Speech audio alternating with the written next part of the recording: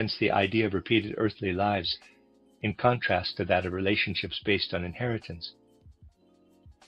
One objection that I shall read, and I shall not speak about it, since this would detract from its force, is that of Jakob Froschhammer, who may be regarded as one of those people who have a great problem with accepting the idea of a pre-existence of the soul. Quote, "It is not possible to regard the human soul as the being of God or as part of God's being, not so much because of a Thomistic concern about the oneness of God, since souls could reside in him as fleeting elements without inflicting injury upon his oneness, but rather because of the personal consciousness and testimony of the human soul itself, which can regard neither itself nor the world as the direct expression of divine perfection, or as the realization of the idea of God. As deriving from God, it can serve merely as a product or work of divine imagination. For the human soul must, like the world itself, in this case indeed come from divine power and influence, since nothing can come into being out of pure nothingness. But this power and influence of God must, as a model for all creation, also work formatively in its realization and continuing existence. Thus, as a formative power, not only of a formal, but also a real kind, therefore, as imagination, that is, as a sustaining power or potential that continues to work and be creative immanently in the world, hence as a world imagination, as has already been discussed. As for the doctrine of the pre-existence of souls, souls that are regarded either as eternal or as created in time, but at the beginning and collectively at the same time, which, as has been observed, has again been put forward and is considered to be pertinent to a solution for all manner of psychological problems, this is connected with the teaching of the transmigration and incarnation of souls in earthly bodies. According to this view, therefore, there takes place through the procreation of the parents neither a direct divine creation of souls, nor a creative engendering of new human natures in body and soul by the parents, but a kind of new connection of the soul with the body, thus a kind of becoming flesh, or an immersing of the soul in the body, at least to a partial extent, so that it is partly embraced by and bound up with the body, and partly extends above it, and maintains a certain independence as a spirit, but nevertheless cannot detach itself from it, until death breaks the connection and brings liberation and release for the soul, at least from this connection. The spirit of a human being would then, in its relation to the body, be like the poor souls in purgatory, as they are usually portrayed in votive tablets by bungling artists, as bodies that are half immersed in glowing flames, but with the upper part as souls protruding and gesticulating. Just think what a position and significance would be ascribed in this view to the opposite sexes, the generic nature of mankind, marriage, and the relationship of parents to their children. The contrast between the sexes would become a mere incarceration. Marriage, an institution for fulfilling this wonderful task. Parents would be the mere vehicle for taking hold of and imprisoning children's souls, with children themselves being indebted to the parents for this miserable, wearisome imprisonment, while having nothing further to do with them. Everything that is linked to this state of affairs is based on a miserable deception. Close quote. Steiner again. If one is a fanatical spirit researcher, such a litany may elicit a smile. But fanaticism should be far removed from spiritual science. Its task is to understand and really tolerate what the soul has to cope with. For this reason, this introductory lecture was conceived not as a foundation, in quotes, but as a, in quotes, refutation of spiritual scientific research. But what will be presented in the next lecture quote, on what foundation is spiritual science based, close quote, will be able to stand all the more firmly if we can ourselves make the objections that can justifiably be made. As one may well imagine, I do not really want to refute spiritual science. I have been able to present here only a small number of objections. Broad outlines of many others could be given. To some extent, this can be done over the coming weeks, and the refutations of these will then follow directly. But one can see from everything that is being presented how through the receiving of spiritual scientific research, one is being inwardly summoned to a battlefield, as it is not merely a question of speaking about things such as repeated earthly lives, man's passage through a spiritual world, and so on, but all sorts of counter-arguments also emerge from the dark depths of the soul. It is good if someone who quietly concerns himself with spiritual research is also familiar with these counter-arguments. He will then be able to apply the right tolerance to opponents. It can never be the way of the spirit researcher simply to concern himself with spiritual science or to be blind to or laugh at objections made by opponents. That this is not a good way to proceed can be seen from a particular instance in the 19th century, which I should like to recount. In the year 1869, there appeared the quote, title, Philosophy of the Unconscious by Edward von Hartmann. Even though one might not agree with it, one can say that it represented a good attempt to reach beyond sense perception. Thus, Edward von Hartmann felt obliged to take issue with much that had been disseminated at that time as an ideal of science, especially with what derived from the growing fascination with Darwinism. Thus, we find much in the title, Philosophy of the Unconscious, with respect to Darwinism that continues to have relevance. But where those who, from the standpoint of Darwinism, could not approve of this book, agreed with one another, was that they rejected Edward von Hartmann as someone who had not familiarized himself with what followed from modern science. A great flood of dissenting opinions appeared. These dissenting opinions did, of course, include some of sheer stupidity. But some were the work of real experts in the field, such as Ernst Haeckel, the zoologist Oskar Schmidt, and others. Among these dissenting statements and articles was one entitled The Unconscious from the Standpoint of Physiology and the Theory of Evolution, by an author who did not give his name. In the essay in question, compelling reasons were given why many things in the title, Philosophy of the Unconscious, were not maintainable, and why its author had shown that in the field of natural science he was no more than a dilettante. Many people were utterly astounded at the degree of insight that this anonymous person revealed in this essay, and Oskar Schmidt, who was at the time at Jena University, thought it was the best thing that could be said from the standpoint of natural science against the philosophy of the unconscious. Many people said, he is speaking for us, for he is one of ours. And Ernst Haeckel said that he himself could write nothing better against the philosophy of the unconscious. Thus it was no wonder that the first edition of this essay, titled The Unconscious, from the standpoint of physiology and the theory of evolution, was soon out of print. A second edition appeared, and now the author revealed his name. It was Edward von Hartmann. This silenced many of the voices who had previously said, he is speaking for us, he is one of ours. But the remarkable thing had happened, that a person had shown that he knew everything that his most serious opponents could say against him. This does indeed prove that no credence should be given to the idea that something can be said against a view of the world that the person who advocates it would not himself have been able to express. For spiritual science, this is indeed a matter of considerable importance.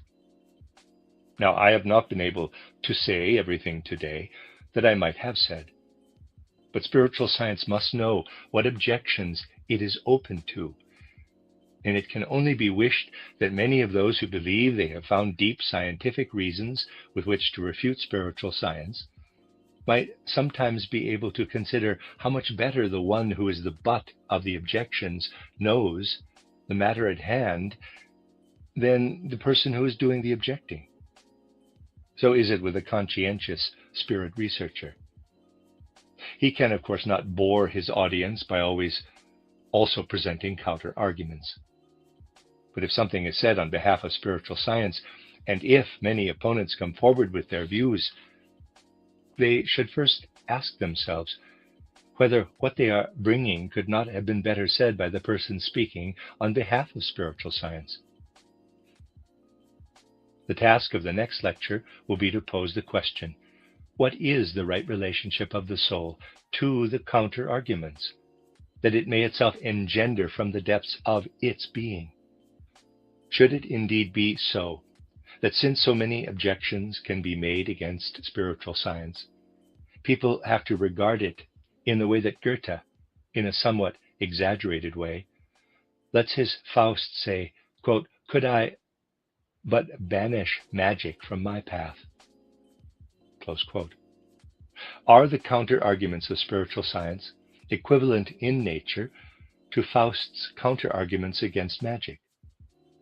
Are they of such a nature that a philosopher such as Geoffroy de Saint-Hilaire is right when he says, with regard to observation of the world, only the following is worthy of consideration. We see that man is in many respects weak. Why should we not admit this weakness? And why should it not be a strength to come to terms with one's weakness? People are only too ready to confess their weakness with respect to wind and weather, to volcanic eruptions and events of the elemental world. They have no problem with admitting that they are weak with regard to what nature imposes upon them. When they sow their seeds in the earth and the unfavorability of the weather does not allow them to ripen and causes all their industry to result in famine. If people often have to take their weaknesses to heart, why should they not say out of sheer honesty, the spirit can in many respects go beyond itself, but it is too weak and limited and cannot accomplish anything beyond what nature imposes upon them. So they cannot recognize anything beyond what lives in us by virtue of our nature. We must resign ourselves to it. If the reasons that have now been cited were so weighty that the next lecture could not be given, there would be no possibility other than such an attitude of resignation, which not only Geoffroy de Saint-Hilaire but many others feel out of a sincere, truth-loving attitude of soul, and believe they must represent outwardly, that man cannot gain access to a spiritual world, because the counter-arguments do not spring from a spirit of opposition, but from the nature of things itself. The debate about the nature and value of the counter-arguments of spiritual science is not really a theoretical fact, but something that must emerge from the battlefield of the soul, where conflicting opinions constitute a battle that is more or less justified, and where one can recognize only through hard struggles which of the reasons advocated there can be victorious. If one openly and without prejudice weighs up the inner battle of the soul and can say what speaks for and against a recognition of the spiritual world, one will not be a fanatical representative of this or that abstract or arbitrarily conceived principle, but someone who recognizes the principle that a quiet conviction rests on the basis of those foundations that can only achieve validity after, and not before, they have eliminated their counter-arguments within one's own soul. If the seeker after truth searches for his conviction in this way, he may say to himself that he may confidently approach the development of spiritual life in the future, for it is true what the serious truth seeker has said. What is untrue, and however often it may be put forward, will be rejected by humanity's evolving aspiration for truth. But what is true and had to struggle for its existence against dissenting arguments, as we always see with regard to events and processes in world history, finds its path in human evolution in a quite particular way, that one can stand before this development of truth over the centuries and millennia and can say, however many obscuring impressions, that is, prejudices and opposition, may rise up, the truth always finds cracks and crevices whereby it can assert itself for the blessing, advancement, and benefit of mankind. The end of Lecture 1. You are listening to RudolfSteinerAudio.com. As well, you can hear these podcasts at RudolfSteiner.podbean.com. Please consider becoming a patron. There are two publishing houses, SteinerBooks.org in America and RudolfSteinerPress.com in England, which are the sole publishers of Steiner into English and have given me permission to do these recordings. Please consider patronizing them as well. This is a reading of Collected Works, Volume 62 by Rudolf Steiner. 14 lectures given in Berlin, translated by Simon Blaxland de Lange. This is Lecture 2, given in Berlin on the 7th of November, 1912, entitled, On What Foundation is Spiritual Science Based? In what I said a week ago, I allowed myself to cite a number of objections to or refutations of spiritual research or anthroposophy. It would be a misunderstanding if anyone were to assume that today's lecture will be devoted to refuting these objections, for it should be said at the outset that I do not intend to engage in a dialectical game of arguments and counter-arguments. The spiritual research of which I shall be speaking here, and of which I have always spoken, should be regarded as being in full harmony with science and modern culture. Hence the retorts that I mentioned a week ago were also not put forward in order that one might resolve them without further ado, but rather in the sense that they appear with a certain justification in the soul that truly takes into account the advances of our present-day intellectual culture, alongside the achievements of our spiritual science. They were put forward not as unjustified responses, but as objections, which within their limits are fully justified. And the feeling should thereby be awakened of the seriousness with which spiritual science should work, and of the awareness that it can take full responsibility for itself from its own sources, despite the fact that this spiritual research understands all too well, quite especially in connection with these objections, that it is thrown back solely on its own resources as regards what is mainly a threefold hostility with which it is faced. One aspect of this hostility arises from contemporary science, or at any rate from that form of it that often believes that the foundations on which it is based cannot be contradicted. The second aspect arises from many forms of religious conviction. And the third derives from ordinary waking consciousness, which in many respects instinctively rejects what spiritual science, spiritual research has to say. It could easily seem as though the following question is clearly justified. How does spiritual science prove its assertions in the face of the objections that have been made? How does it prove what it has to say?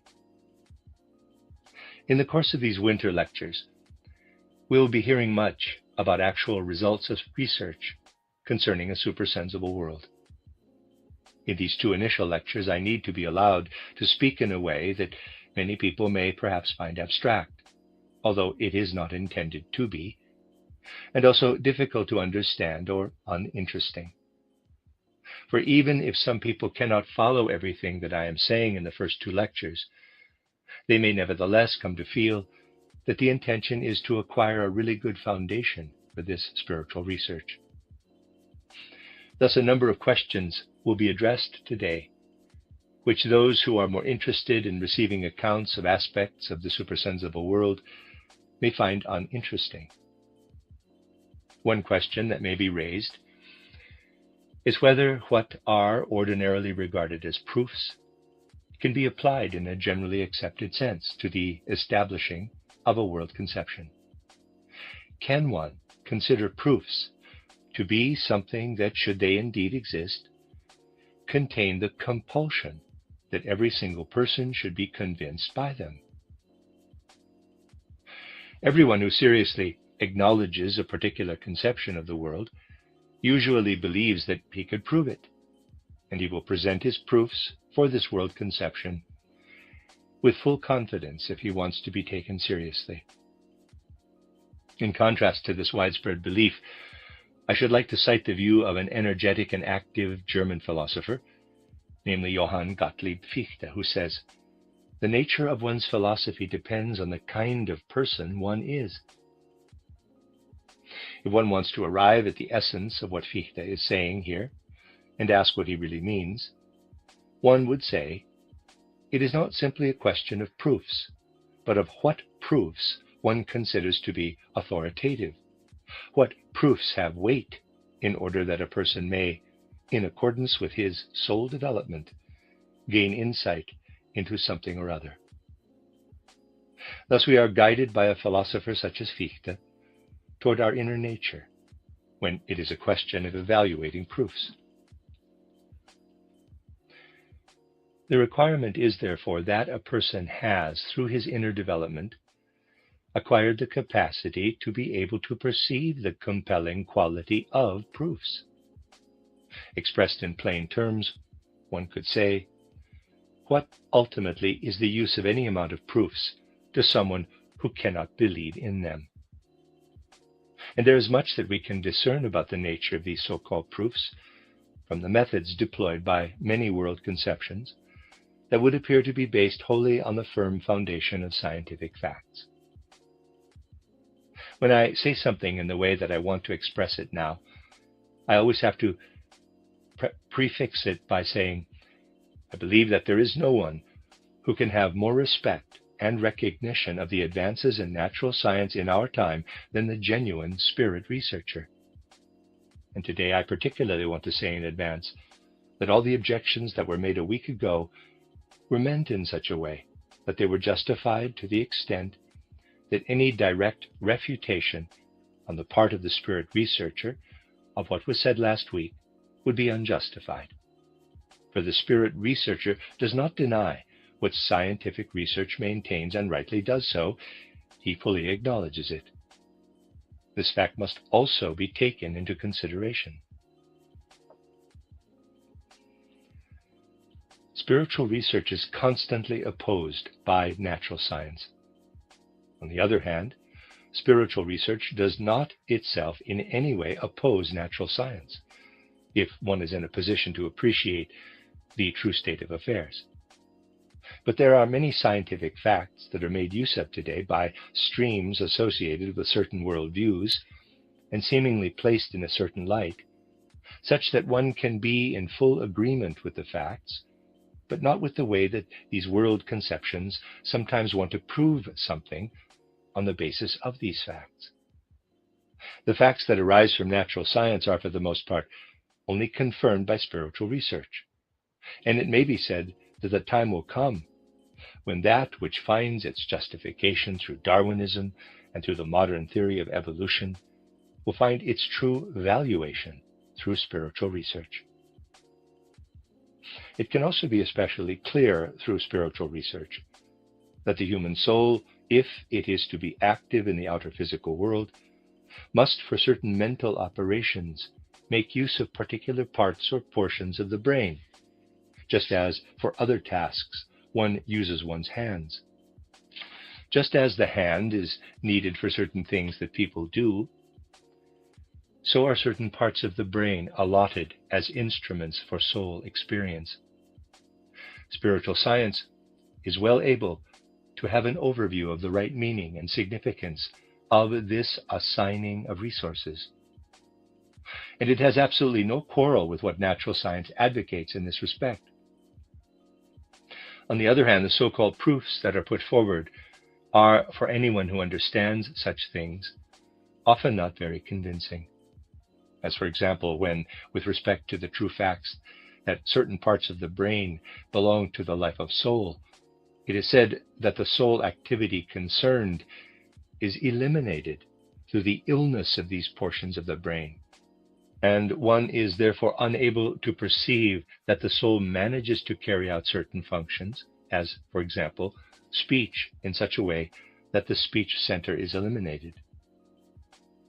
For someone who understands matters of cogency, such proofs have met with the problem of the famous, albeit non-existent, Professor Schlaucherl, who, as perhaps some of you will know, wanted to carry out a proof of how a frog senses things. To this end, he placed a frog on the experimental table and knocked on the table, and behold, the frog jumped away, meaning that it had heard the knock. Now he ripped off its legs and knocked again on the table. This time, the frog did not jump anywhere, because its legs had been broken off. But because it could no longer jump away, Professor Schlaucherl concludes that the frog hears with its legs, for if it has no legs, there is no evidence that it can hear. If one cites such a scenario, one must of course crave indulgence. But it is logically and methodically in complete harmony with what is frequently adduced today for purposes of proof with regard to facts that spiritual science would not by any means consider to be dubious, and which are even true. However, the proofs that are put forward are never really able to convince anyone who is able to judge what actually holds water. This is how it is with much that was presented in the previous lecture as to how there is this weighty objection that can be made in a scientific sense by serious and respected natural scientists of the present, when it is said, in the past, people conceived of a life force, and they tried to explain all processes in the living body by means of this life force. But the 19th century has shown that there is no need for this idea of a life force, and that purely on the basis of the ordinary forces residing in certain substances, one can show in the laboratory how certain composite substances that were previously thought to be able to come into existence in the living organism only through the life force can be produced in the laboratory without it. So that the ideal of science must therefore consist in presupposing that it will eventually be possible to manufacture also more complicated substances of the living world in this way. Now along come the spirit researchers and maintain that there is in the living organism a special life body or etheric body which is necessary for living things to exist.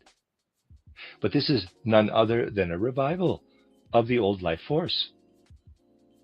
This could therefore only derive from dilettantes, who are in their comfortable way looking for an explanation in an area where, because of their ignorance, they are not taking account of the advances of true science.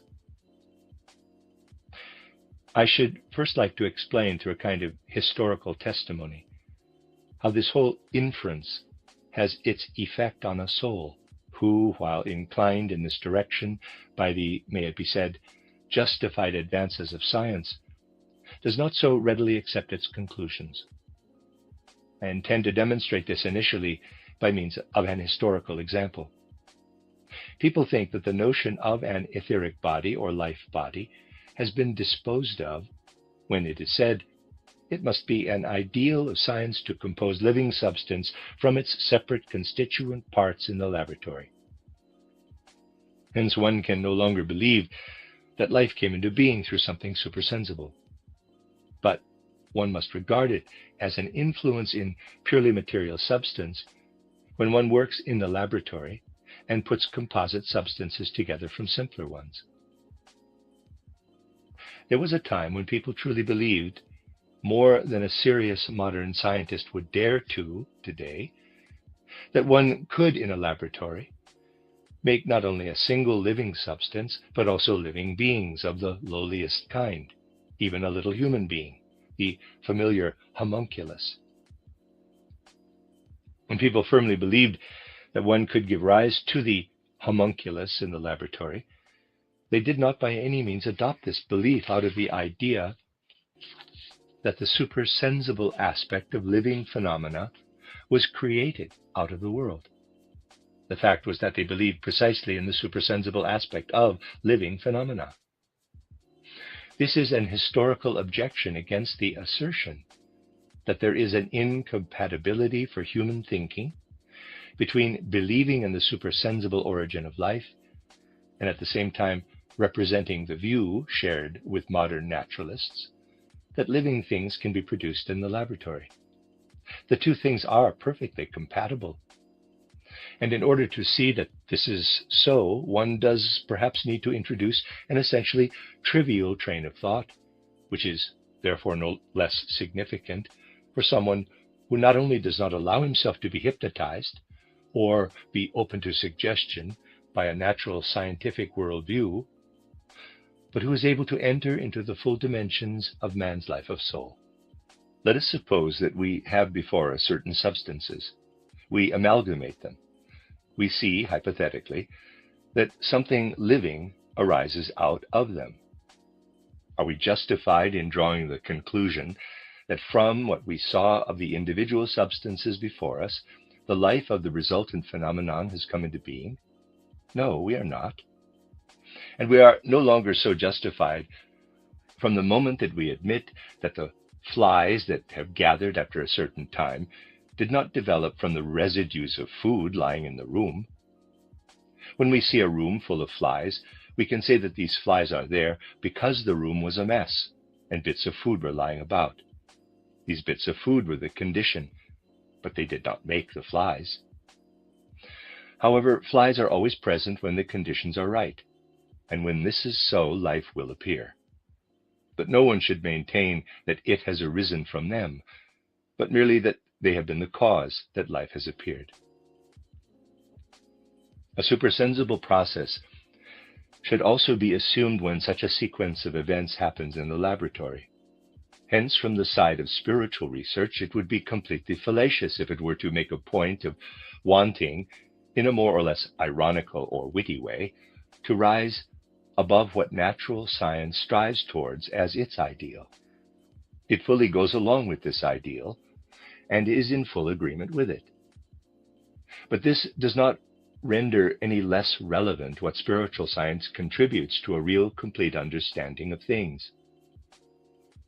Let us take as another example the objection made against spiritual science insofar as it explains the phenomena of sleeping and waking, by saying that there is in man a supersensible aspect which rises from the physical body and etheric body when a person goes to sleep, enters into a particular spiritual world, and dives down into them again when he wakes up. We have mentioned the weighty objection, which is thoroughly compelling, that natural science tries to explain the phenomenon of sleep by putting forward a kind of self-regulation of the organism, by showing that the stimuli that are exerted by the impressions of the daily life to a certain extent destroy, use up organic substance, so that a point is reached where this organic substance, the life substance, must be restored. While it is being restored, a dullness extends over the consciousness, and once this restoration is complete, the outward stimuli can function again. Thus, we would have to do with a self-regulation of the organism and could say, what is the need for a special kind of spiritual research that engages in a description of what is alleged to go forth from a person during sleep, if the phenomenon of sleep can be explained from the human body itself? The weight that can be attached to this scientific interpretation, which is absolutely true within certain limits, can be seen through the following examination. Even though what I am putting forward is only presented in the form of an outline, it harmonizes, albeit not in all its details, with the whole spirit of modern scientific research. So, what happens when the organism is lying before us in sleep, also in accordance with a scientific perspective? According to such a view, we must say, the organic substances that have been used up through the impressions of the senses and through other outward impressions, are, as it were, repaired. There, therefore, occurs an inner process, a process that is wholly conditioned by the nature and being of the human body, the human organism. And we can, of course, explain what thus occurs inwardly only from what lies within the laws of the human body, within the laws of the organism. However, these laws of the organism can never, either in the present or in the future, give us anything different. Anyone who has real insight into these matters has to acknowledge this, as, for example, what the lungs give us for the breathing process. Anyone who investigates the human breathing process will be able fully to understand it from the laws of the functioning of the lungs. But what will not be understood from this is the nature and influence of oxygen. This needs to be investigated outside the lungs, for oxygen enters into the lungs from outside. And anyone who thinks he can come to know the nature of oxygen by studying the lungs would be gravely mistaken. The process enacted by the lungs, everything that takes place within the organism, can be studied from the inner aspect of the lungs themselves. In order to understand breathing as a whole, it is necessary that we go beyond the activity of the lungs and understand the nature of oxygen itself. And we shall gain nothing by way of knowledge of the nature of oxygen from the process of lung activity. We shall gain equally little by investigating what happens in the organism during sleep if we want to know about everything that occurs in waking consciousness from morning until evening, with all the impulses, passions, emotions, ideals, and so on that buffet us to and fro. Just as little as the activity of the lungs is one and the same thing as the nature of oxygen, and as sure we can be that oxygen has to enter the lungs from outside, we also know with certainty that everything that is encompassed within the phenomena of consciousness must unite with, must enter into from without, what we can study and observe inwardly during sleep as inner bodily processes. Such a train of thought is not so easy to grasp immediately. However, if you follow it through, you find it is no mere analogy. It is more than that. It is a kind of educational means enabling one to gain a right overview of the elements of the life situation that has been characterized. And anyone who really clarifies in his mind the relationship of the oxygen that is outside and enters the lungs to what happens in the lungs learns to recognize through such a concept, through such an idea, how he needs to think about what goes on during sleep outside the physical body, and what must be added to the processes that occur in the physical body during sleep if consciousness is to be experienced, just as oxygen must be added to the inner organic processes of the lungs if there is to be any real vitality in the breathing process. What one may refer to as the, quote, founding principles of spiritual science, close quote, is by no means as simple as people often think. Because there is nothing simple about such things, it may often seem as though they have been formulated as a result of some lightweight refutations from the world. It is actually a case of recognizing arguments and counter-arguments in connection with Fichte's adage as to what kind of person one is, that is, what kind of soul constitution one has, in order to see things in their true light. How often one hears people say, "Oh, here come these spirit researchers or anthroposophists, saying that man, whom one can clearly perceive to be a single entity, and on whose behalf we have struggled to perceive as such, is divided into various members or parts, into a physical body, an etheric body or life body, an astral body, and an ego." Yes, they divide everything up in this sort of way. But it is not a matter of simply making divisions, but of engaging in methods of research in accordance with the justified demands of a thinking that really penetrates into the nature of things. If someone has some water, he will not disagree with the chemist when he says, as long as you let this water, in quotes, remain as it is, you will never arrive at its chemical components. For this, you must separate it into hydrogen and oxygen. So long as one remains on such solid ground, one will probably not hear the objection, you are committing a sin against monism, for water is a monad. You should not divide it into hydrogen and oxygen, otherwise you become a wholly superstitious dualist. One is not so likely to hear such an objection in an area of such tangibility, because here it is perfectly obvious that such a division needs to be made. What then is the main characteristic of a justification of making such a division if one is not merely considering water, but if one is surveying the whole realm of existence that comes into question here?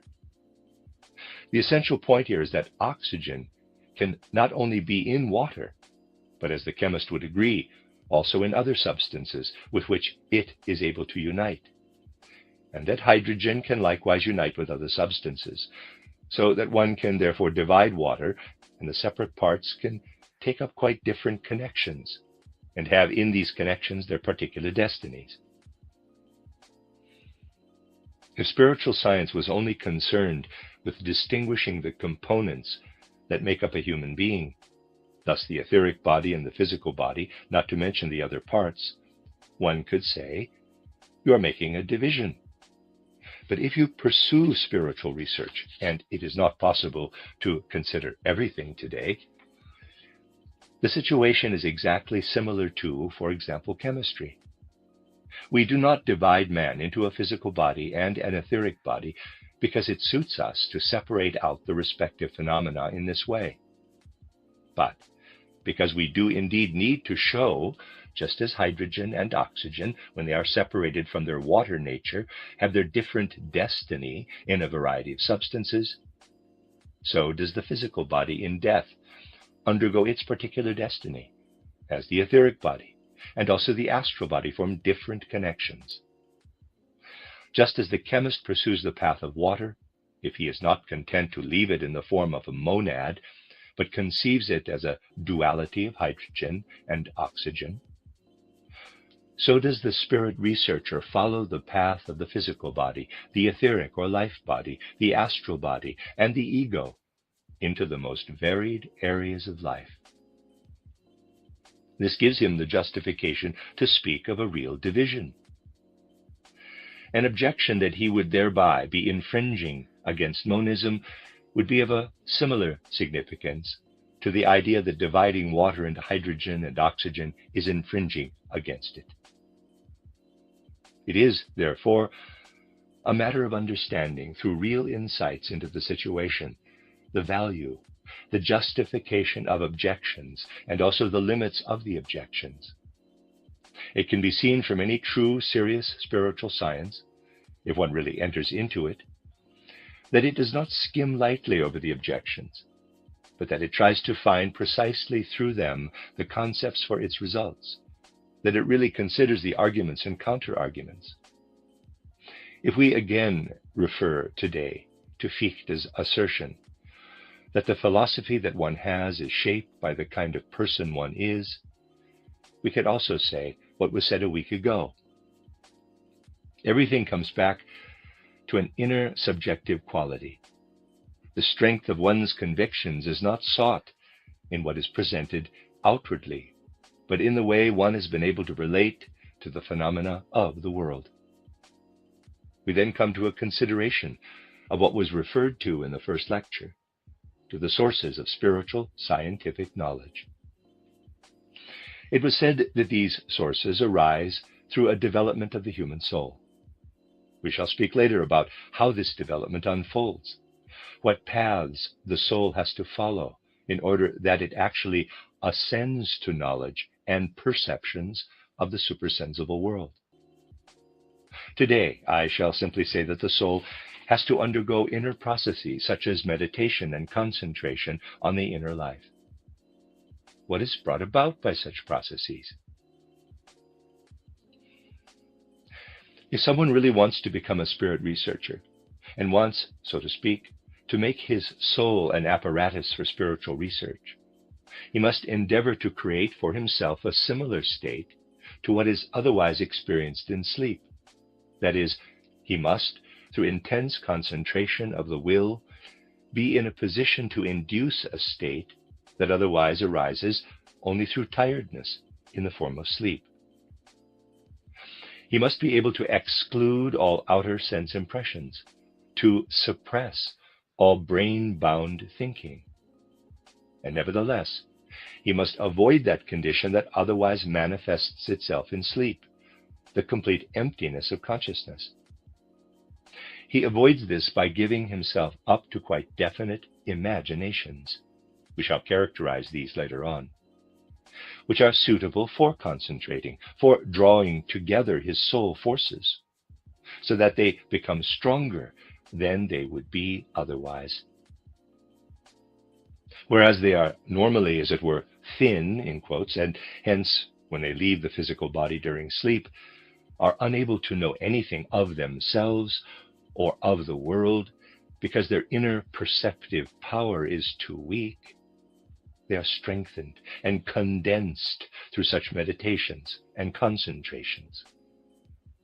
The person does not extricate himself from ordinary thinking in such a way that he has no knowledge of himself, as is the case with ordinary sleep, but rather that he is able to remain conscious and experience through the particular nature of this state, now I am hearing nothing through my ears.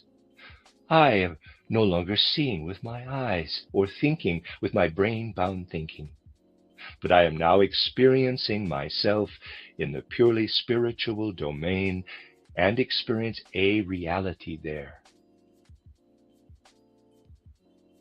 A normal and justified objection to such a description of spiritual research that is expressed is as follows. One can, through such a soul development, come, for example, to inner imaginative worlds, which one regards as an expression of a supersensible world. Through the way in which these imaginative forms arise, one can also have the opinion that they point to something real, but one surely knows, so it may be said, that someone who has hallucinations, illusory ideas, and visions also believes very strongly in these hallucinations and whatever else, and it is therefore completely impossible truly to make a distinction between hallucinations, illusory ideas, and so forth, and what appears to a spirit researcher. Why should one not also regard what the spirit researcher arrives at in this way as a mere hallucination? Quite apart from the fact that one can say that what is experienced inwardly in this way is purely subjective and cannot be verified at any time by someone else, as is, for example, the case with a physical experiment. However, it should be indicated that it does not lie in the nature of all truths that they can be found or even only confirmed through outer events. One can say that for anyone who wishes to think, the ideas of mathematics could be highly convincing when they are arrived at inwardly. In order to indicate this, we need no more complicated idea than that 3 times 3 is 9. For such an insight, all that is needed is an inner imagination of the soul. And it is nothing other than a way of making this visible. If someone, for example, illustrates that 3 times 3 is 9 by means of 3 groups of 3 peas. It depends on the soul's inner development. If someone has the knowledge that 3 times 3 is 9, and he does not even need to confirm this through an outer process. He knows what he has experienced. He knows it without any outward verification. There is therefore an inner soul exercise for which external verification is no more than a way of making something visible and is confined to this, and through which one sees that this inner process is true. The difference between falsehood and truth in the supersensible world is experienced in a quite similar way, though on a higher level. the spirit researcher must want to pass through all the things that can lead him to knowledge. Where do hallucinations, visions, and illusions cease? And where does supersensible reality begin? Where the one ends and the other begins can only be seen in a manner similar to how mathematical truths can be discerned. But it can indeed be seen. Anyone who is a real spirit researcher and knows nature, which truly leads to spiritual research, will not in any case entertain the world with his visions. And if you find someone who entertains people about the supersensible world by speaking about his visions, you can presuppose that he is far from being a true spirit researcher. After all, the true spirit researcher knows that all imaginary, visionary life that is acknowledged by people in the outer world merely represents a projection of one's own soul into one's own space. And his science has its foundation not in this space, not in what people actually mean when they speak as ignoramuses about the imaginations of the spirit researcher, but in that which lies behind this rhetoric, once he has followed through the whole process of how the life of the soul is made objective, and how the wall that is erected as a reflection of our inner soul processes has been broken through.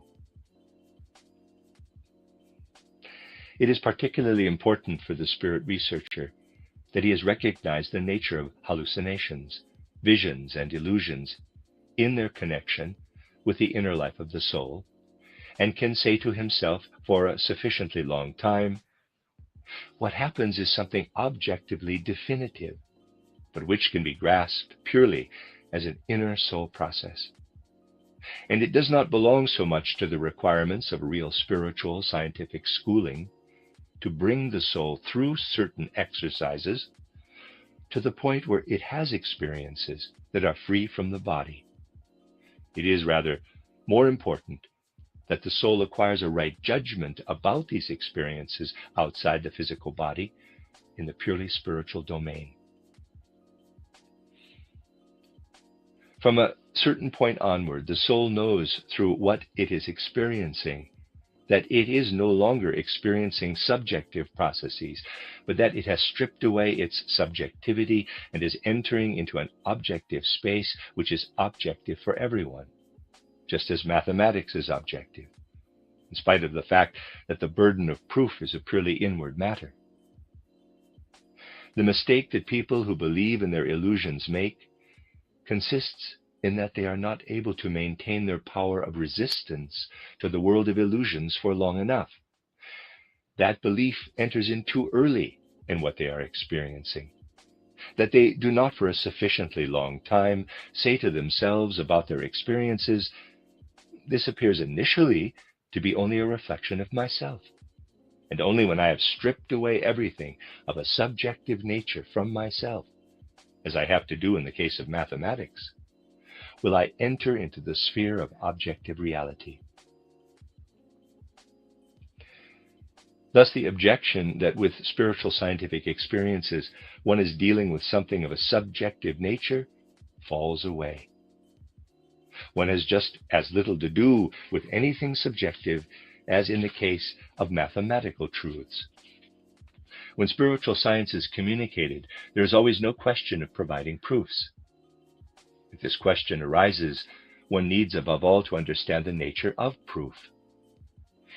If it had never happened that someone had seen a whale, no one would be able to prove that whales exist. From all the knowledge that he has, he would never be able to prove the existence of a whale, for a whale is a fact, and facts cannot be proved, but can only be experienced. A logical point of quite some significance is being made here, but one must first be convinced about its importance. From this same standpoint, it is not the concern of spiritual scientific communications to provide proofs of the existence of the supersensible world, or, for example, of the immortality of the soul, but something altogether different.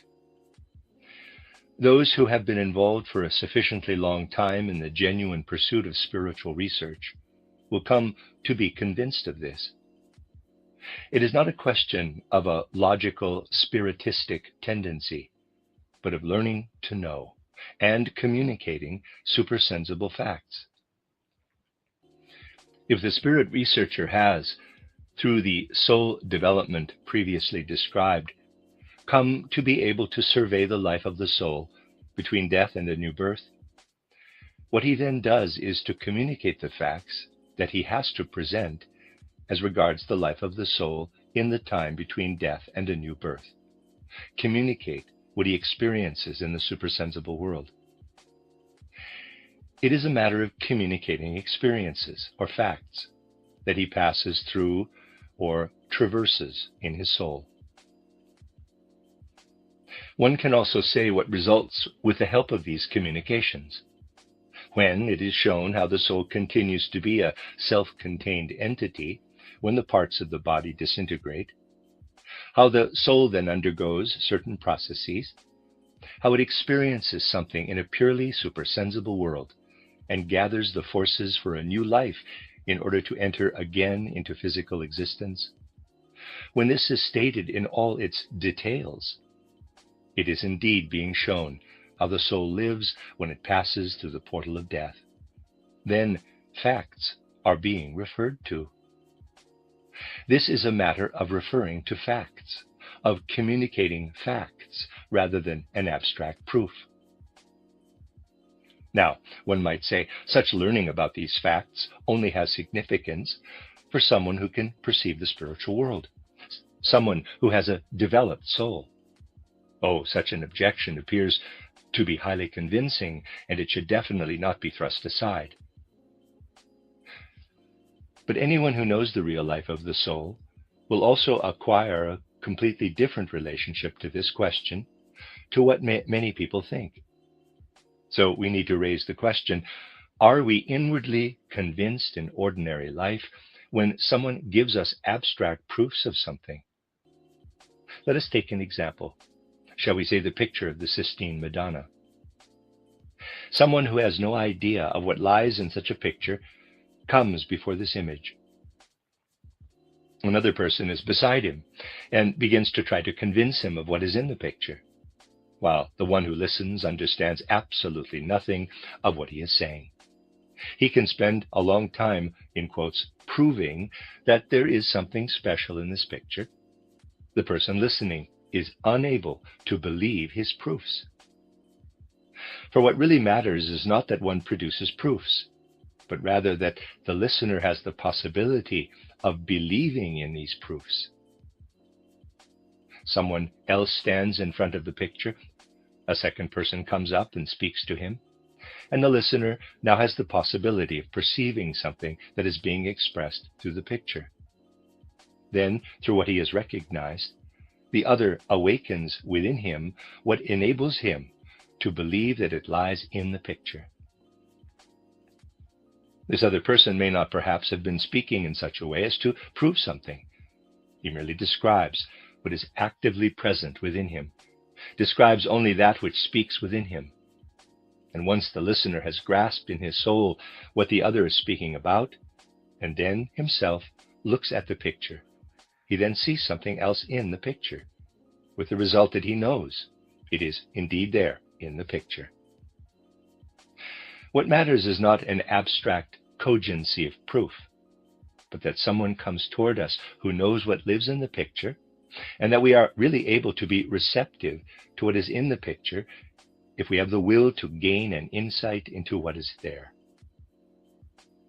This is how it is when someone confronts the world and phenomena relating to humanity, and the spirit researcher approaches him. Were the spirit researcher to try to come with abstract proofs, the person who is not in a position directly to experience what the spirit researcher says in his own soul cannot possibly be convinced by a proof. But the spirit researcher does it just as the one interpreting the picture of which I have been speaking. He explains what has arisen in his soul, which he has first made an instrument for the spiritual truths that stand in the background of spiritual and human life. He gives the facts that he has experienced.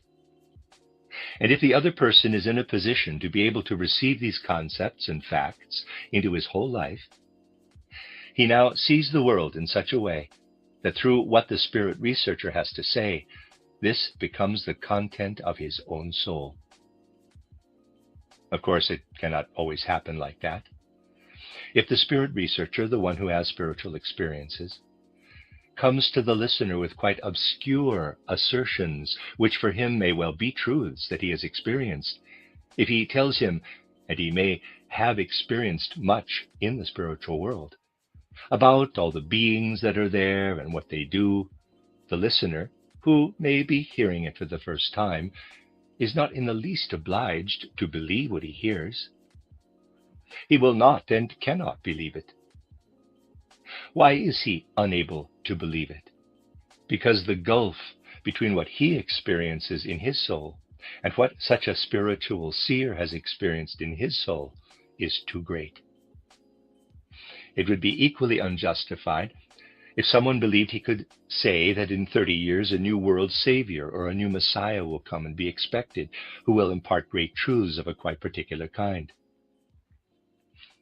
This person could only make such an assertion to another person who had not been prepared for it, if he had no respect for the human soul and for the achievements of human culture. But there is a way of doing this quite differently, by taking up what every unprejudiced person can follow up to a certain point. Thus, it must again be stated that the objection that spiritual research is valid only for someone who, because of his developed soul, is able to enter the spiritual world is unjustified. This is not correct. One can undertake research into the spiritual world only if one makes one's soul into an instrument for perceiving it. But one is, so to speak, obliged to clothe what one experiences there in such concepts as can, in accordance with the cultural circumstances of the time, be understandable for every human individual who approaches them without prejudice and does not resist them through, for example, a presumed or false erudition. Hence, it is far rather a question of how the facts of clairvoyant consciousness are communicated to an age than that such facts are communicated. One can, for example, experience when someone confesses to have read only one book and then believes himself entitled to make a judgment and to be able to say, these spirit researchers always begin to use the word, in quotes, esoteric, when concepts elude them. But it could also be the case that with the person concerned who says something of this kind, the word esoteric always has the consequence that his concepts become empty of meaning, so that the word esoteric has a numbing effect upon his thoughts. Thus, if someone puts up a resistance in this way and does not call upon what is within his soul in order to enable the results of spiritual research to work upon himself, then, as we saw last week, it is completely natural that the most fundamental objections against spiritual research will be put forward. But if the soul devotes itself in an unprejudiced way to what spiritual research gives, the healthy human understanding, healthy unprejudiced thinking, it is sufficient in order to share in the experience not of what fades from view in the unschooled soul, but of what can be understood by it. For how does every human soul relate to the spirit researcher, who has a judgment about certain specific facts of the supersensible world because he has ventured into it? Each soul relates to the soul of the spirit researcher as a germinal essence of life to life that is fully developed.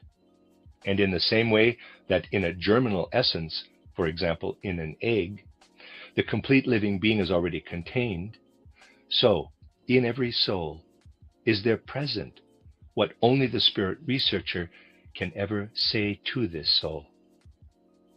Just as in the undeveloped germinal essence, it can also be shown how the individual comes forth from it, so can the individual soul which receives the results of spiritual research that have been shared with it gain insight in a germinal way, but with a complete power of conviction into the spiritual worlds.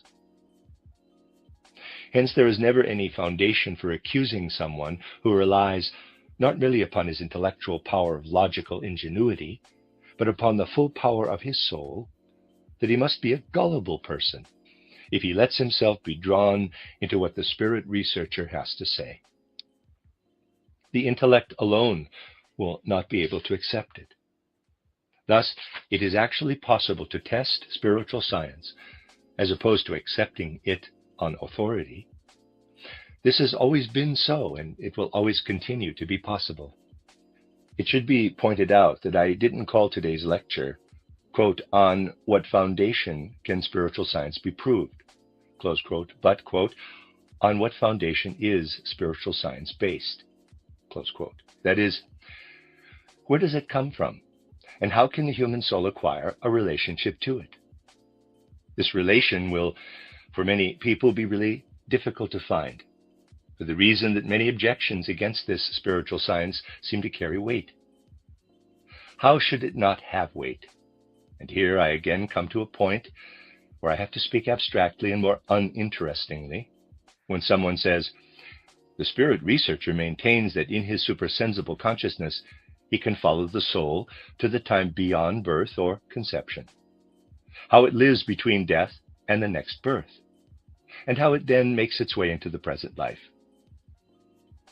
Now, one can indeed show, it might now be objected, how certain qualities that the soul develops during life are fashioned in childhood or before birth in the body of the mother. Perhaps for many people there is nothing among the objections against spiritual research that has such weight as just this objection. Those who have often heard such lectures will know how I also make such objections myself. As for example, in the Bach family, there have been so many musicians of varying degrees of talent, so that one might, with a certain justification, make the point that a person receives that which makes him a musician purely through the physical line of inheritance. Thus one can make the point that it is through heredity or through acquisition during life that what a person later manifests as his particular qualities and as his individuality comes to belong to him. Oh, such an objection, if one lives with it and abandons oneself to its suggestive power, is very significant. And every spirit researcher will understand that there are people who are unable to free themselves from it, and who are very strongly influenced by the force of what is put forward in this regard. But there is something else that belongs to this matter of being impressed by the cogency of arguments, namely the awareness that there can be causes, correctly identified causes, which, nevertheless, do not cause anything, which are not actually the reason that something arises. I am saying something that is apparently very paradoxical, and for someone who allows the weight of spiritual scientific facts to work upon his soul, it is unnecessary to be drawn into this. But the point at issue here is that in responsiveness to the age in which we are now living, we develop an awareness of what can show us from a philosophical standpoint that there can be causes which nevertheless do not cause anything. Why does a hen have feathers, a beak, or this or that property of its body when it comes into being? Someone can surely say, it has inherited these from the parental hen, and the causes for the particular form of the beak and so forth are the inherited characteristics that we find in that hen from which the feature in question derives. But one needs to see that something else of significance is involved when the qualities of having feathers, of having a particular beak and so on, which are possessed by the mother hen, also appear in the daughter hen. Something may be a correctly identified cause, but it is necessary that one particular germinal essence, among others, arises if the causes can become, in quotes, causes.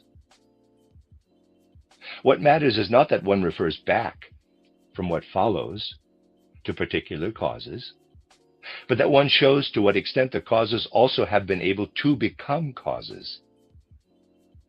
Here we are standing at a point where spiritual science, out of its own facts, can acquire a relationship with, for example, Darwinism.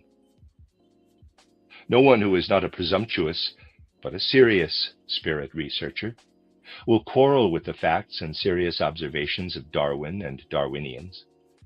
He will even agree when Darwin asks, "Why does the kitten snuggle up to someone when he comes close to it?"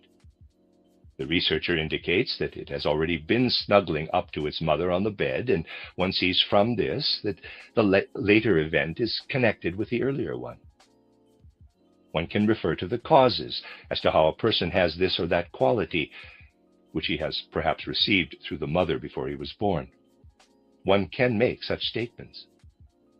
But one has not said anything about the extent to which the causes have now become causal elements.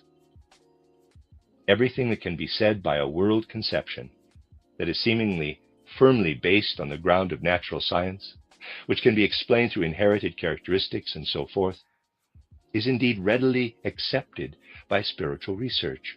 And anyone of this persuasion who raises objections is usually living under the presupposition that what they say is not acknowledged. They are acknowledged, but the other party does not realize that causes have first to become causal elements, so that what is at issue is therefore something at a much deeper level than he realizes. This is generally the case today, that people always only judge what spiritual science endeavors to draw forth from the depths of existence on the superficial level that they are themselves able to survey the world.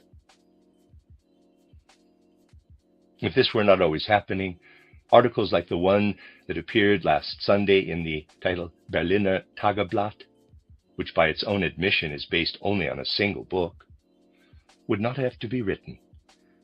I should, by the way, like to ask what one would say to someone who had made a conclusive judgment on, for example, chemistry based only on a single book. But this is what our contemporaries do. One might say that spiritual research has weighty reasons to feel substantiated in the present time. For those who have been listening for some while to these lectures, I should probably say that much has been said here from a philosophical background. Whoever recognizes this may perhaps come to the judgment that many philosophers must have supplied proofs for the immortality of the human soul. I must myself admit that I have never felt really comfortable with what has been put forward from the philosophical standpoint as regards proofs for the immortality of the soul or for a supersensible world. For what philosophers mostly have in mind are only the concepts of things. Thus, with respect to the human ego, philosophers themselves merely have the concept of the ego. However, it should be just as clear that nothing real can be deduced from the concept of the ego, as it is clear that a painter who has barely painted at all cannot paint a picture. One should be equally clear about the fact that the image of the ego says nothing for the ego itself. Anyone who becomes involved with spiritual science will see that a conviction of the reality of the ego is acquired through something entirely different, namely through the whole path of the ego's continuing existence after death. Thus, what innocently trusting philosophers adduce along these lines cannot lead one to feel at ease. But from what those who, as opponents, make such powerful denouncements put forward, anyone who looks at things more deeply acquires a really good proof for the nature of the ego. For there are philosophers who say that they could understand the ego as nothing more than a summation of all possible physiological, etc. activities. One then sees that these researchers say all manner of things, but what they say has no possible relationship to an ego. They are, in this respect, along the same lines, although in an opposite sense, as those who want to explain the phenomena of life through the life force, For just as the life force is superfluous to requirements, so not only is nothing explained by the explanations that are put forward for the life of the soul, but they are equally superfluous when it comes to a true investigation of the soul. It then becomes apparent that such would-be interpreters actually leave the soul in peace and do not come anywhere near it, so that, therefore, the soul remains intact and proves to be something that outward explanations are unable to approach. Only if, in the consciousness of the time, the feeling arises that one cannot judge spiritual science superficially, but only through an intensified study of it, will all purely external judgments about spiritual science cease to be able to carry any weight. As it is with scientific objections, so also with the objections that were put forward in the first lecture in a moral or religious aspect against spiritual research. When, for example, it is said that it is infinitely more worthy if someone does something good out of pure selflessness, with the view of being annihilated in death, out of the insight and the will that the good that is done passes over into the general whole, that if he does it in view of a compensating balance in ensuing earthly lives, such a judgment has absolute validity and should not be quarreled with. It is true when it is said that a person does something good purely out of egotism, if he believes that through karma he will, as a kind of reward, be the recipient of something beneficial in a new earthly life, or if he refrains from an evil action because it could manifest itself as a kind of punishment in the new life.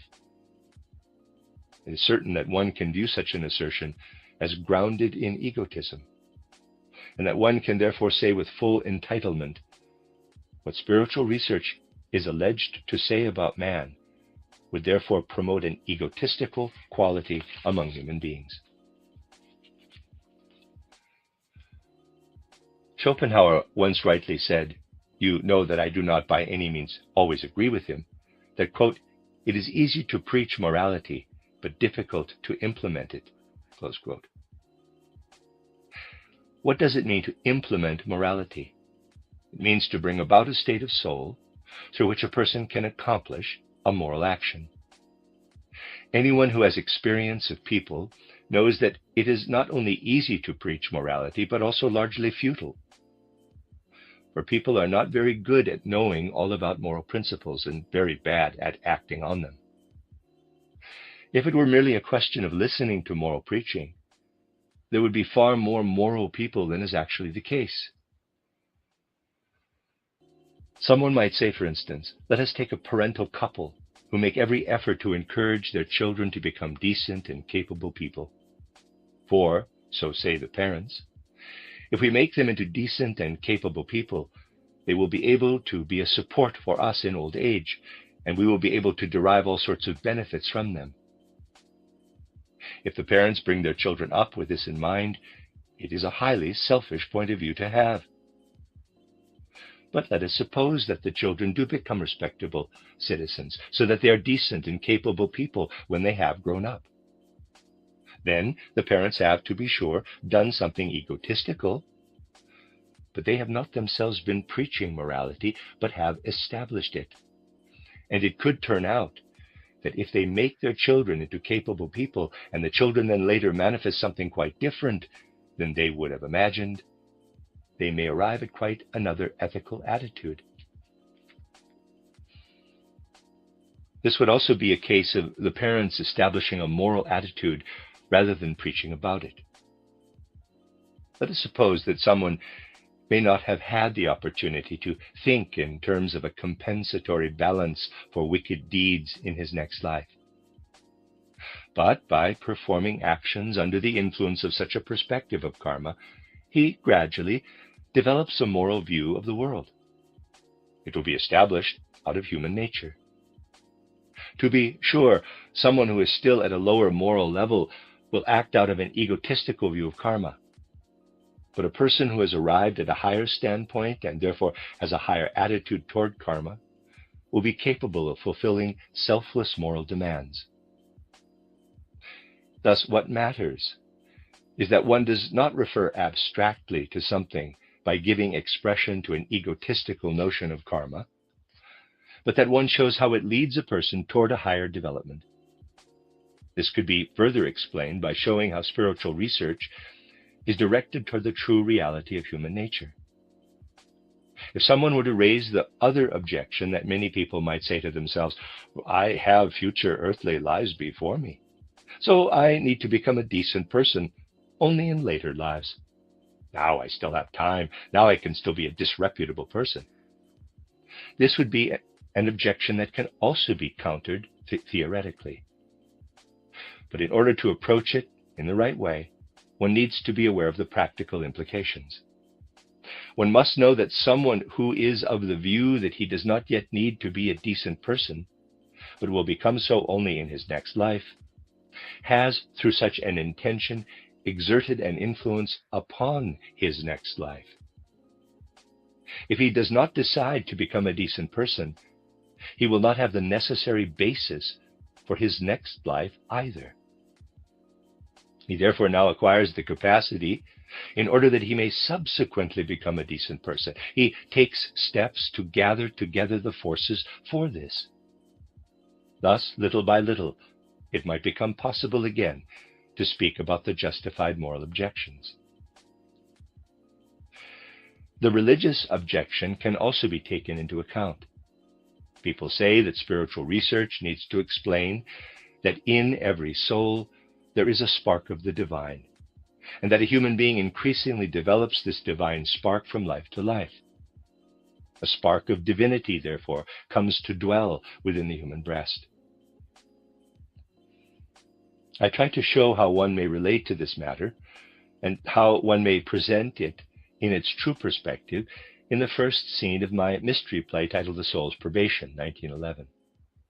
It is true that through such an interpretation, one may be called a religious principle, the feeling of dependence on the divine outside which man stands, the childlike looking up to this divinity, external to himself, is lost.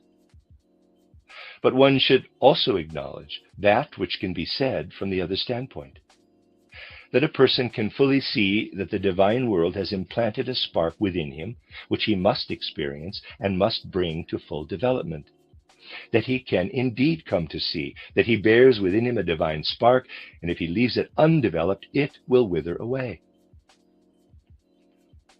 The sense of connection with the divine, together with the necessity of having to develop this spark, is an impulse of an infinitely much greater strength than any other religious impulse. Anyone who involves himself with spiritual science will see that there is never any question of antagonism toward any religious confession. People think that because religious faiths and denominations are so eager to oppose spiritual science will also oppose them. But a similar situation prevails here as with the previously characterized scientific objections. Spiritual science is not hostile to the intentions of any religious faith, for its concern is with the relation of the human soul to the supersensible worlds, while religion has to do with the relation to the individual soul. Anyone who is really able to see this will understand how it is absolutely possible for someone to engage in spiritual research despite being involved in a religious faith of his own choosing.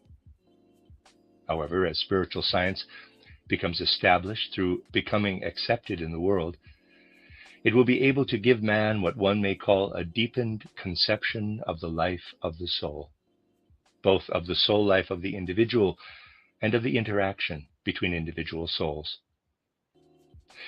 Anyone who is able to convince himself only to a small extent that all outward human interaction can only be an outward picture of how souls relate to one another will have an insight into the immeasurability of what results for the soul if it comes to understand how the individual soul relates to other souls, how the individual soul can relate to another soul when it has rightly grasped the nature of the destiny of one soul with respect to another in the life between death and the next birth.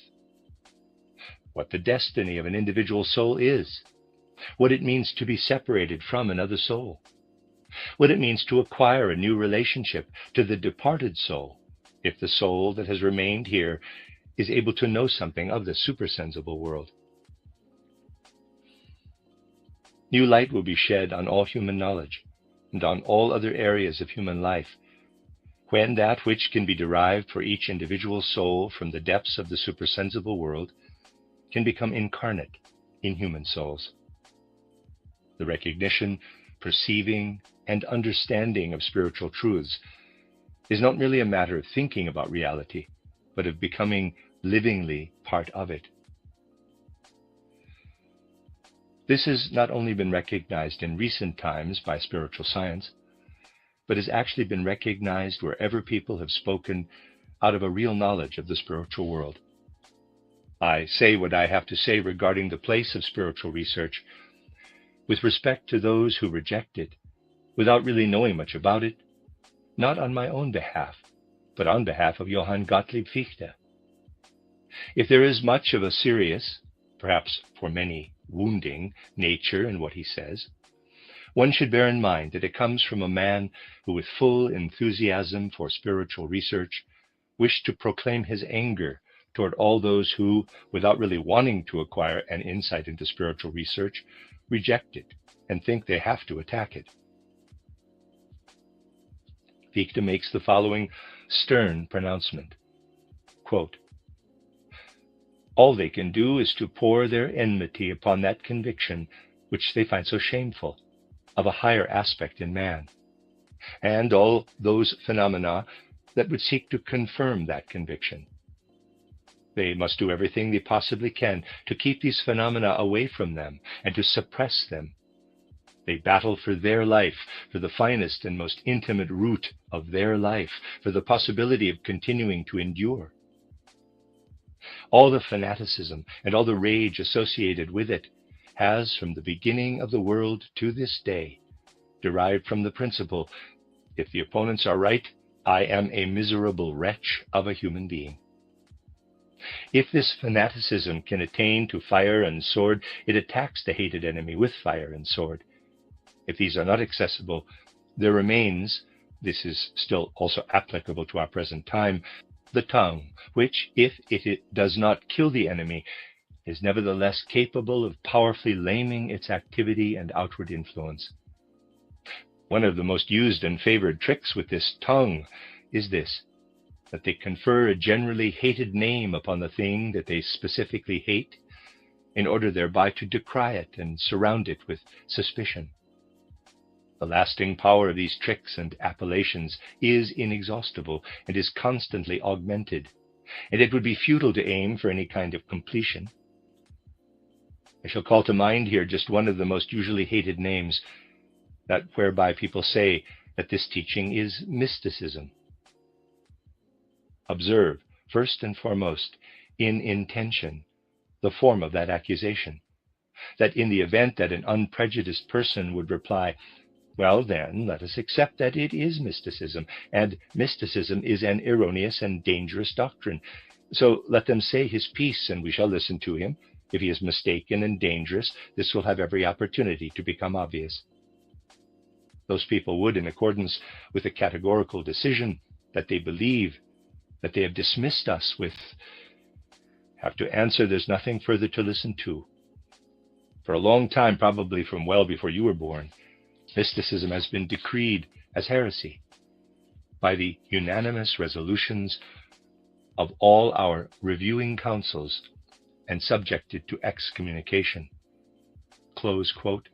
Steiner again. This is what Johann Gottlieb Fichte says. Fichte expresses himself in a way that can also have validity today about the relationship of spiritual research.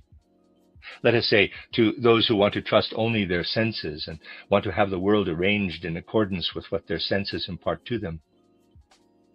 Fichte compares such people, although this comparison is perhaps not wholly justified, those who would trust only their senses and do not want to admit that there is a more adequate knowledge of truth, with the deaf and dumb, and those who are born blind. who have also not wanted to acknowledge sounds and colors, if those who can see speak to them about such phenomena.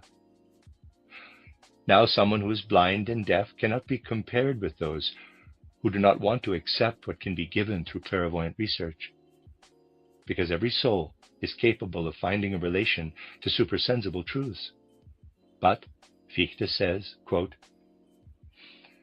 that one also cares for the deaf and dumb, and those who are blind from birth, and has thought out a way of educating them that is worthy of gratitude, that is, from the deaf and dumb and the blind. But if one were to apply this manner of instruction to education in general, also for those who are born healthy, on the grounds that there could also be some among them who were deaf and dumb and born blind, and one were certain that one had seen to everyone's needs, if the person who can hear were to speak just as laboriously, without any respect for his hearing, and to learn to recognize the words on people's lips, like someone who is deaf and dumb, and the person who can see were to read letters through touch, without any respect for his vision, this would earn very little thanks from the healthy. Although, of course, this would immediately be resolved as soon as the arrangements for the lessons open to everyone were made contingent on properly seeing to the needs of the deaf and dumb and those born blind. Close quote. Steiner again. If one were wishing to make an objection to what Fichte is saying, one might perhaps remark that it would not even work with those who are born blind and the deaf and dumb. But if it were a matter of those who trust only in the senses and their reasoning power to come to think of how the world might be fashioned, they would not view this as those who can see perceive it. They would curse and swear and reject all spiritual interpretation of the world other than their own, while regarding what they say about the world as beyond reproach. They would laugh scornfully if it were put to them that only someone who knows about such a matter should speak about it, and that those who know nothing about it should keep silent. The main motivation for all who deny the validity of spiritual research is simply that they know nothing of it. Logically, it would be a basic requirement that only someone who knows about something should be entitled to speak about it. But such motivating factors leading to people rejecting something of which they are ignorant are used in our time to reject a spiritual scientific conception of the world. However, anyone who is able to experience in his soul what was said in the first lecture, and does not need to await the objections that he may experience in himself, and is capable of identifying in his spiritual life, will always find a path toward making a beginning with spiritual research. So that what I have expressed in the first scene of title, The Soul's Probation, may become a guiding principle. Through this it may be possible for the knowledge that can be imparted from the supersensible worlds, for all that we may hope for in life, for our strength in what we do in life, for our sense of certainty in life, and for everything that we need for a worthwhile human existence to be brought together in the whole fabric of our consciousness. Everything that can be said, what one can say by way of uplifting the soul, of enlivening it and imbuing it with feeling, can be summarized in the words, "You are not alone with your thinking, feeling, and will. As you live with your body in the substances that are spread out in the entire universe, so are you living with your thinking, feeling, and will in something that is disseminated in the entire cosmos, in the widths of space. This means that the words that I have brought to expression at the point previously indicated in my mystery play can become a conviction. Quote, in your thinking, cosmic thoughts are living.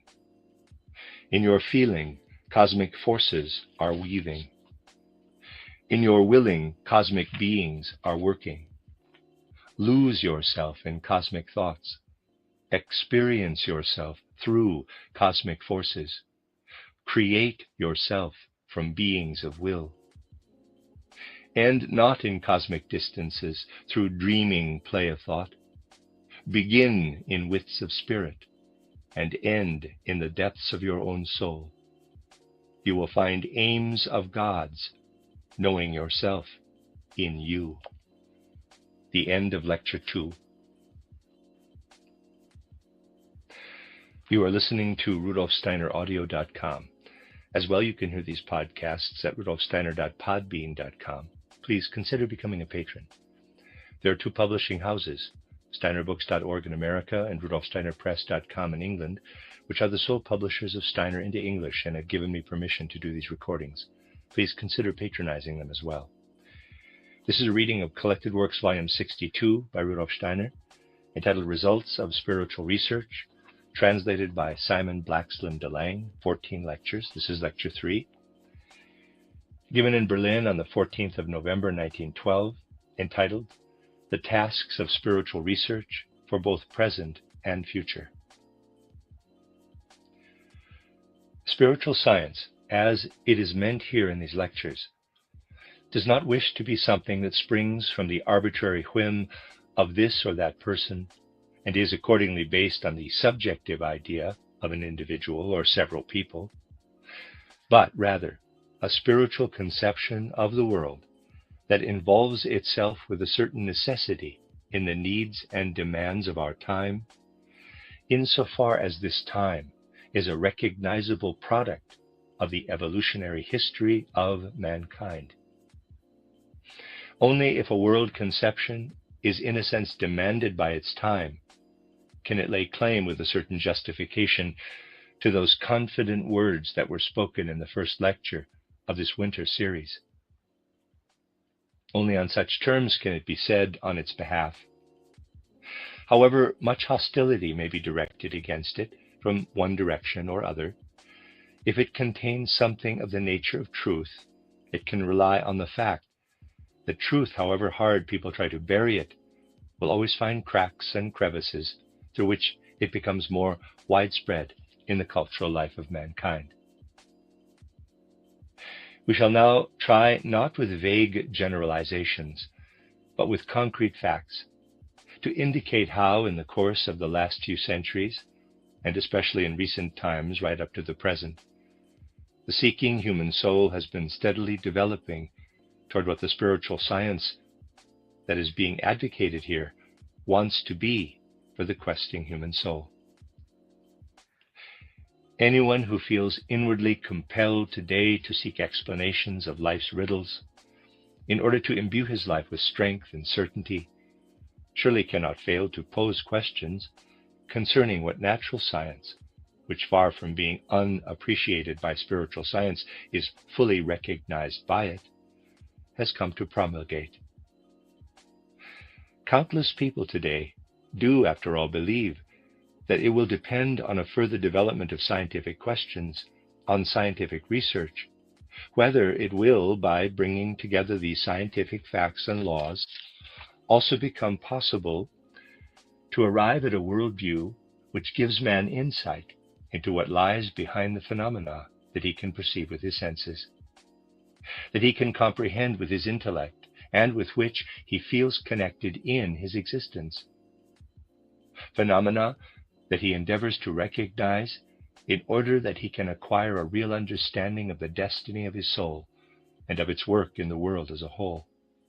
In the light of such a longing and such a hope, it should be said that in the course of human evolution, the relation of the soul to what outward science is able to represent has completely changed, as exemplified in the fact that the relationship that we can have to science with respect to questions of the soul is able to show us that our time should be characterized not simply as a time of transition, to use a trivial and frequently employed term, but one that, as regards spiritual research, is eminently a new beginning. We need only to recall the example of a great personality who, like many others of his kind, has continued to bring spiritual culture forward, namely Kepler, who is the actual great fashioner of the Copernican world conception, whence many questions of our modern conception of the world are nevertheless raised. Even though not everyone has a devotion to spiritual science, Surely there is no one who would not be able to say that through such achievements as those of Kepler's, mankind has succeeded in experiencing the movements of the heavenly bodies with the pure objectivity of science and its laws. And how, someone might say, can, additionally, the belief exist that these movements of the heavenly bodies are in some way ruled by spiritual beings, to whom spiritual science seeks to refer, by spiritual beings who stand behind the material world and its laws, since everything can, after all, be explained in a mechanical way? What is the need for spiritual forces of whatever kind standing behind these physical laws? Such a claim appears highly persuasive, and one can indicate that it was precisely the release from long-established prejudices of the old spiritual world conceptions that people such as Kepler achieved through the explanations that they gave of the movements of the heavenly bodies in space from purely physical laws.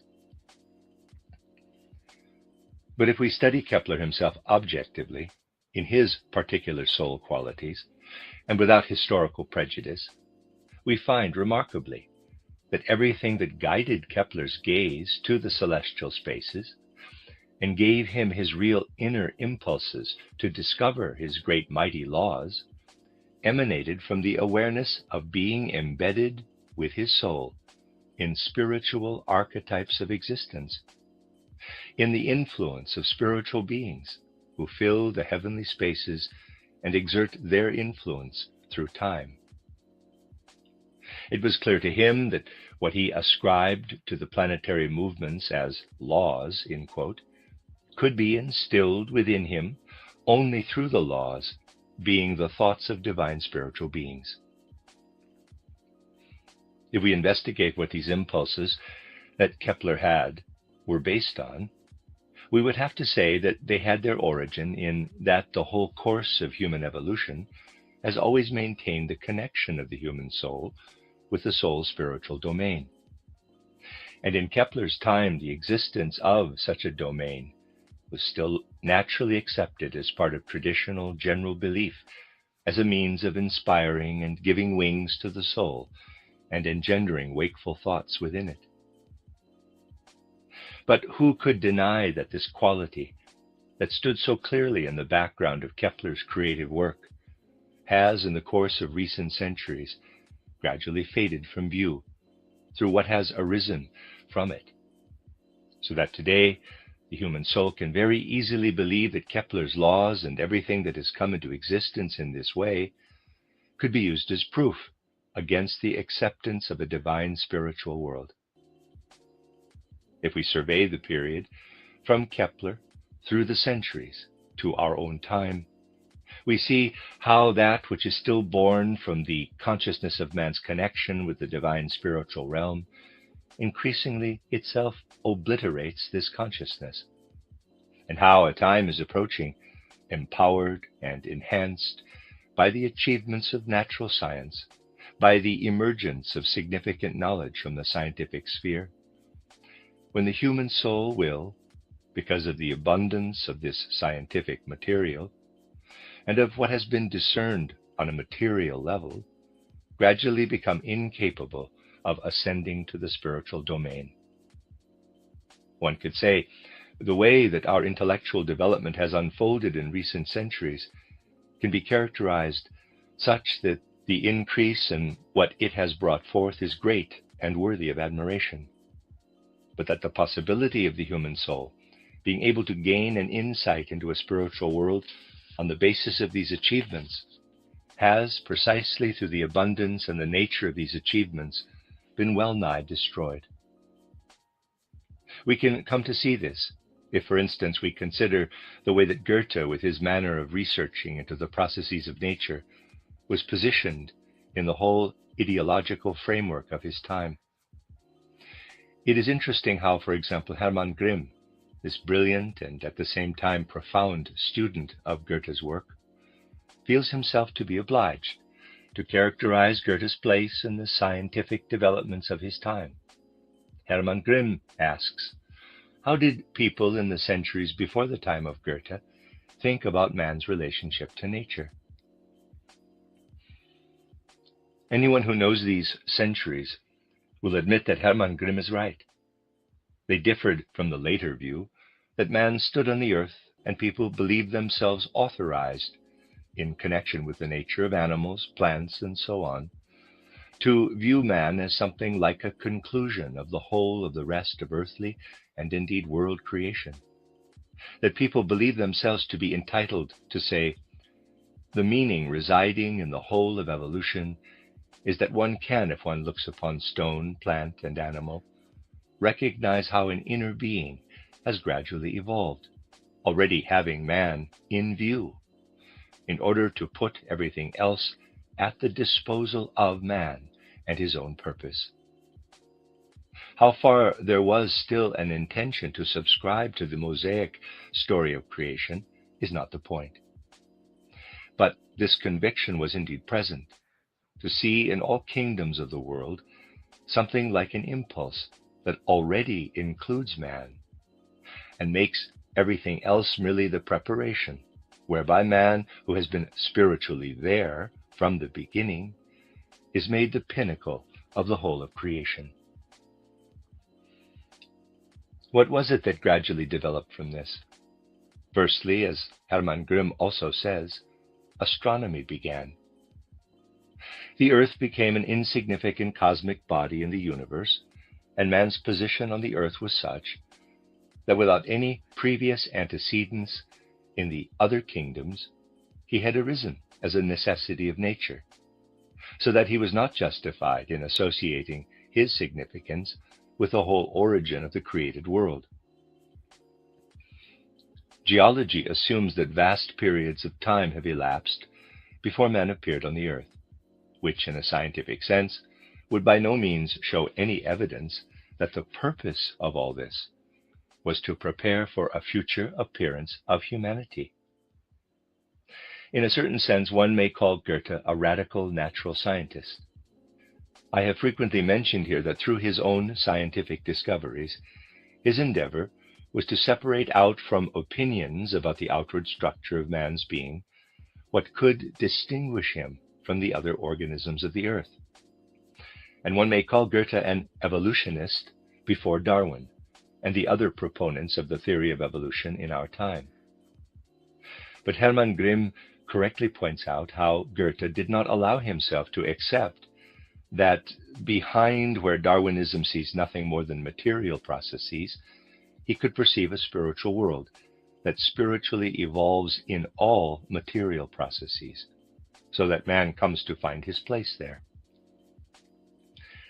We have a remarkable saying of Goethe's that makes us so clearly aware that although he was so thoroughly scientific in orientation, he was at pains to place man at the summit and crown of spiritual existence.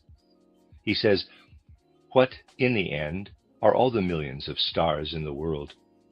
For if a human eye, EYE, is not eventually able to perceive them and then observe them and receive them into his being." And not without justice.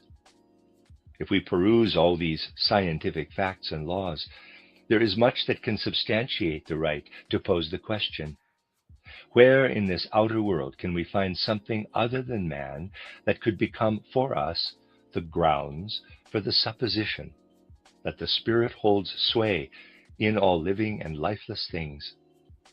Where, if we consider man himself scientifically, once it has been ascertained that the life of the soul is bound up with the processes of the brain, do we find an indication regarding thinking of soul existence outside the confines of birth and death? One needs today only to turn to one of the more significant and renowned philosophers, for example, the world-famous Wundt, and one will everywhere find, when such philosophers base their work on natural scientific research, that certain conclusions, certain results are drawn from scientific facts, and that the philosophers always, so far as I can see, arrive at a conception of the spiritual, but that in the moment when it would be a matter of taking hold of the spiritual domain, they are compelled to grind to a halt. Why is this?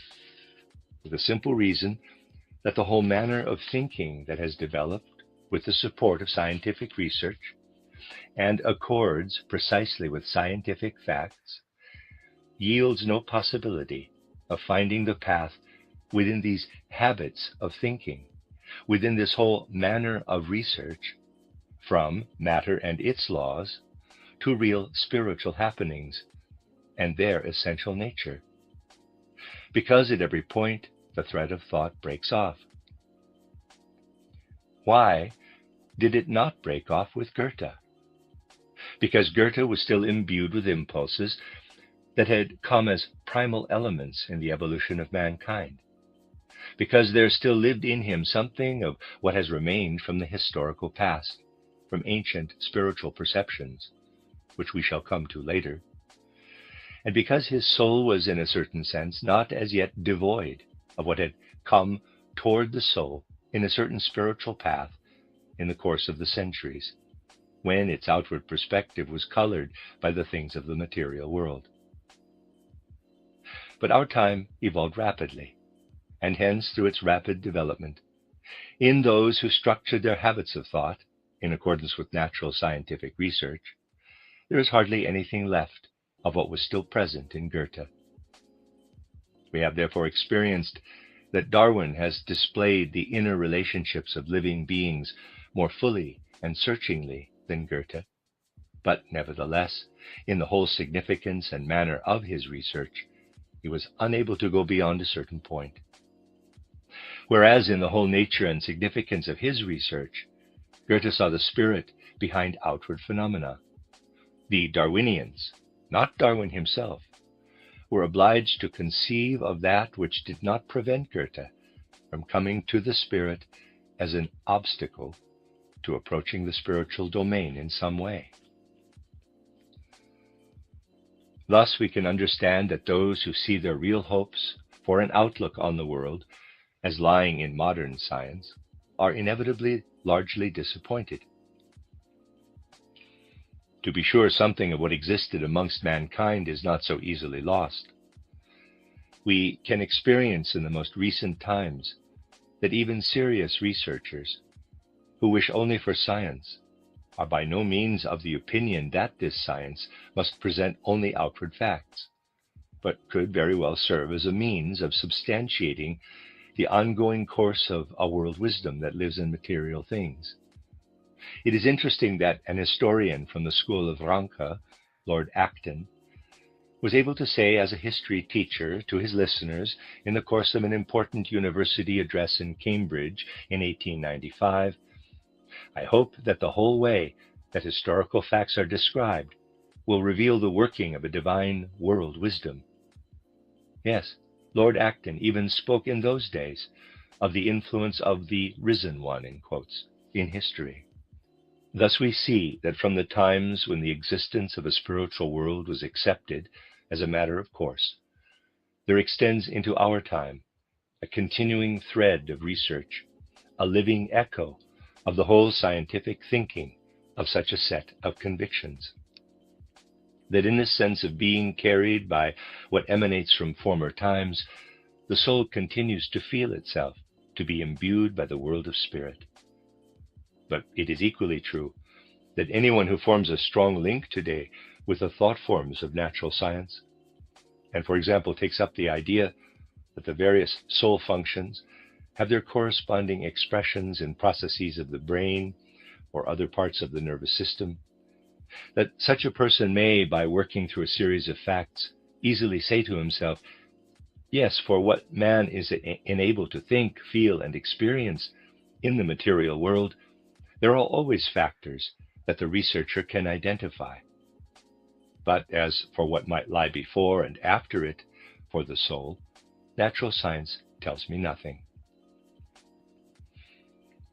How widespread is the error that because natural science is unable to reach beyond its observation of facts and their laws to the spiritual domain, it must therefore also reject all notions of this domain. And yet it is again characteristic of the whole situation of the modern world conception that those who base their ideas on the standpoint that we can arrive at a conception of the world only by bringing together scientific facts and laws are forever warning about jumping to conclusions, about forming hypotheses on the basis of a few facts, in order to draw conclusions as to how the life of the soul is linked to this or that, how the world situation is, and so on. Such a warning emerged only recently at a significant place. At this year's gathering of naturalists, the leading naturalist Wettstein gave a talk about biology, about the science of life in the way that it can be utilized for the prevailing worldview. And from the relevant facts, he warned about drawing general conclusions as regards this view of the world. But many people, nevertheless, believe that one should therefore wait for answers to the riddles relating to the life of the soul until science has finished researching the facts. This kind of idea, and to be specific, it would have to be voiced by someone wanting to gain insight into the mysteries of the soul and the spirit in order to come to conclusions about them, who was wholly immersed in the world of scientific facts, reminds one of a beautiful saying of Goethe, quote, "In order to understand that the sky is everywhere blue, one does not need to travel round the world." Close quote. I should like to show in concrete terms how the path of the human soul to its mysteries in the spiritual domain is in a certain sense independent from everything that the various laws of natural science, the various laws of learned people, are able to give to the human soul. In order to substantiate this, I should like to refer to the following fact. In the 19th century, there was a notable philosopher in Munich called Moritz Carrière. He was one of those who tried to understand the world and its phenomena out of a richness, not only of thoughts, but of real scientific erudition. Through his great work about cultural development, Carrière has indeed shown how he brought together one fact after another of what was taught in olden times, in order to understand the passage of the spirit through world evolution. From all such processes, Carrière formed a worldview that I am all the more glad to mention because it wholly preceded the development of a true spiritual science, a worldview that out of itself came to an insight of the soul's connection with a spiritual world that is extended through space and time in such a way that there is a connection between that which resides physically in the human body and the substances and forces that are spread out in space and exert their influence in time. One day, Moritz Carrière was shown the manuscript of a simple man, someone who was not in the least learned, who had none of the richness of the erudition through which Moritz Carrière had come to a perception of the connection that has just been described of the soul with the world of spirit. This simple man was called Steiner, and he was born in 1813. As the result of a life which there is no time to describe here, it came about that Steiner had to spend many, many months alone. He let himself be carried away by the revolutionary movement, and this led to his imprisonment. But despite his lack of learning, he was a highly sensitive soul. In the manuscript that he showed Moritz Carrière in the 1870s, he relates how in his solitary cell he pondered and pondered, filled only, as befitted the spirit of his time and of those who had surrounded him, with materialistic opinions. But how his soul had become desolate in solitude, how it had suffered from the hunger of having something in which it was unable to believe. Then he goes on to explain how, from his cell, he heard some remarkable singing that rang forth outside, which reminded him of experiences of his early childhood, and brought him into connection with other experiences, how this again released a spark of joy in his soul, and how this impulse that was thereby given to his soul, an impulse of inner freshness and activity, released thoughts in this simple, unsophisticated soul that Steiner now wrote down. And this was the manuscript that he later sent to Moritz Carrière. When one reads it, Moritz Carrière later has it printed, one must say that Carrière was right. Steiner, by abandoning himself to the soul that in solitude poured forth imperiously from his breast, found something that in the same way represents the soul's connection with the world spirit, as Carrière was able to portray it after he had a life of erudition and science behind him. One does not need to travel round the earth to understand that the sky is blue everywhere. The path to the spiritual domain has quite specifically to be found in a way other than by merely summarizing scientific laws or by drawing conclusions from scientific research. But the debate with natural science has to be a very different one. No worldview can exist today, and no worldview may exist, because the needs of the human soul would brush it aside, that would be in contradiction with natural science. Hence it had to be so sharply emphasized in the first two lectures what can be said on the part of natural science against spiritual research, and how spiritual science has to relate to this. And it cannot be emphasized often enough that one should feel mistaken with respect to any spiritual scientific knowledge, if one now uses it to oppose a justified result of natural science. But if one again considers this natural science, and if one has a sense and a heart for the necessary authority that must flow from it, one will all the more have to indicate what can confuse the soul, what must necessarily confuse it, because of the abundance of what is there if he wants to tread the path to the spirit. This too I should like to substantiate by means of examples. I shall draw attention to two researchers who both stand on the ground of the history of evolution, on the ground of natural science. Both researchers conceived of the emergence of separate living organisms from one another, as the Darwinians also did, but they excluded man. They were clear that one does not have to apply the laws applicable to the animal world to man, but that just as one must derive his bodily nature from the physical realm, so should one derive his soul-spiritual nature from a soul-spiritual context. They were both completely clear about this. They were just as good at researching nature as they were in their understanding of spiritual matters, but their habits of thinking were dominated by those of natural science. They thought as one thinks as a true natural scientist. How did the one, Mivart, and how did the other, Wallace, a contemporary of Darwin, think about the actual processes of evolution? Wallace said to himself that man could not so simply be included in the animal kingdom, already for the reason that there is in the outward structure of the brain a considerable difference between man and the most highly evolved apes, even if the comparison is with a primitive person. And because the brain of an ape is, by contrast to the brain of a primitive, far too imperfect for man to have evolved from the ape purely in the direct course of evolution. The other researcher, Mivart, found that the level of civilization of a primitive person does not differ outwardly from the developmental level of a highly evolved ape.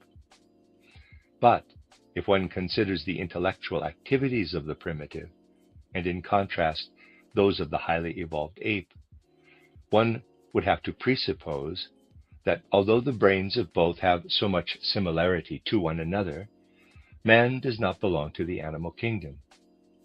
If one again considers the brains, one sees very clearly that man's brain has not evolved from the brain of an ape through adaptation to outward tasks, but through civilization, it develops all possibilities in such a way that it only appears that everything has been brought about in order that it could become a tool of civilization. Thus, because the brain of an ape and the human brain so strongly differ from one another, one of the naturalists, Wallace, believes that he must accept that there is no relationship between man and the animal kingdom. And for Wallace, it was precisely the similarity of the intellectual qualities that was proof for what he was saying. For Mivart, his contemporary, the exact opposite was the case. He was of the view that if one compares the intellectual qualities of the primitive with a highly evolved ape, there is so great a difference that, on account of this difference, it would be impossible to accept a fundamental relationship between the primitive and the ape. We, therefore, see two naturalists, both accustomed to thinking in accordance with natural science, who, for opposite reasons, pronounce their opinion. The one, because the qualities of the primitive and the highly evolved ape are so similar, the other because they are so different.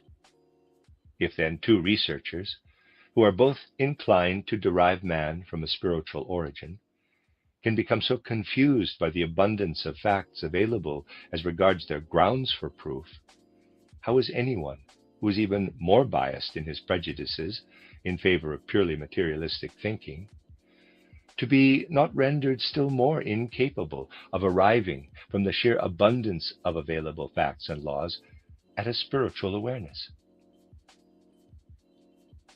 Natural science merely leads us from fact to fact. When we have spiritual science, we can, from this spiritual science, actually understand natural science and place it in its true light. However, the laws of spiritual science can never be derived from natural science. Thus, it will inevitably happen increasingly that the human soul will be drained of spiritual nourishment if it depends on scientifically valuing only what comes from natural science. Natural science will itself achieve its greatness and significance by knowing its own limits. However, anyone who even to a small extent casts an eye upon human soul life will soon find that the soul needs answers to the question of the spirit for its strength and confidence, and for what it has to do in life. Whereas in former times we have substantiated this when we spoke of Kepler and Goethe, and we could find other examples, such answers were available to the human soul in the way people experience the world. This is not the case today. And a new task arises today that we have been able and will continue to characterize: the task of spiritual science.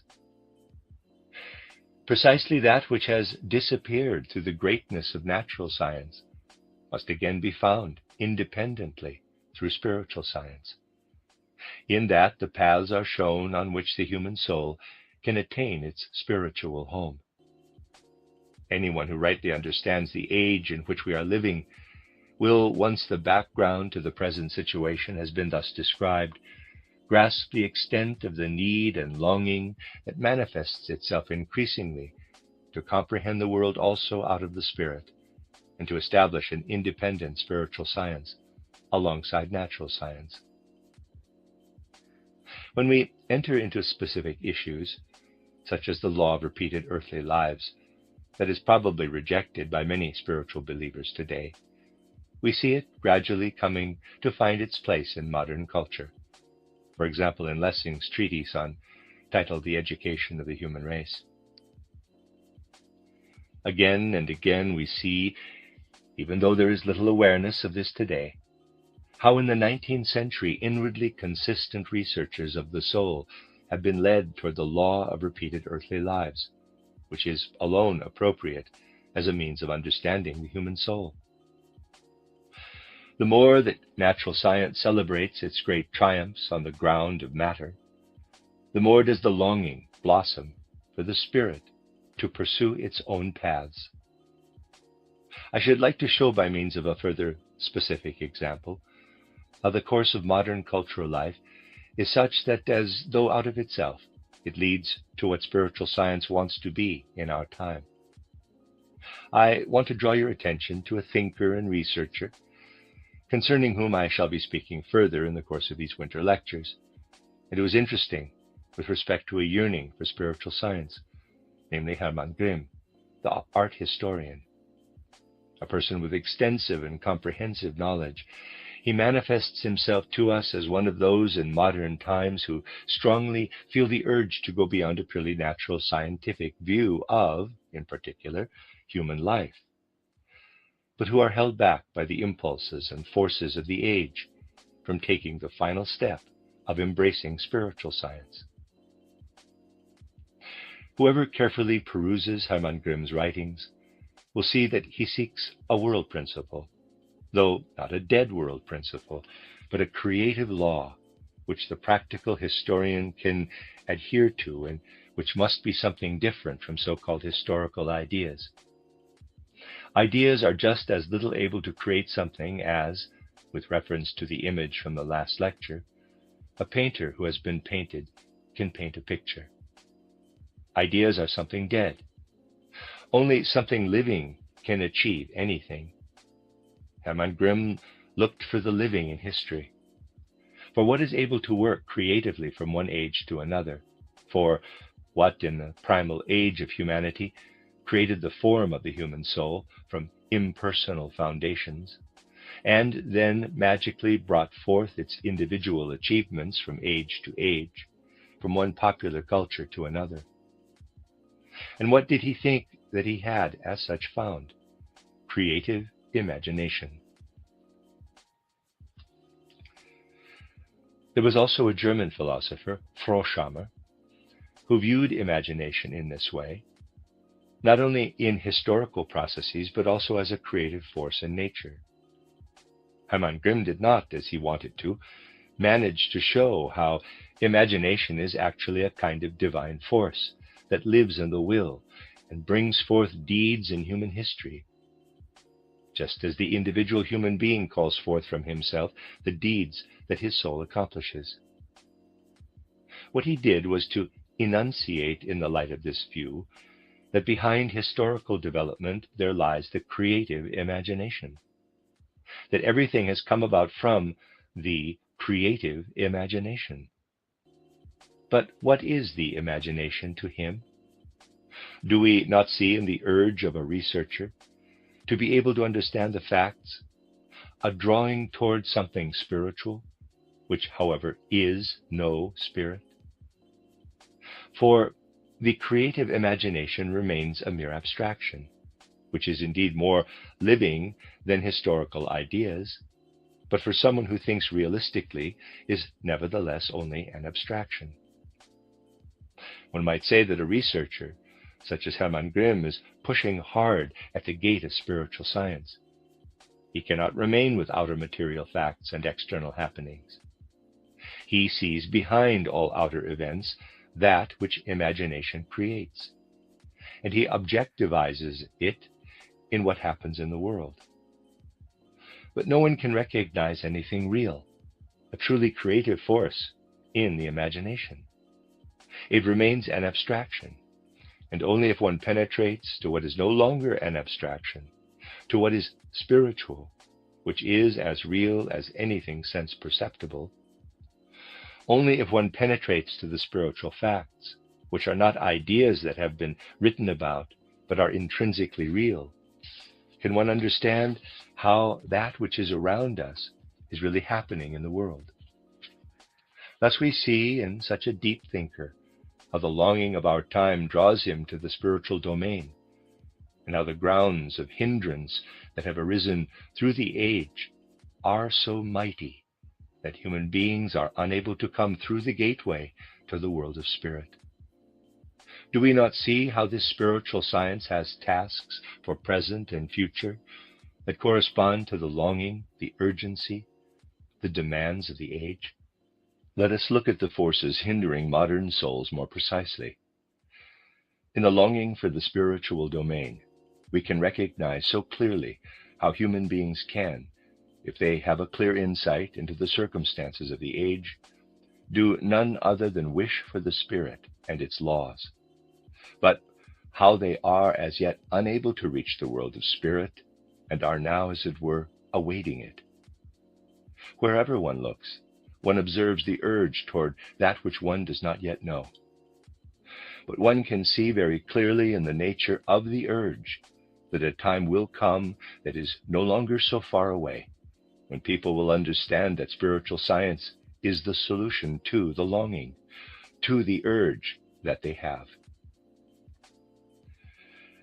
Not so long ago, it was possible to see in the bookshops on every station a book that was indeed not written by a man who would easily give way to effusiveness of any kind. This book was not the work of an introspective loner, of someone who is unaware of the intellectual and spiritual needs of the age. If spiritual science is wanting to demonstrate its legitimacy, it should not rely on those enthusiasts who, in their sectarian way, want to understand what can help humanity further, but it should indeed make reference to what is expressed in the book in question, titled A Critical View of the Age by Walter Rathenau, which was written by someone who is directly involved in industrial and commercial life and knows how our times really function. Not that I would want to agree with everything in the book. On every page there is something I can take issue with. But what does Walter Rathenau say? He presents exactly what I have sought to establish at a somewhat deeper level out of the spirit of what has unfolded in the last century. According to Rathenau, through the advances of natural science, a general mechanization of life has come about. Whereas man formerly tried to interpret what presented itself to his senses out of the spirit, he now explains it from a mechanistic standpoint. But the relationship of one person to another has also been mechanized. Mechanization is what has come about through the great advances and the significant achievements of the age. And one can sense, and Walter Rathenau indeed feels this, how the soul becomes barren amidst this intellectual and social mechanicalness, how it gradually becomes empty in the context of such aims, how one can indeed take nourishment from it, but because of this mechanistic quality, cannot assuage its hunger. What many of the best modern authorities have said is also expressed here. If one stands up for what the soul craves spiritually, one will be able to see that even if the soul is content with something of an illusory nature, the hunger will become all the more manifest. So we see how a person who is thoroughly in tune with the age writes, quote, "The age seeks not its meaning and its God, it seeks its soul, which has grown dark in the mingling of blood, in the whirl of mechanistic thinking and desires. It seeks its soul, and will find it. Of course, against the will of mechanization. It has been of little account to this epoch to develop the soul nature in man. It is set out to make the world profitable and hence rational, to shift back the threshold of wonder and to conceal what lies beyond. Nevertheless, we are, as ever before, surrounded by mystery.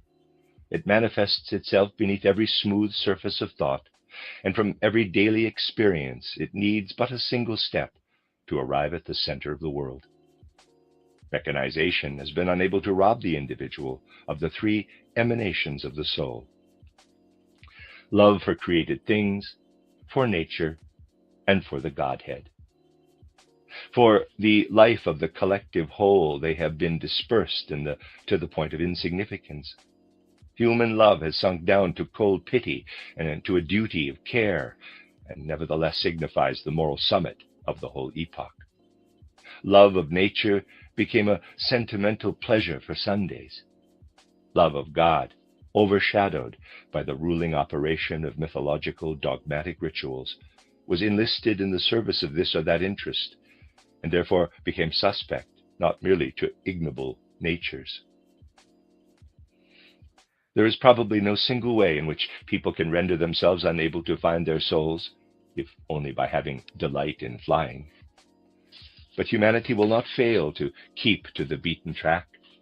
No prophets or founders of religions will come, for no individual voice will be heard by this deaf age. Otherwise it could still listen to Christ and Paul. No esoteric communities will take over the leadership, for an occult teacher will be misunderstood by the first pupil, never mind the second. No unified art will bring its soul to the world, for art is a mirror and a plaything of the soul, not its originator. What is greatest and most significant about all this is something very simple. Nothing will happen unless, under the pressure and urgency of mechanization, of lack of freedom, of fruitless battle, humanity will sweep aside the hindrances that impede the growth of its soul. This will happen not through thinking and brooding, but through free understanding and experiencing. What many people speak about today, and some understand, is something that in future many, and in the end all, will understand, that no power on earth can stand up against the soul. Close quote. Steiner again. Insofar as such words express longings, and insofar as our time demands the Spirit, one can be wholly in agreement with them.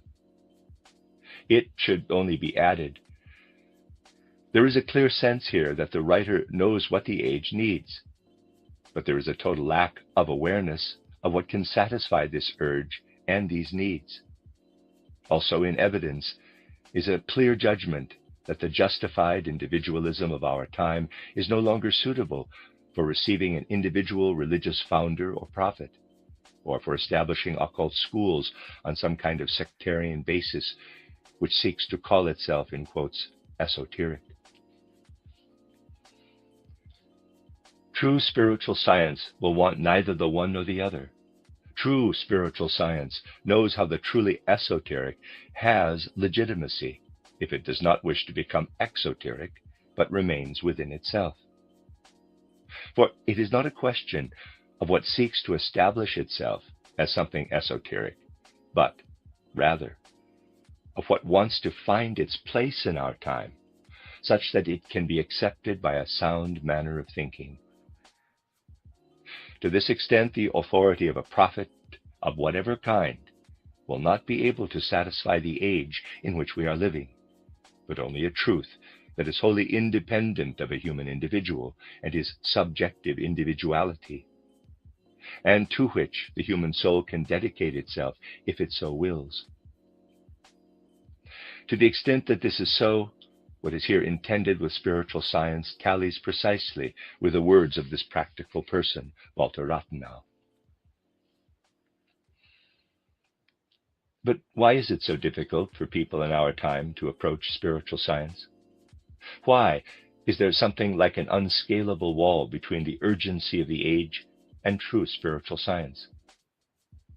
This is another way of showing where the actual hindrances lie. What, for example, would someone say about a natural science that wants to be a science, in quotes, and wants to engage with the needs of the time, if the person, wishing, in this sense, to be a natural scientist, were always only to answer every question regarding the connection of the physical human body with scientific facts by saying, whatever aspect of the organization of man's physical body you may want to consider, it corresponds to what you also find outside in nature. Can anyone conceive of a serious natural science that only always answers any question that one may ask? This is nature. Nature is behind the movements of the stars. Nature is behind chemical reactions. Nature, nature, nature. A mere word. Can one possibly imagine that a person who behaved in this way would be regarded as someone who really knew anything about nature? Again, one can say, the impulses of the human soul to enter the spiritual world have recently become so weak that the urge that manifests itself so actively in our time comes to expression in what, in spiritual science, would bear a considerable similarity to the situation in natural science if people were always only to cry, nature, nature, nature. Some important voices are raised who energetically declare that the natural scientific research of our time must direct man to affairs of the soul.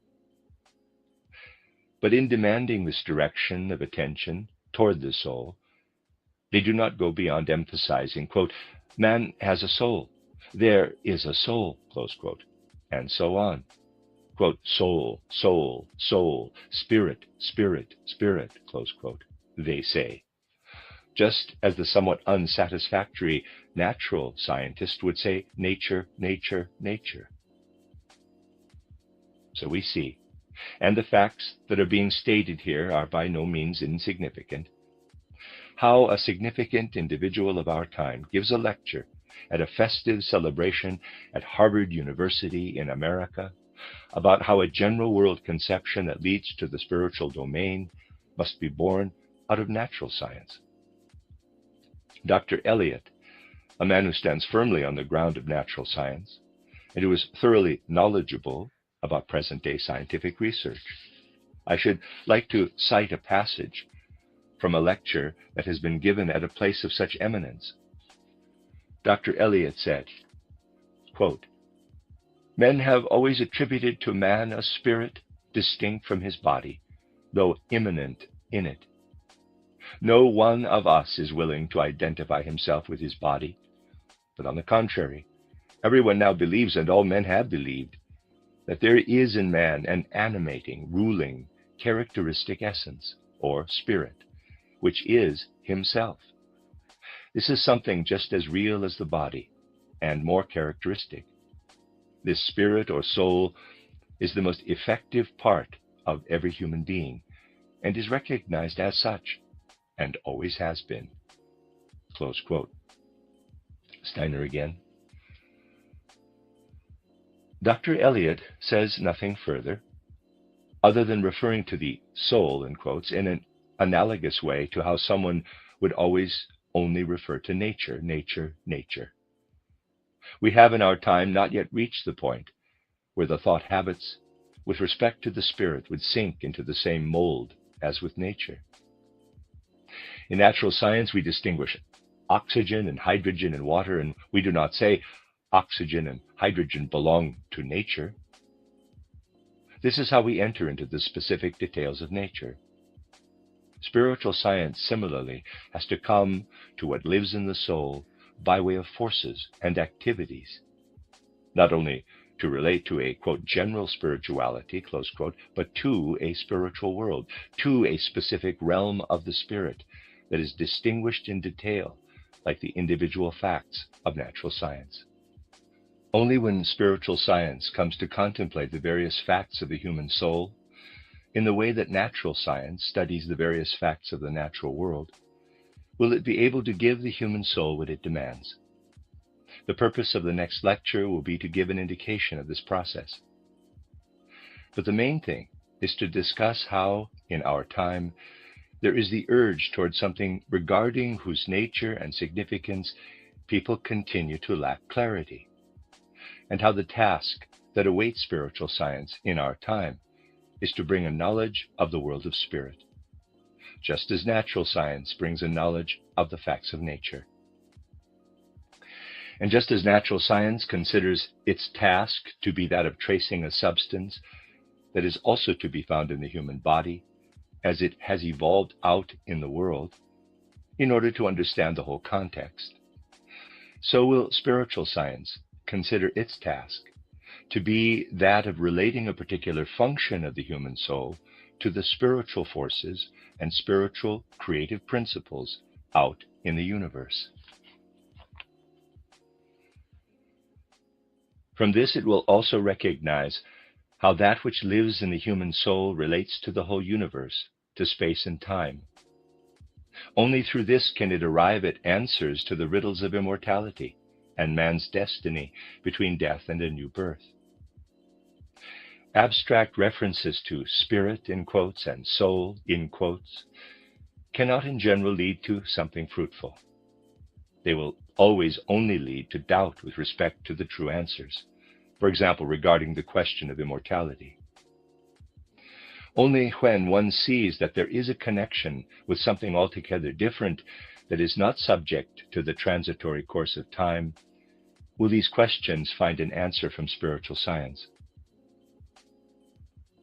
If one bears this in mind, one may indeed say, The tasks of spiritual science for the present and future are similar in nature to the tasks placed before natural science at the dawn of the scientific developments of the modern age. Just as at the time of Copernicus, Galileo, Kepler, and so on, the old traditions were superseded, and the human mind itself was directed toward natural scientific facts, with the result that a pursuit of this path until our own time has led to a certain abundance of scientific achievements. So must it be the most serious task of our time to establish a spiritual science with a degree of thoroughness and to indicate the paths that the soul has to follow in order to gain access to specific spiritual beings and spiritual facts. Natural science has not had an easy time of it. It has also had to struggle against obstacles, as we are again experiencing in the case of spiritual science. I have often referred to these obstacles. Thus, for example, Galileo sought to explain to people in his time how throughout the Middle Ages it was believed that the nerves of a human being proceed from the heart. And he wanted to show how the nerves have their source in the brain. Then a friend said to him, "This contradicts everything that Aristotle has taught." In spite of the fact that this is not what Aristotle meant, it was believed that the nerves of a human being originate from the heart. Throughout the Middle Ages, people did not look at nature itself, but simply maintained old traditions and prejudices. So when Galileo demonstrated to a friend, by means of a corpse, that he should convince himself that nerves issue from the brain, the friend replied, "If I look at it for myself, it seems as though the nerves derive from the brain, but this contradicts Aristotle. And when I come in conflict with Aristotle, I believe Aristotle and not nature." This demonstrates how strong people's prejudices can be.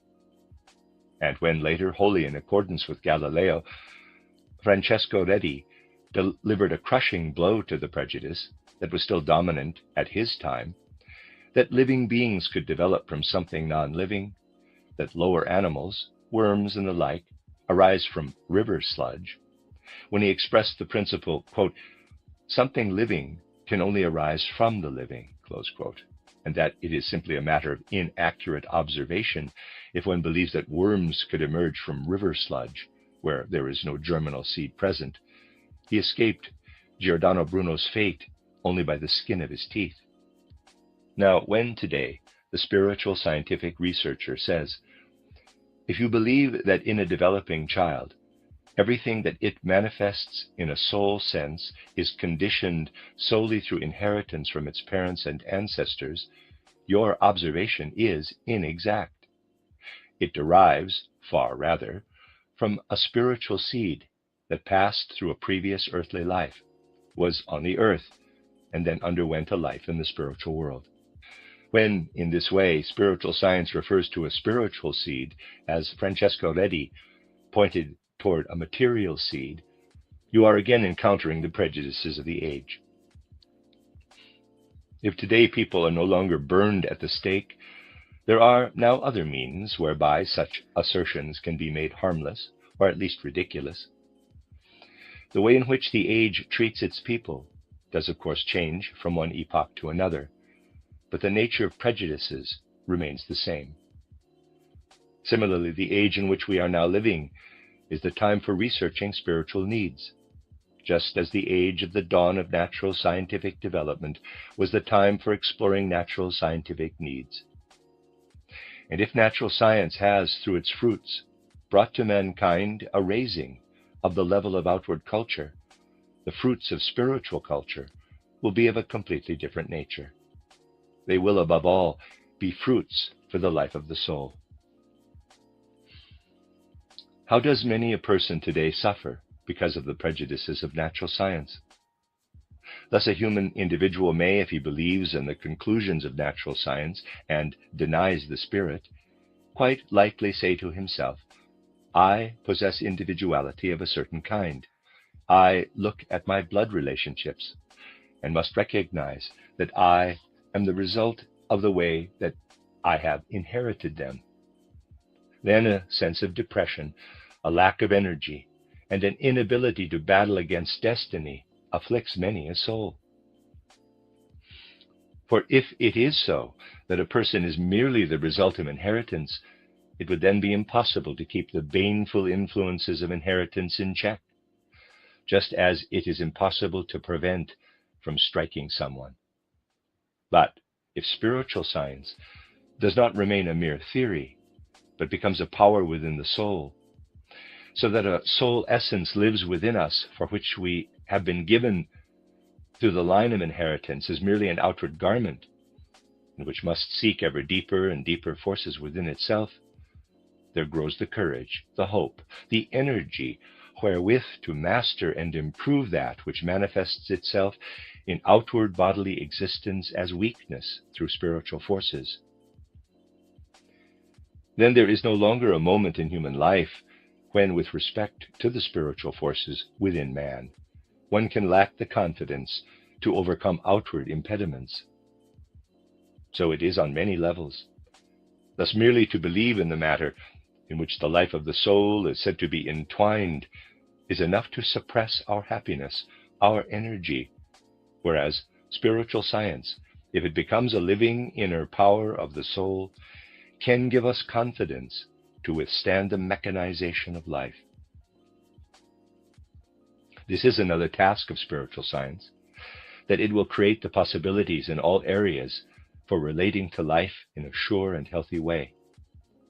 Dr. Eliot also in his way promises a science that is sound and healthy, as he is also someone who knows the urge of the soul toward the spirit, while having the attitude of the student of nature, who would always speak of nature, nature, nature.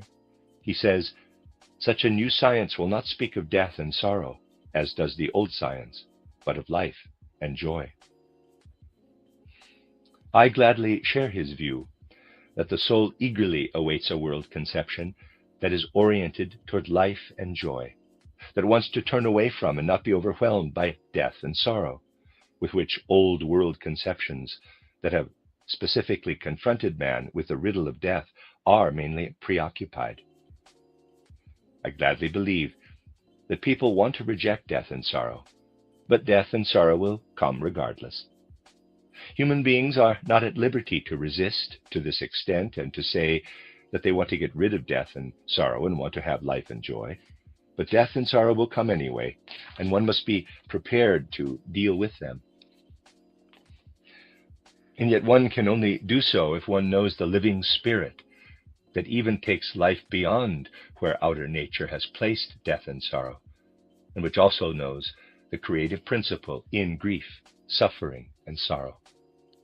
Moreover, we shall see that spiritual science, as it is meant here, is able to view that force of evil which hinders evolution and is at variance with life as something that nevertheless advances world development and serves life. One might say, what the truth of spiritual science, where it arises not from the arbitrary whim of an individual, but from what a person can recognize today, if he rightly comprehends the world that surrounds him through paths of the soul leading to a spiritual knowledge, can signify, in the context of world evolution, can become apparent by comparing how the spiritual scientific researcher relates to the natural scientific researcher at the dawn of the modern age. Let us turn our attention to Giordano Bruno, in whom the world conception of Copernicus comes most succinctly to expression. How does he stand within his time? He takes up the laws of Copernicus, directs his attention toward the widths of space. Previously, there was a world conception that was wholly reliant upon outward sense perception. When one hears today that everything is uncertain, that has not been investigated by customary science, one could object that this was how science itself was viewed at the time of Copernicus and Giordano Bruno. So long as people relied on what their eyes conveyed to them as regards the starry heavens, they did not have the right view of the outer world configuration. It was only when they went beyond outer sense experience and began to focus on thoughts that through inner energy they found what is today recognized as true. Only when Copernicus and Giordano Bruno arrived at the point of overcoming the deception of sensory appearance were they able to indicate how mistaken people had hitherto been to believe that the Earth is a fixed point in space, around which orbit the moon, the sun, and the planets, then the sphere of the fixed stars, and behind it the so-called eighth sphere, which is the boundary of everything. If you direct your eyes into the celestial spaces, there is no eighth sphere, which you put there yourself, but there is the blue firmament, and the widths of space are filled with worlds like ours, and we gaze into a sea of infinity, if we are able to overcome the boundary that we ourselves have set. The overcoming of limits of space was the greatness of the worldview of Copernicus and Giordano Bruno, in that it was recognized. Because man's gaze did not extend any further, people believed in an eighth sphere, whereas in truth the widths of space are unlimited. Mankind stands with respect to spiritual science on exactly the same ground. Just as Giordano Bruno showed that the blue vault of heaven is there only because man's gaze is unable to reach beyond it, so does spiritual science show that human life between birth and death is limited only because the perspective of an ordinary person cannot go beyond this. Just as little as the firmament is a boundary for the contemplation of the world of space, so are birth and death no less a limit for the contemplation of human existence. A limit that we establish because the perception of an ordinary person extends only so far. As through natural science, the natural boundary of the world was swept away and cosmic space was opened up, so are the limits of birth and death swept away for man by spiritual science, in that it teaches the eye, EYE, of the spirit to direct its attention to the life of the soul in eternal duration, in the same way that natural science has in the dawn of modern times directed its gaze into eternity, or to be more precise, into the infinitude of space. Exactly the same today as then, though in a different realm. Just as it is true that natural science, which turned toward outward human life and toward an outward knowledge of it, has yielded infinite advantages and achievements, so is it also true that the perceptive quality of the human soul that extends beyond birth and death and beyond the purely temporal will bring infinite value as regards what the soul needs for its life. For spiritual scientific research will, if it is rightly carried out, be transmitted to the human soul and will there become life, will engender strength and confidence, will place us in the whole social context and bring to the soul that for which those souls who are beginning to understand, even to a small degree, are so greatly longing.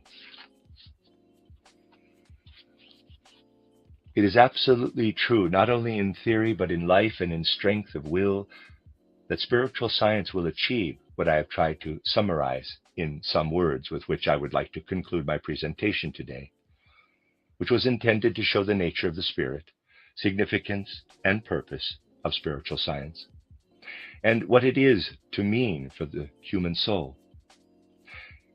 We can express the significance and purpose of spiritual science somewhat as follows, quote, "All that lives in widths of space speaks to the sense of man, transforms itself in course of time. The human soul, as knower, enters unconfined by spatial widths and undeterred by bonds of time into the realm of spirit land." The end of Lecture 3. You are listening to RudolfSteinerAudio.com. As well, these podcasts can be heard at rudolfsteiner.podbean.com. Please consider becoming a patron. There are two publishing houses, steinerbooks.org in America and rudolfsteinerpress.com in England, which are the sole publishers of Steiner into English and have given me permission to do these recordings. Please consider patronizing them as well.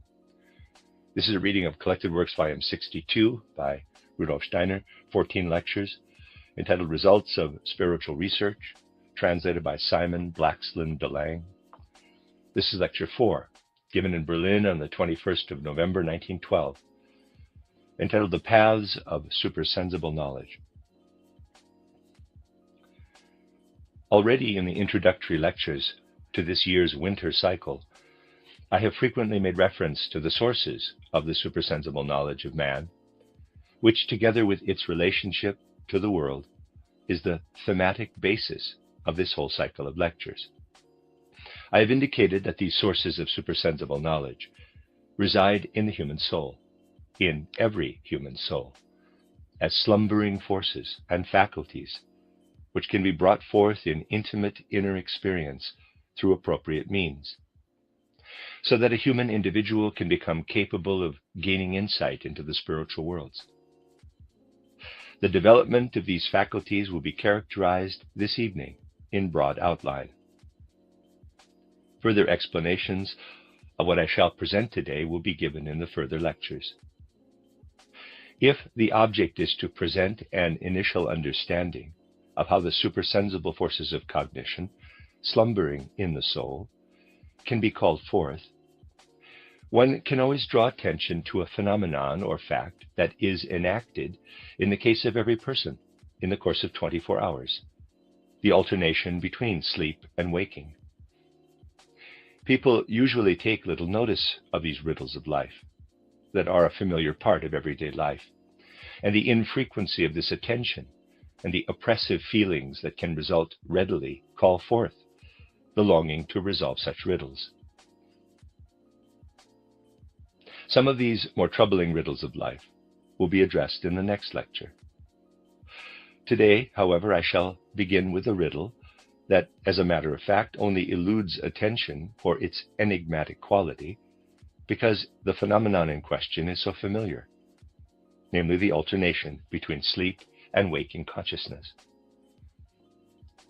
In order to maintain ourselves in life, we must, with every day, pass from the state of consciousness to that of unconsciousness.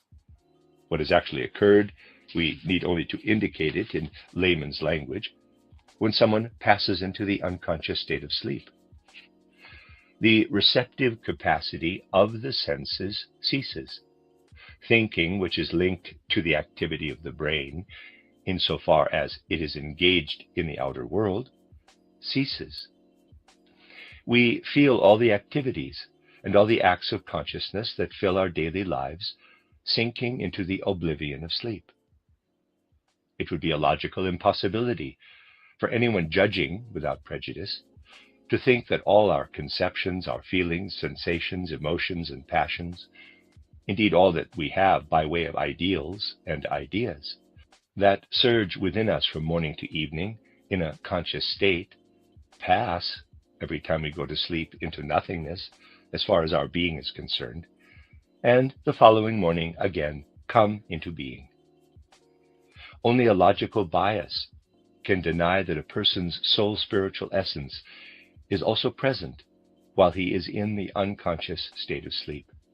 If today we hypothetically presuppose, the following lectures will justify this presupposition, that while someone is in sleeping consciousness, the soul spiritual core of his being has withdrawn from his physical body and from the forces that enliven it, and is living in a spiritual world, it is not improbable that this is the reason why this person, whose soul spiritual essence has withdrawn from his body, is unable to perceive his surroundings in the way that he perceives them when in the physical world. He avails himself of his eyes, his other sensory tools, and the instrument of his brain. It is, I say, not an improbable supposition to think that a person's soul spiritual forces have the initial purpose of making it possible for there to be a world around him in the ordinary life of the senses and the brain, and that when, as in sleep, he does not have the possibility of perceiving through these instruments, they are too meager, too weak, actually to behold, feel, and think what they might then be able to perceive. Such a supposition could be proved to be correct only if it was actually possible to draw forth the forces that are supposedly weak from their hidden recesses. That is, if one were in the position to give substance to or concentrate the soul forces that are in ordinary life thin, so that instead of what a person experiences in sleep, when he ceases to make use of his senses and his brain, a condition could arise that is similar to sleep, while nevertheless being in a certain sense completely opposite to it. This condition would have to be similar to sleep, and that a person would not forcibly, as in going to sleep, but voluntarily bring about a process of withdrawal from the senses, or from the brain, through his inner forces, through his will, so that he could make it possible for himself to be fully awake, but not to see his surroundings with his eyes, or to perceive anything with his other senses, and to bring both eyes and the other senses to a state of complete silence. In other words, that he is able likewise to suppress ordinary thinking, that thinking which engages in everyday life through ideas concerning the outward physical world of the senses, while in being able voluntarily to suppress what otherwise enables him to perceive, he would additionally have to be capable of not entering in his soul's spiritual essence into the unconsciousness of sleep, but of concentrating forces which are otherwise weak or rarefied, so that he can rightly be active without his body, outside his body. The question arises whether what has just been expressed can in some way be achieved. This can, of course, be answered only through what the person concerned brings about on his own account, namely through the fact that he enters into the position of applying to his soul the means whereby what has been characterized occurs. By applying such means to the soul, one comes to supersensible knowledge.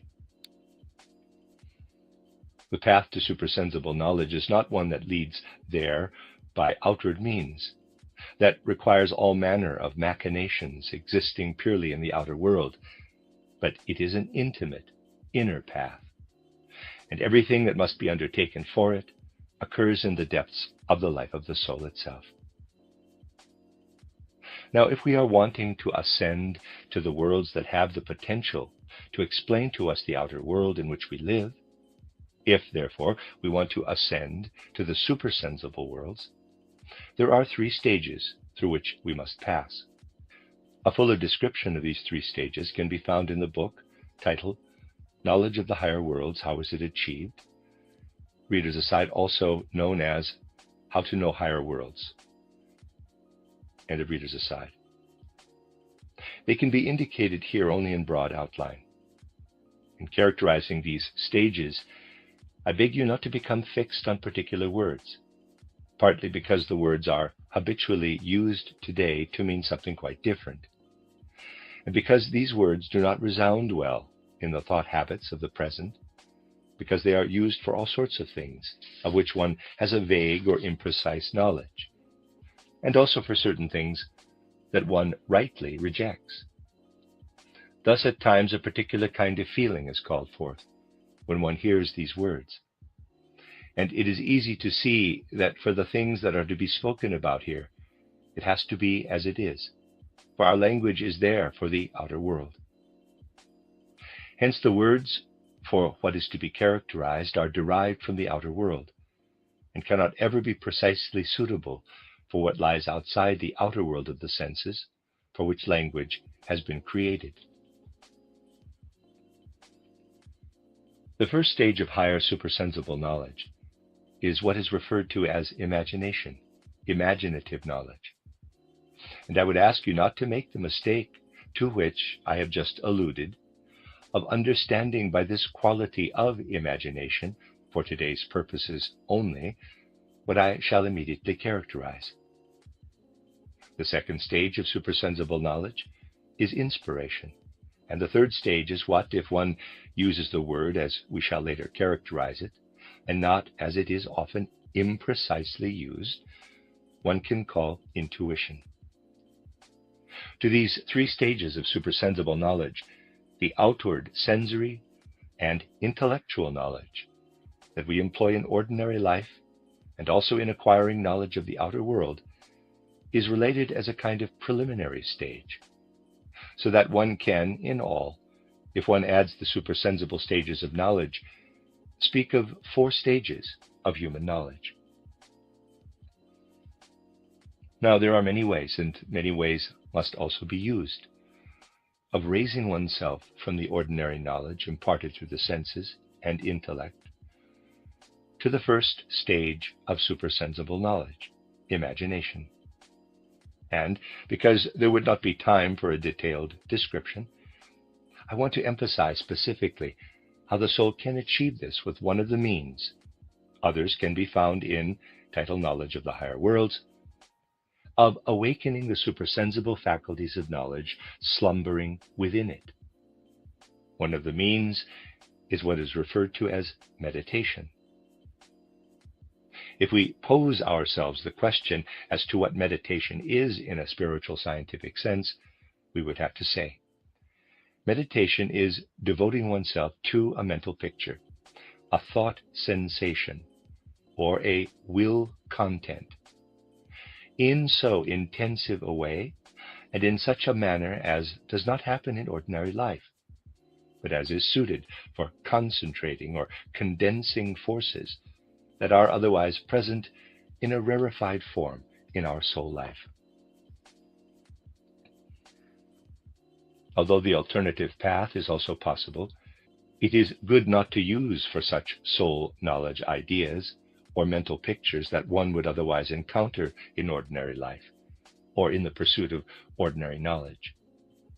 These mental pictures can also be used, but they are not as good. The mental pictures that are of the greatest use for meditation are of a symbolic nature. I should like to develop one such symbolic mental picture here, which will already be familiar to some listeners from other contexts. It may at first appear grotesque and paradoxical that it would be asked of anyone to let what will now be spoken of to take effect within his soul, but we shall characterize afterward why it may happen.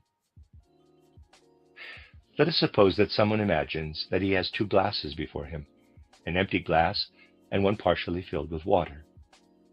He now visualizes himself pouring the water from the glass containing water into the empty one, and imagines that in pouring the water from the one glass into the other, the glass that had water in it does not, as happens in the outer world, become emptier and emptier, but ever more full. This is indeed a paradoxical idea, but this idea has a symbolic quality, and it should live as such in the consciousness of the spirit researcher. It is a way of symbolically characterizing for our soul the nature and essence of human love.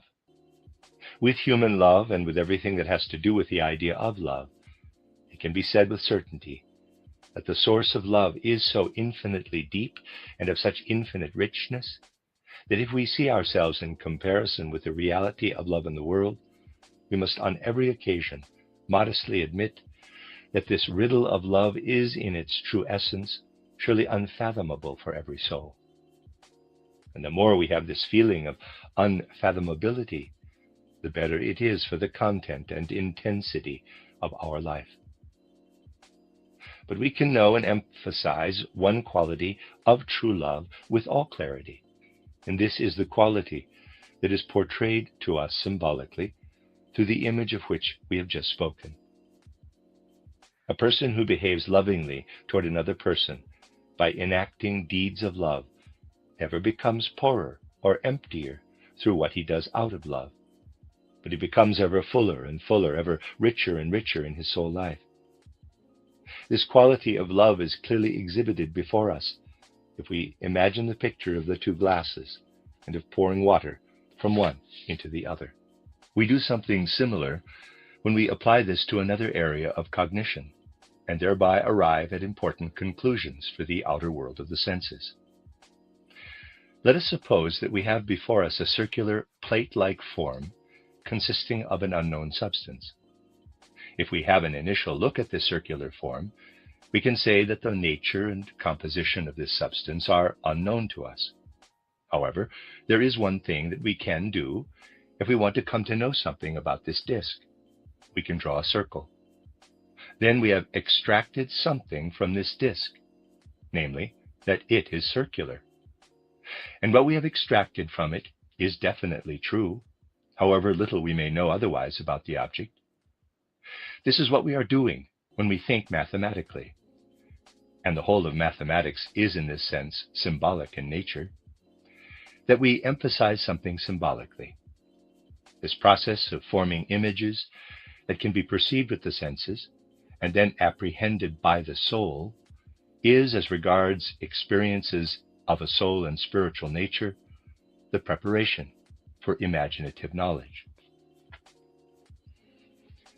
Were someone to say that the spirit researcher sets out to allow images and symbols to live in his soul that do not correspond to any truth, and that he thereby embarks from the premise of thinking untruths and letting them live in his soul, one would have to answer, of course, the true spirit researcher is aware that what he allows in this way to live in his soul as symbols does not correspond to any outward reality.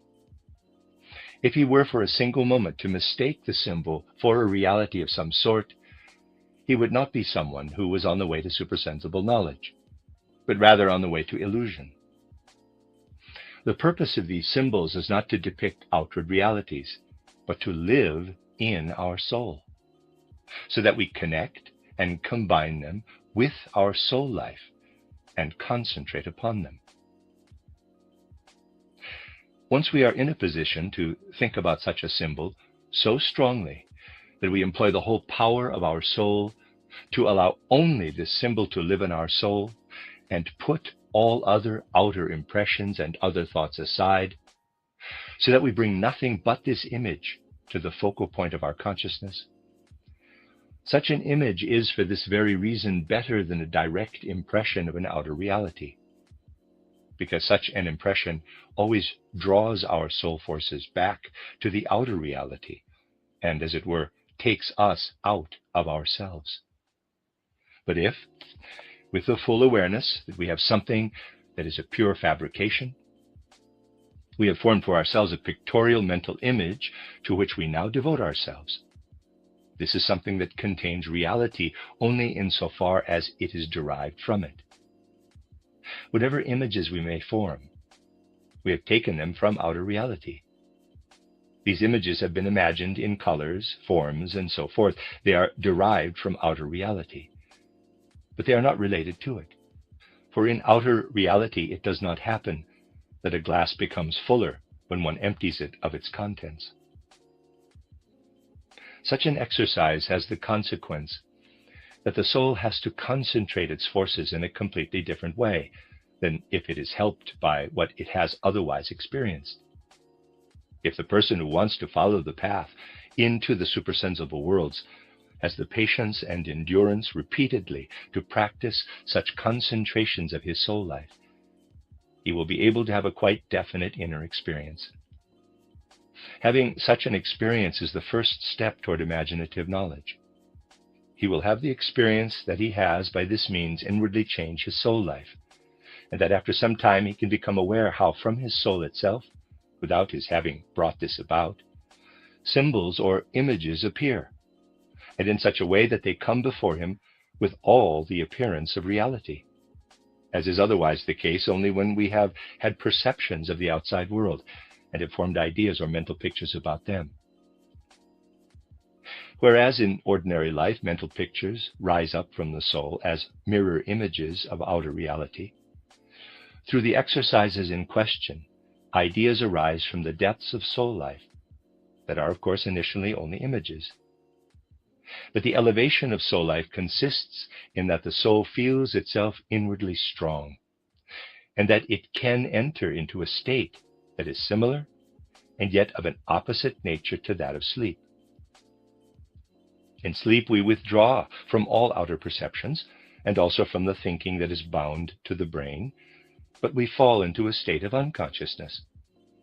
In imaginative cognition, we likewise take leave of all outer perceptions and of all brain-bound thinking, for we suppress all of this.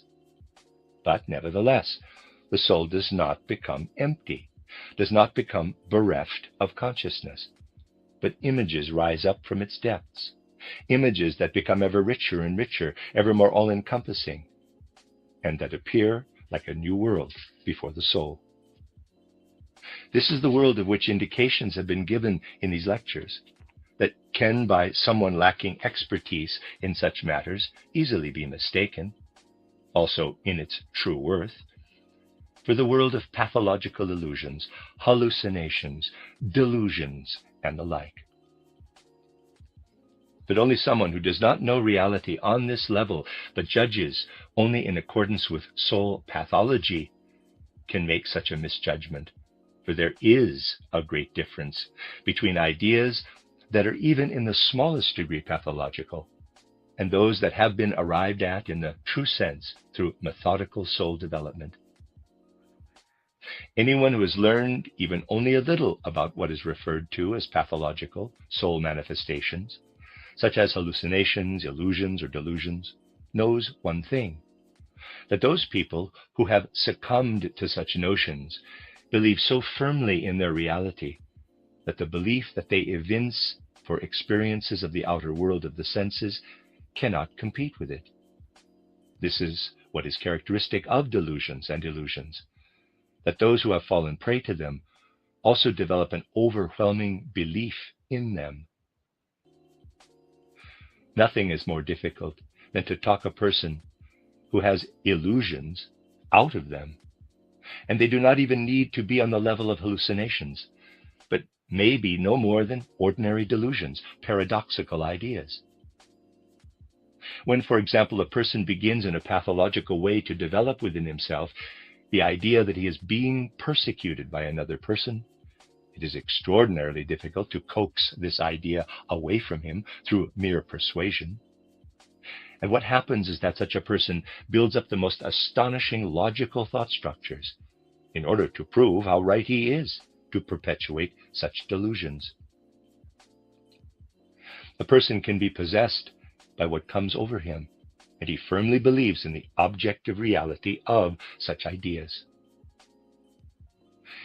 If you review only to a small extent what is said in the book titled Knowledge of the Higher Worlds, you will see that while a person is in the process of letting such images and ideas work upon his soul, everything is at the same time done by a right spiritual schooling to ensure that, in the same measure that this world of images blossoms in the soul, any sense of being imprisoned by these images, any belief in them as an objective reality, is driven from the soul, so that at no moment is the spirit pupil ever able to arrive at the idea that what is thus arising for him by way of imaginations is an objective reality.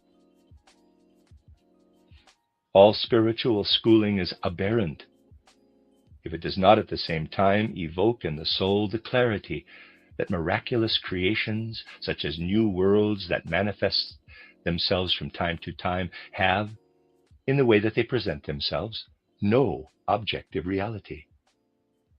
Its sole purpose is inwardly to enliven the soul in order to make it richer in itself and, to use a paradoxical expression, inwardly more real, filled to a greater extent by what is truly real. And this is the best, indeed the only, right achievement of the pupil, that he knows that the imaginations that appear are none other than a mirror image of one's own being. When the spirit pupil develops the possibility of overcoming all belief in the reality, in the objectivity of these imaginations of his, in the moment that he receives them, the spiritual schooling has found its right course. For many people, it is generally difficult to add the one to the other, since by engaging in exercises such as these, they have, as it were, been gifted with a new world, with a world of, at times, magnificent ideas and mental pictures. Thus it is for many such people an extraordinary source of satisfaction and comfort, something that fills them with a sense of congeniality. And anyone who sought to impart to them, even to the least degree, the belief that this has no objective reality, but is merely a reflection of their own being, and that their own being is only being expressed more fully than before, would be viewed by them as an enemy, as someone who is ruining their finest inner aspirations. But it must be understood that such imaginations, in the way that they initially appear, are not suitable for giving true knowledge of the higher worlds, but only provide a bridge for the soul. For a quite different task now begins for the soul, that task which gradually leads from imagination to inspiration. There now begins a kind of battle between the soul and that which appears in this way as its imaginations. In order to characterize the nature of this battle, I need to employ a picture from ordinary life. In ordinary life, we constantly have the experience that we do not have a full awareness of our inner life. Just think how it would be if you had everything that you had ever imagined in your consciousness. You would be able to recall ideas that you have had several decades ago. These reside in the depths of your soul, and at any opportunity they are summoned forth.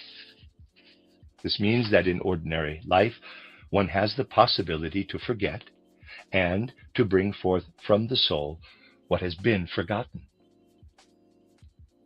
Thus, one has the possibility of drawing forth from one's consciousness what it experiences in terms of ideas, and to separate this from one's conscious life so that it abides within one's soul independently of one's conscious life. The content of one's consciousness can therefore become submerged so that it ceases to be part of one's conscious life. Although a somewhat different situation pertains in this realm, something similar has to be achieved as regards all our imaginations when we become spirit researchers. We must be able voluntarily to obliterate from our soul every imagination that appears, to extinguish it, and bring it into a state where it is cast forth from our consciousness as a forgotten idea that we can later recall again. This is necessary. In the whole area of our imaginations, we have to achieve mastery over every single imagination. We have to be able to make every single one independent from us. Any conscientious spirit researcher who wants to carry out spiritual research that he then wants to share with the wider world, again and again sees to it that he thrusts down, makes unconscious, obliterates what thus appears before his soul as a picture. Then it returns again, though now not only voluntarily, but through something entirely different, through an inner power of which we become conscious only in this moment when we stand at the appropriate level. And not all imaginations come to the surface of consciousness, but we have the clear awareness that there are imaginations that remain submerged and are not brought to the level of conscious knowledge. Or if they reappear, they show themselves to be of such a nature that we reject them. Imaginations change when they are recalled by us. They are then also something entirely different. They come through to us in the same way as perceptions of the things of the physical world present themselves. For the same reasons why we are, if we are of sound mind, able to distinguish outwardly something that we have dreamt, something that does not exist, from something real, we can similarly recognize the true reality, the spiritual essence of what reappears as an imagination.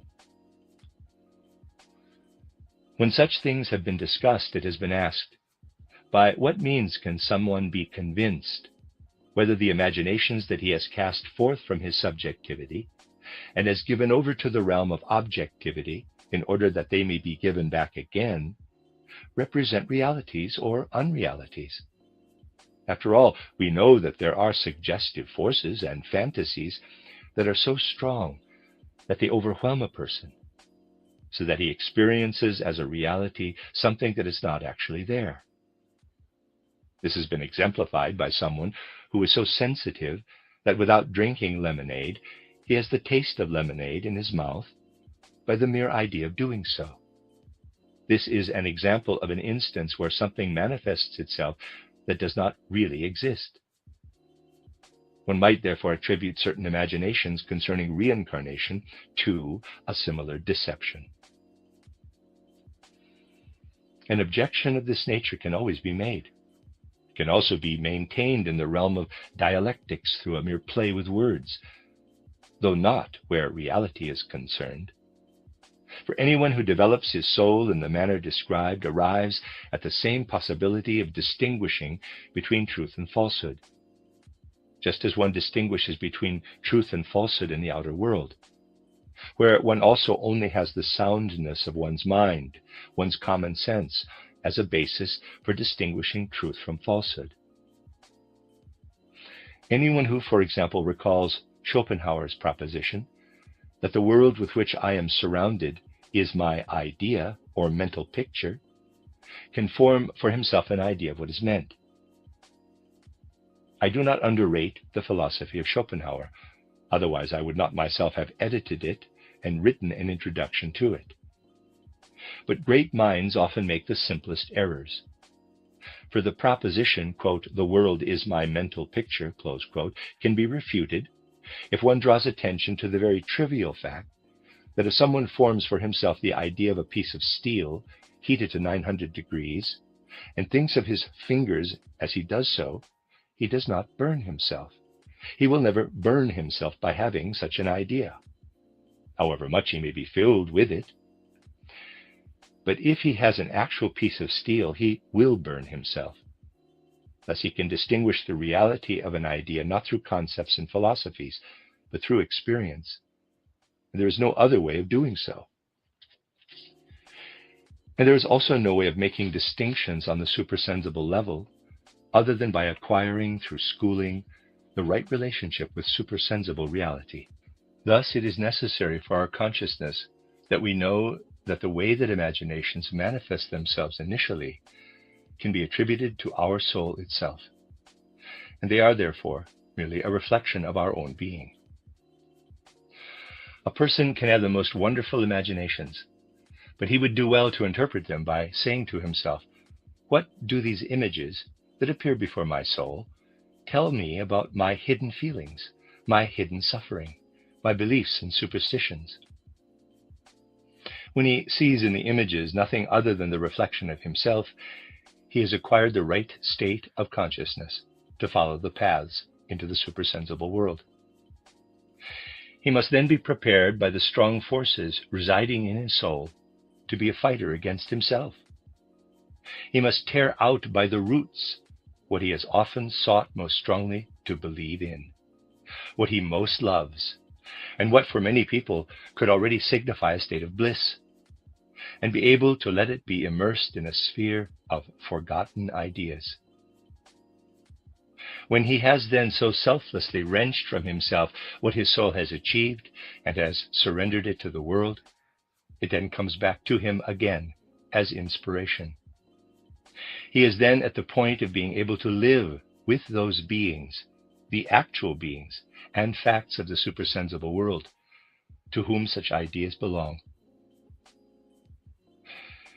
At first, such imaginations appear thoroughly familiar to us, because we are able to investigate how the way they are formed is due to the fact that they are a reflection of our soul.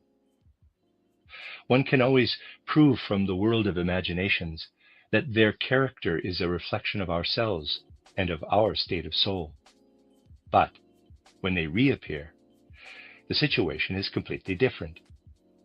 The images that return are not the same, but different in character, something new that we have not previously encountered, and which presents itself no less as a reality than do outer realities show themselves to us. Nevertheless, one has a totally different feeling toward them. We stand with regard to the things of the outer world in such a way that we have an external relationship to them. A table that we contemplate is outside us.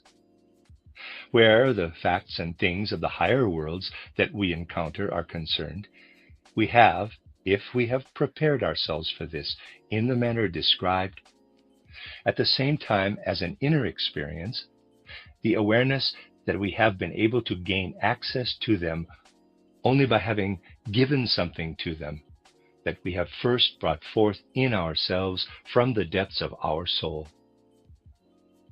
Indeed, just as an object is lying before me, and I want to take hold of it, and I must stretch out my hand and become aware of its reality, so by means of what I achieve only through the method described, do I have to separate what has come toward me in the form of an imagination from my own egoity, submerge it in oblivion, in order then to reach out with my own being to a world that I can take hold of. People register their objections to many things, also with respect to what I have just said. But however much one may look around, and with however much goodwill one may familiarize oneself with these adversarial comments, one thing always becomes apparent. The people who repudiate what has now been said have not as yet understood it. This is shown by the way in which they speak about it. And it does not occur to anyone who has understood it to want to refute it. Thus one very frequently encounters this supposed objection that one hears.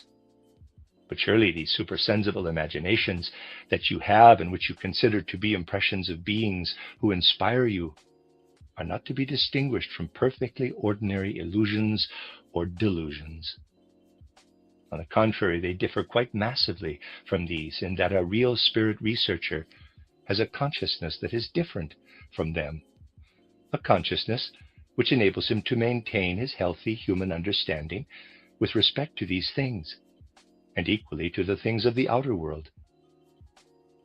Hence, superstitious or credulous individuals, those who are habitually referred to as dreamers, are the least suited to be real spirit researchers.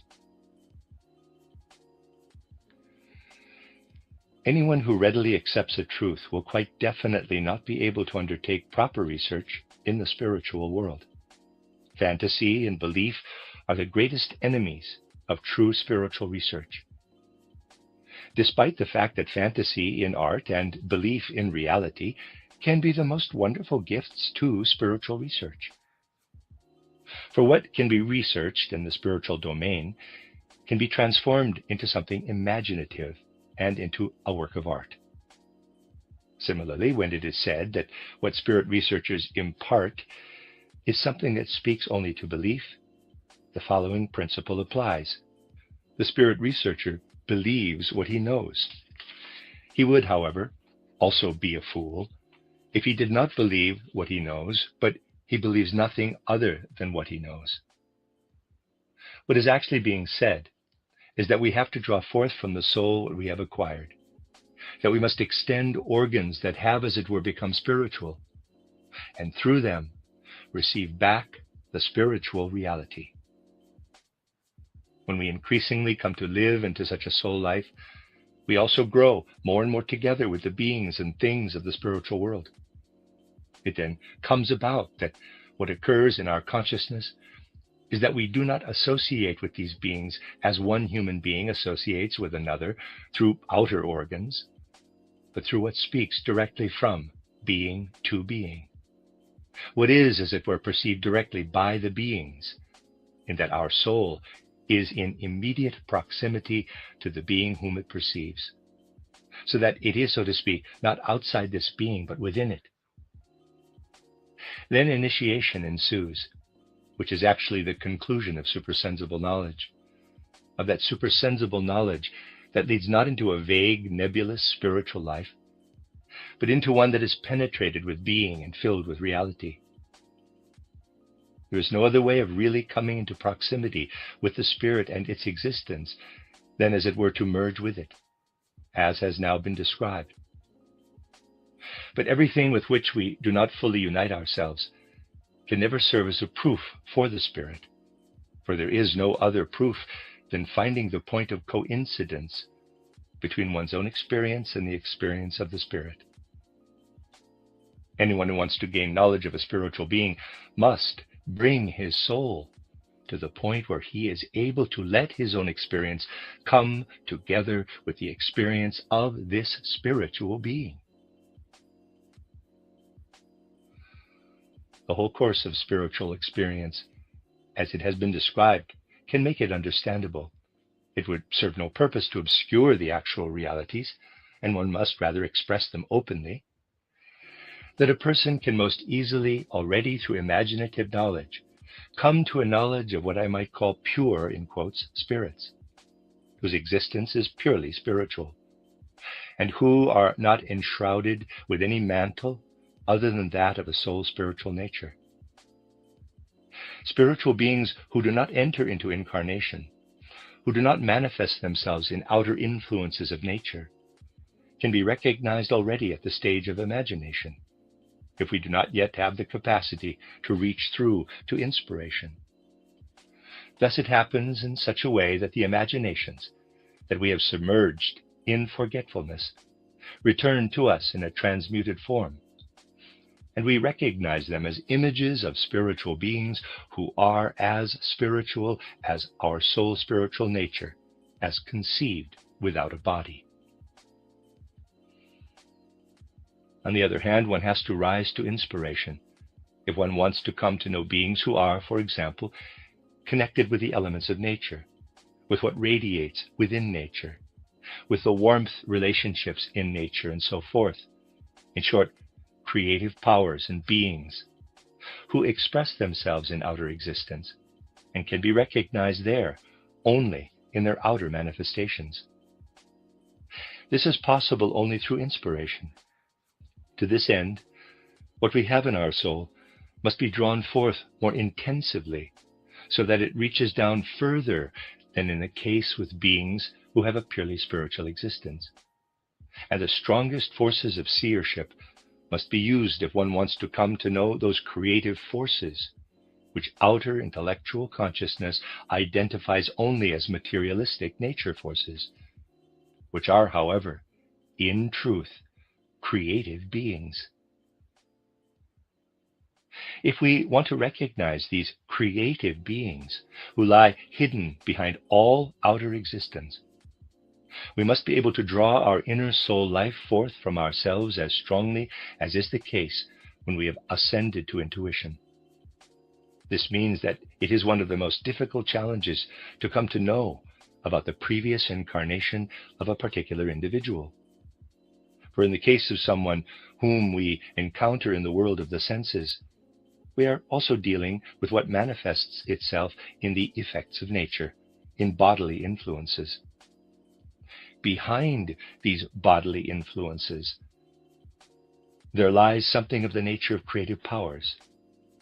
But for the spiritual seer, this is hidden behind the externalities of the body, just as the spiritual beings who are present in lightning and thunder and behind all nature are concealed behind such phenomena. And the one is hardly easier to find than the other. Thus, it is a frequent experience that people who come to intuition relate all kinds of illusions about earlier incarnations. It is therefore good if one sets as little store as possible by this. The true spirit researcher knows that this is something of the greatest difficulty, which even for a developed soul is possible only at fleeting moments. What has been said so far relates to the investigation of the supersensible world, of what lives and weaves within it. Anyone who prepares his soul in the manner described thereby makes his soul into an instrument for gaining insight into the supersensible worlds. However, for the spirit researcher who wants to communicate spiritual knowledge of the world, it is only then that the most significant task arises. For this beholding of the spiritual worlds is generally something that people who do not have the appropriate knowledge of it misunderstand and fail to appreciate. And this too forms part of a right appraisal of the paths of supersensible knowledge. that people are able to form a judgment as to what real spiritual knowledge is, and what is either a load of nonsense, charlatanism, or self-deception. It has to be said again and again. In order to engage in researching the spiritual world, in order to search for supersensible facts and beings, it is necessary for the soul to educate itself for this. But if a spirit researcher was gained access in the right way to the supersensible worlds, has appropriately clothed his observations in concepts which are familiar to anyone of sound mind, and are in accordance with the right feeling for truth, what the spirit researcher describes can also be understood in the right way by anyone who does not labor under a misapprehension. A suitably prepared soul is needed for researching supersensible facts and beings, but never for understanding them. This is, in a sense, the mystery of the description of spiritual things, that once they have been investigated through supersensible forces of cognition, they can be described in such a way that they can be understood by anyone. One thing that clearly needs to be said is that the human soul needs the results of spiritual research in order to understand those things of which we shall be speaking in the next lecture about, quote, vital questions and the riddle of death, close quote. The human soul thirsts for ideas and concepts regarding what goes beyond death, for ideas and concepts that can really encompass the nature of the soul. And anyone who wanted to reject the idea of understanding the nature of the soul would probably be able to suppress, for a while, the soul's longing to solve the riddles of the world. But it will become all the more apparent that in refusing the soul spiritual nourishment, we are unable to suppress the hunger that presents itself and can drive the soul not only to despair, but to ill health. Both for his well-being and his self-confidence in life, a person needs the results of spiritual research, and all that is needed for the soul to become acquainted in the right way with the results of spiritual research is a good measure of common sense. A natural sense of truth is sufficient in order to understand what the spirit researcher communicates. For as long as it has not been researched, nothing can be said about it. But if it has been researched and rightly formulated, it can be understood. How very true this is can be shown by the fact that the spirit researcher receives absolutely nothing for his soul happiness, for everything that he needs in general for his soul, from his, in quotes, visions. He has a new world, but this new world is of absolutely no use to him so long as he has not brought it to the point where it has come to shed light on the soul life that we lead on a daily basis, and which yearns for solutions to life's riddles. What the spirit researcher can have from his research, he has fully in common with the others to whom it is related, and who understand it with a natural sense of truth and a healthy human understanding. But as regards what the soul needs for life, the spirit researcher has nothing through his research but solely through what comes about through the research and can be communicated to everyone. Moreover, the spirit researcher can only mean something to humanity as a whole if he is in a position to embody the results of his research in concepts and ideas in such a way that they can be grasped out of the ideas of the respective age, provided that they are sufficiently free of prejudices and preconceptions. There is, to be sure, a widespread lack of such open-mindedness at present, because people believe that other ideas, for example those of natural science, contradict these results of spiritual science. However, if one enters with greater precision into the results of spiritual scientific research, one will everywhere see that that is not the case. But there is something else that stands between the spirit researcher and his public. For the very fact that he is able to perceive the spiritual world means that what he beholds is widely unrecognized. People fall prey to the gravest errors with respect to the spirit researcher as such, precisely when they want to approach spiritual research or have a longing for it. To put it in a nutshell, I shall point out that the greatest error amongst well-meaning people is that because the spirit researcher has prepared his soul to gain insight into the spiritual world, they look upon him as a kind of, quote, higher animal, close quote, that he has something that places him ahead of other people. But through such a view, someone who cherishes the wish to come to supersensible knowledge succeeds only in placing barriers in his path.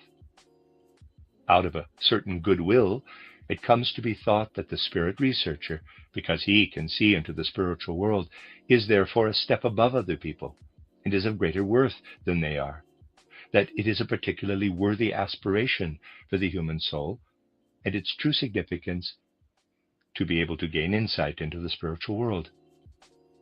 That this aspiration manifests itself in our time in the widest circles has its origin in a circumstance that can be characterized in the following way.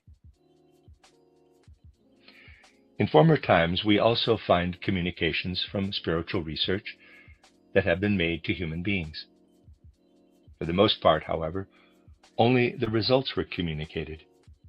There was not the kind of discussion of the methods, as is, for example, possible today, or as can be disseminated in a published book, such as Title Knowledge of the Higher Worlds, or my book title, An Outline of Occult Science, or, readers aside, An Outline of Esoteric Science, same title, end of readers aside. For certain reasons, the methods were spoken about only before a few individuals in whose particular qualities one had complete confidence. This was appropriate for former times, because people in general had the right feeling, and also the sense for truth, to let the results work upon their souls, and also let their souls benefit from them, but not sufficiently to overcome the difficulties in order that the soul can enter the spiritual world. Today, souls live differently. Today, there is the possibility of a completely different thinking. Let us simply compare how people are able to think quite differently today, not only through the continued progress of natural science, but the way in which people learn to think quite differently through the advances in education than was formerly the case. Because of this, people today have been enabled to judge things better, and this means that things can be communicated. But this is only in its initial stages. Hence, it is inevitable that mistakes will be made. One such error arises when one sees the spirit researcher as something special. However, simply because a person has heightened his level of knowledge in the manner described, it does not mean that he is superior to those who are unable to have such knowledge.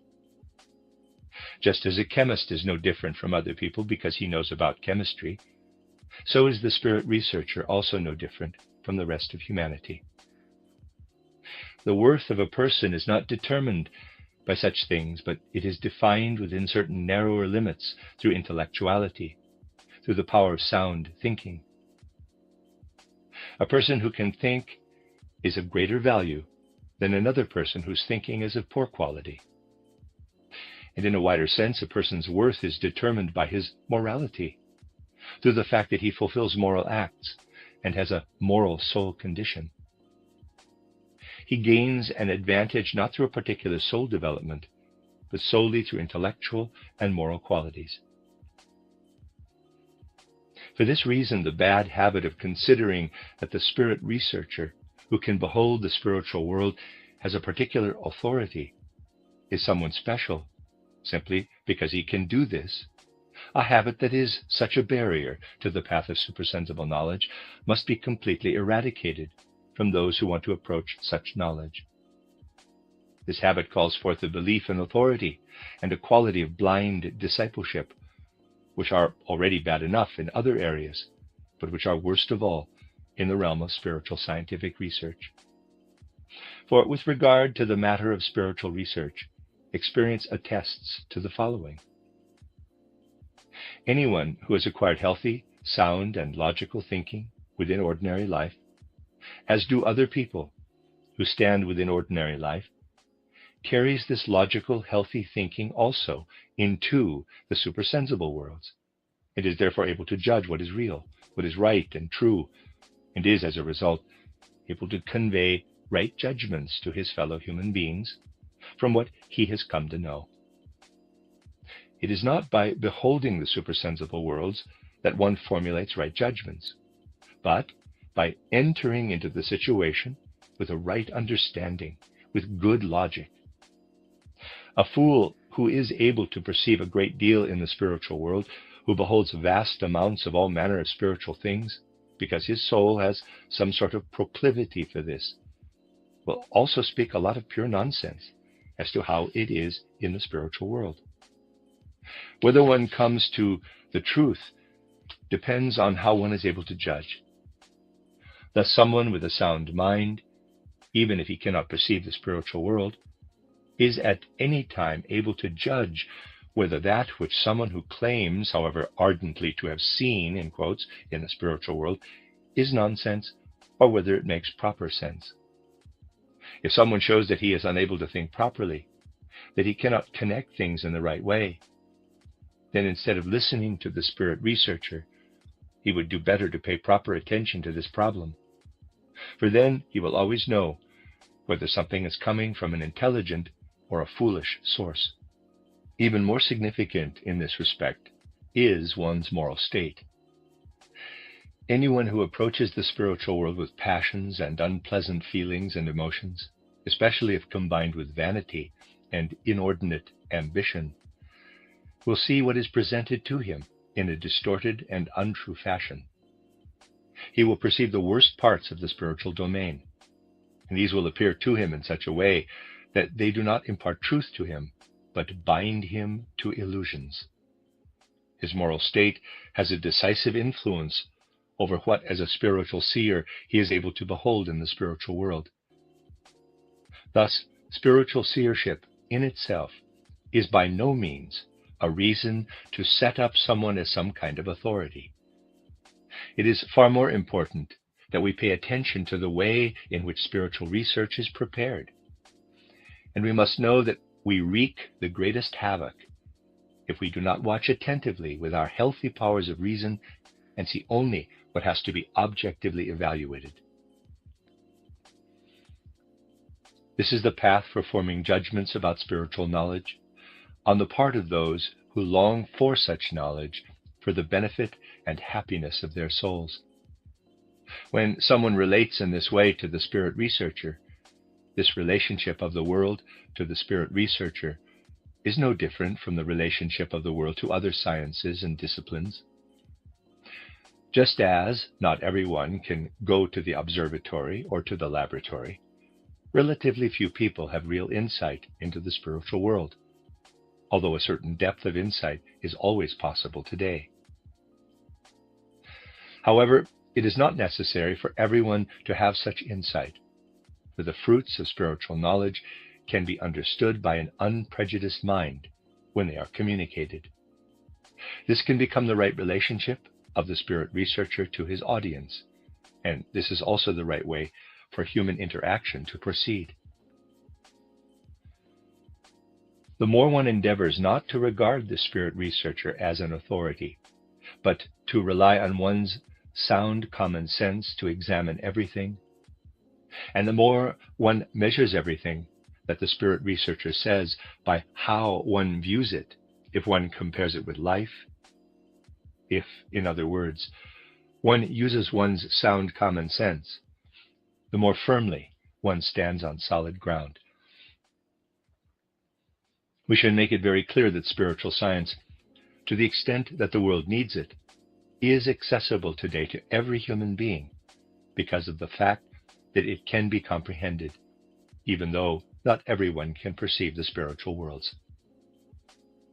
We are today already at the point where no soul is any longer denied the possibility of following the path into the spiritual world.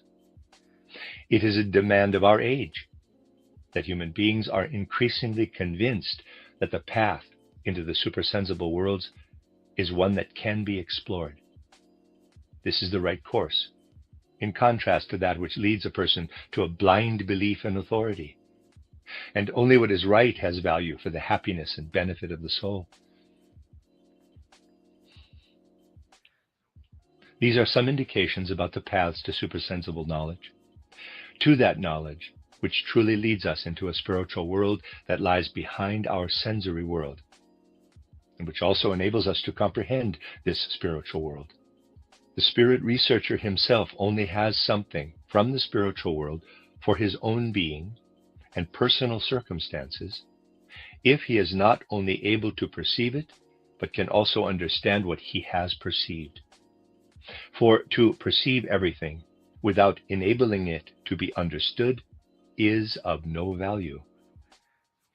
But if it has been understood, and moreover with the sound common sense or healthy human reason as has been characterized, and a natural feeling for truth, then it is engraved in our soul, becomes intimately connected with it, and our soul immediately feels what resides within it, just as when the soul comes before a picture, it immediately feels what is in the picture, even if it has not itself painted it.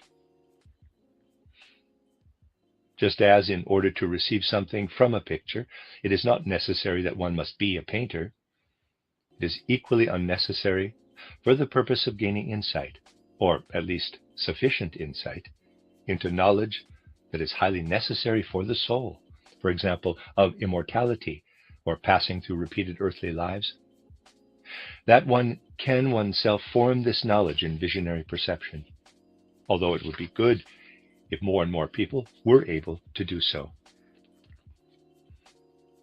But the time demands that ever more people will do this, because the need to gain access to the supersensible world will come to be ever more pressing, if not overwhelming. Souls will increasingly be compelled also in a certain sense to become seers, to grow together with the spiritual world.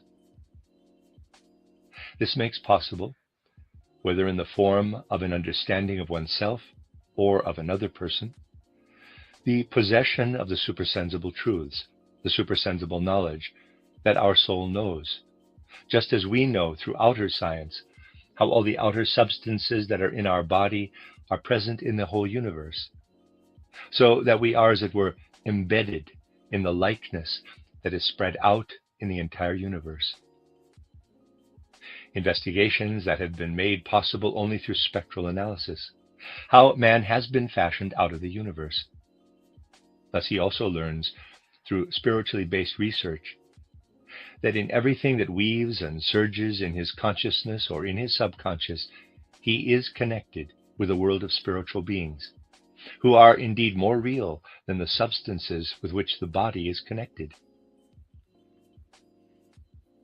Thus a person gradually feels the fruits of spiritual research in his restfulness of soul, and feels also the strength to work and be active in the spiritual whole, in the divinely and spiritually imbued universe.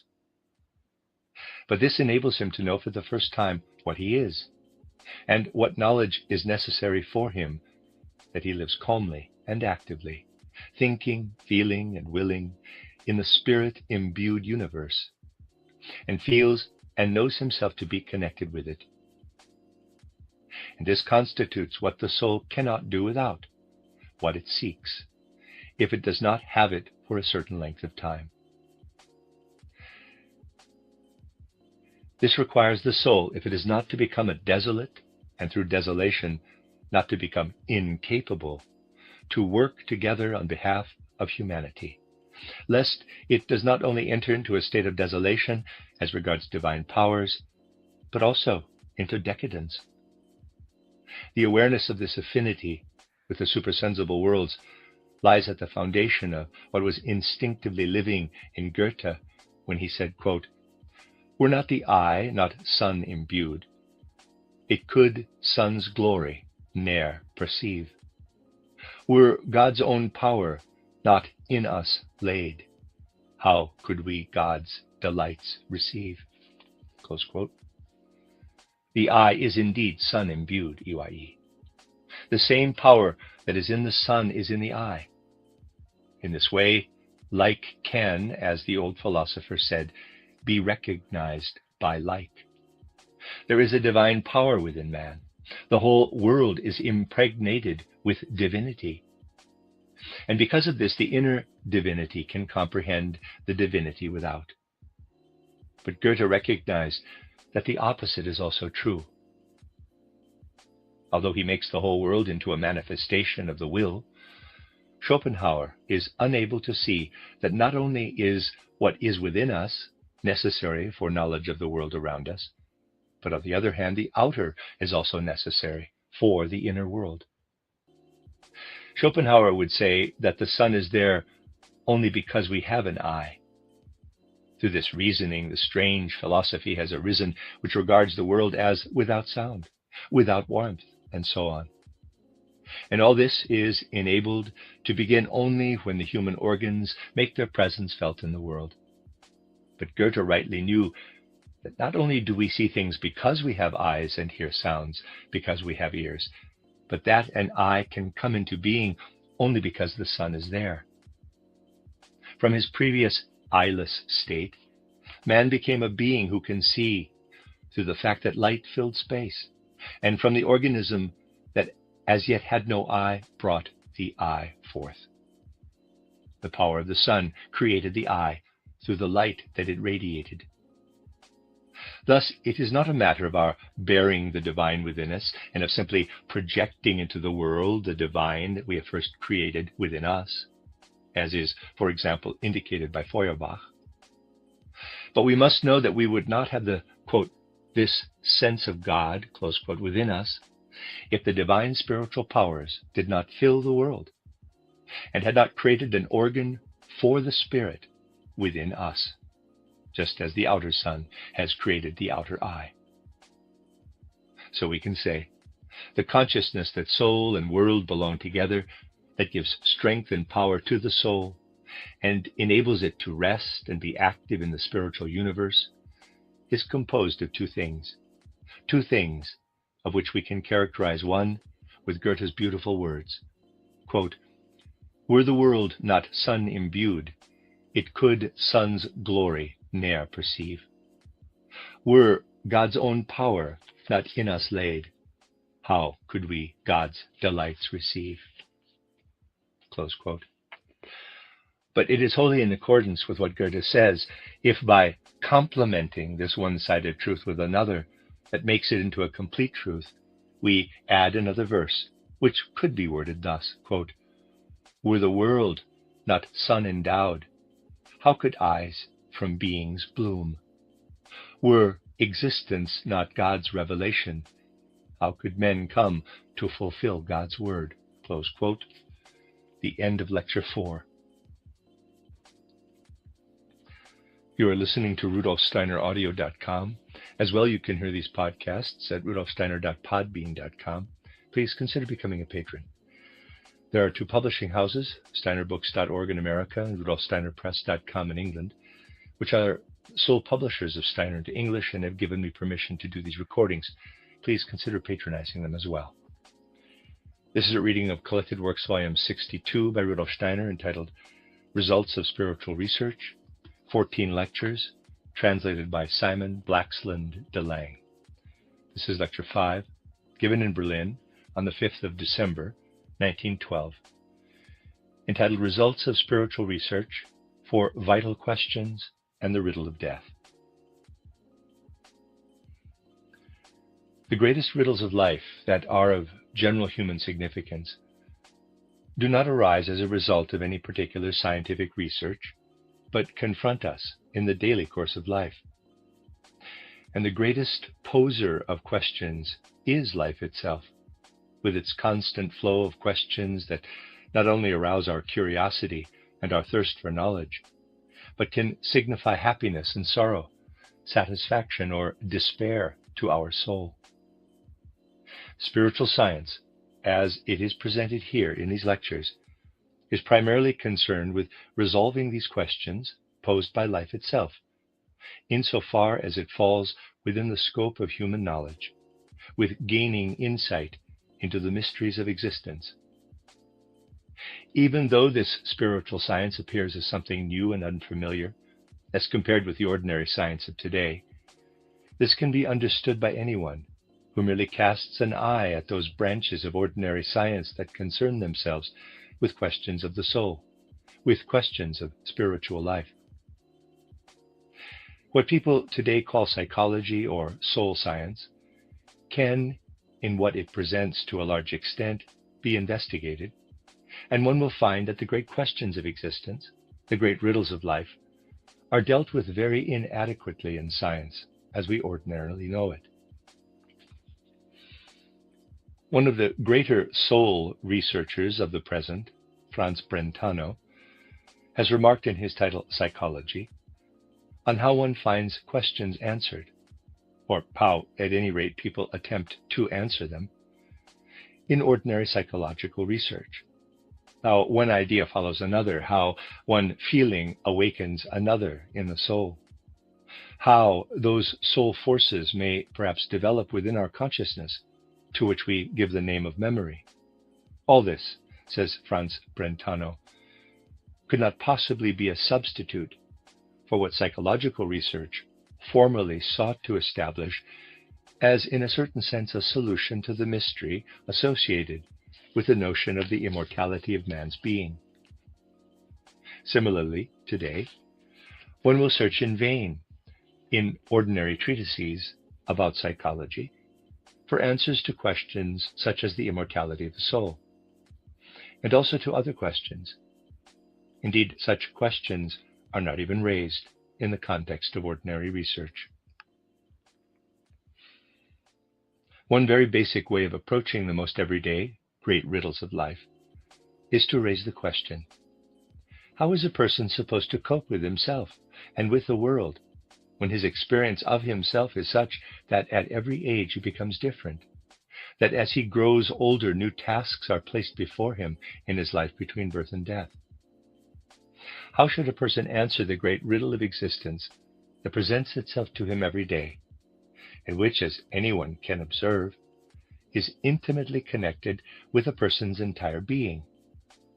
The great riddle as to the source and significance of the fact that everything that from morning until evening floods our lives in waking consciousness by way of ideas, impulses, desires, passions, emotions, and so forth, is submerged when we go to sleep into a vague and indeterminate darkness when we begin the new day.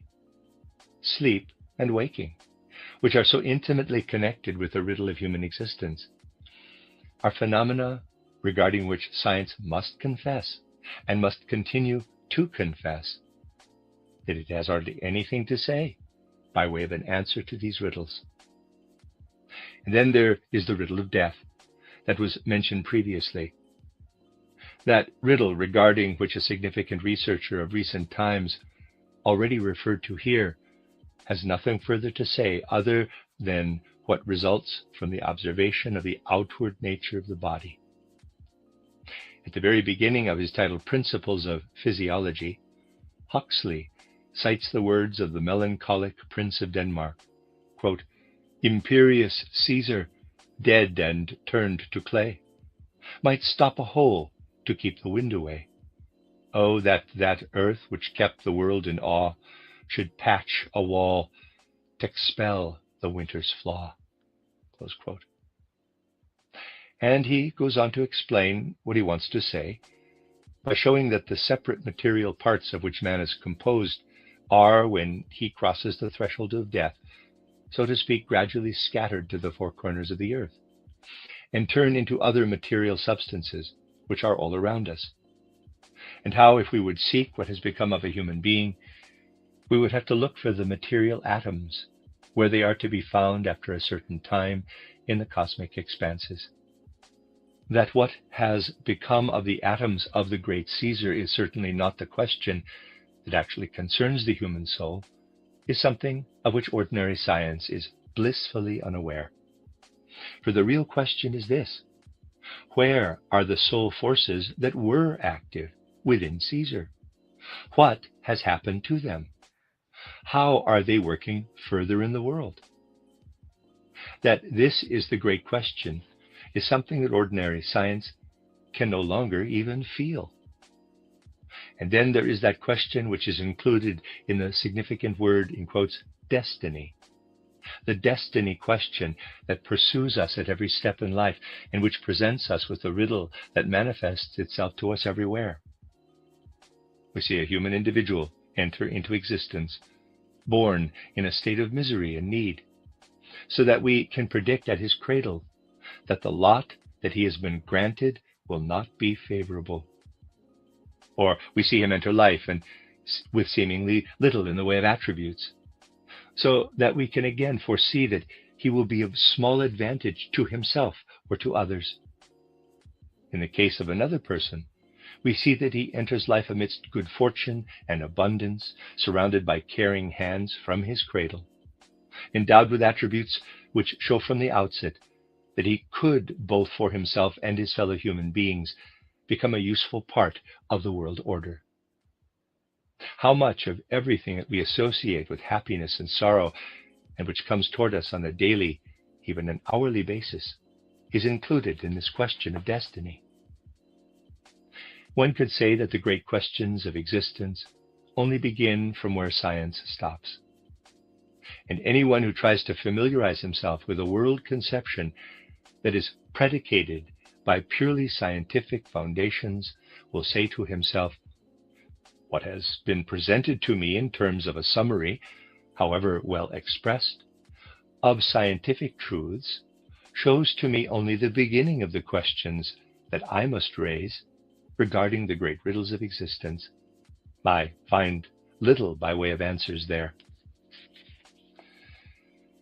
With respect to all this, one must, however, emphasize that the present-day cultural environment offers scarcely any possibility for entering into questions that are of vital importance for the human soul, for the simple reason that as a result of facts and phenomena that have featured over the course of recent centuries, and which will be addressed in the coming lectures, the habits of thought, the conceptions underlying human thinking, have been directed more toward the outward material realm, and only really feel at ease when they can associate something with the judgment and research that derives from the world of appearances, or which is accessible to brain-bound thinking.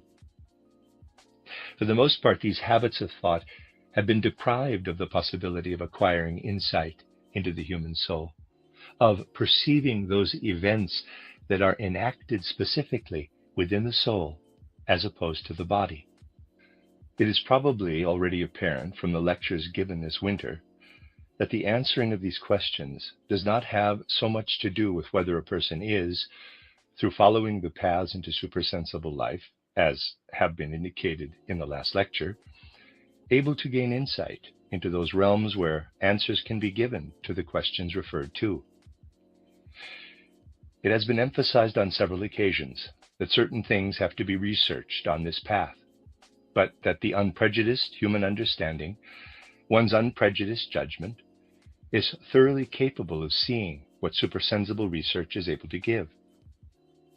If this is so, it will also be understandable that the path of supersensible knowledge described in the previous lecture always gives the possibility of rightly comprehending what is in any case present in life, what life offers in every situation, and of receiving, through a right perception, answers to the great riddles of existence. The spiritual aspect of man's being is present everywhere. It is always there. And in order that it may impart to us knowledge of its immortality, it is not so much necessary for there to be a direct insight into the supersensible world, as rather a right view, such as can be evoked and explained, of what is actually going on within our life of soul. In evaluating what is referred to here as spiritual science, attention should mainly be directed toward the way in which life is considered, the way in which the phenomena of soul life are presented through the particular quality of thinking brought about by spiritual science. Anyone who wishes to examine this precisely we'll find that spiritual science considers the phenomena of soul life in connection with the outer life of material existence in such a way that the great riddle of existence referred to is approached out of a direct observation of life. It has already been indicated several times that spiritual science today is in a similar situation to natural science at the time of the dawn of the modern cultural period, when, for example, Francesco Redi expressed the great truth that is accepted as normal and is universally acknowledged. Something living can only arise from the living. With this, a powerful prejudice was combated, an assumption that was at the time not only confined to the general public, but dominated science as a whole. And this time lies only a few centuries in the past. In that some 3 centuries ago, when Francesco Redi was writing, people believed that lower animals, such as fish, earthworms, and the like, can arise from river sludge simply through the fusion of outward material substances. Francesco Redi showed that this was an inexact observation. He showed that no living existence can arise without a germinal essence deriving from a comparable living source being incorporated in the unorganized material substance, and formulated the proposition, something living can only arise from the living. Within the limits in which this proposition is being spoken of here, it is acknowledged by everyone from Haeckel to Dubois-Reymond. This was not so at the time of Francesco Redi. He first had to show how only an inexact observation could give rise to the belief that non-living matter could form itself into something living. Spiritual science is today in the same position with regard to the spirit as Francesco Redi was with regard to the living. Through the way that it is able to observe soul phenomena, spiritual science shows today that it amounts to an inexact observation if one believes that what comes into existence by way of a person's inner soul life could derive, for example, from inheritance, from the parents or grandparents, and so on, or could derive from what a person's soul receives into itself through outer experience, through an experience of the surrounding world. Spiritual science is obliged to show that the belief that that could be so rests just as much on an imprecise observation as the belief that a living form could develop out of non-living substance. Just as non-organic matter can only be composed from a living seed, so everything that the human soul forms for itself from inherited characteristics and qualities, everything that it receives from the outer world through the senses and through the intellect, can only be linked together with what lives and weaves within us as a living soul nature, if there is a living spiritual seed, a germinal spirit essence that embraces both the inherited characteristics and everything that is taken in from the surrounding outer world. Spiritual science takes this germinal, spiritual, or soul essence into consideration, and with this it is at variance with a very widespread prejudice of present times. If one speaks today of the special character of the human soul, if one speaks of everything that a human being represents, one will, and this is what has occurred as a result of the most conscientious research that needs to be recognized in its own way, refer to this or that which has been, in quotes, inherited from ancestors. People will always try, as it were, to link what lives within the human soul and what a person develops with one or another cause that lies within the line of inheritance, which they will allow to be influenced only by what streams in from without as a means of fashioning the whole nature of the human soul. A certain harmony between natural science and spiritual science will come about in this realm if one gives consideration to a question that spiritual science must constantly have in mind when there is any discussion of the essential nature of the human soul and of inherited characteristics, a question that is connected to the continuing existence of the whole human race or species. Within the line of descent, within what is passed on through the generations from grandfather and father to the son and so on, We see characteristics being inherited from generation to generation. But one thing comes toward us as a question if we consider this succession of human existence in the course of the generations. That at a certain time man, as it were, attains manhood, sexual maturity. He is capable of bringing forth his own kind, and therefore has the capacities which must exist in order that he may do so. As regards human evolution, therefore, what happens until sexual maturity is that until this point, man develops all the capacities which make it possible for him to bring forth the being of his own kind. But after sexual maturity, man continues to evolve. New forms, new content of the soul also appear after sexual maturity. And it is impossible to bring what the soul undergoes in its evolution after sexual maturity into connection with the whole evolution of the human race in the same way as that which a person passes through until sexual maturity as regards the human species. A sharp distinction must be made in man's whole relation to the world with respect to his evolution until sexual maturity, and with respect to the time afterward. This is a question which, as we shall shortly see, can be properly considered only by spiritual science. Another highly significant question emerges with this, which shows how what can be characterized with the term heredity should be understood in contrast to what takes place wholly in the human soul and belongs to human evolution. We can come to an understanding of what appears in a person and clearly manifests itself as a product of heredity within the human race by means of a radical instance, where something is inherited under all circumstances simply by virtue of his being a human being who is descended from a being of a similar nature, a being of his own kind. Such a case is, for example, the change of teeth in approximately the 7th year of life.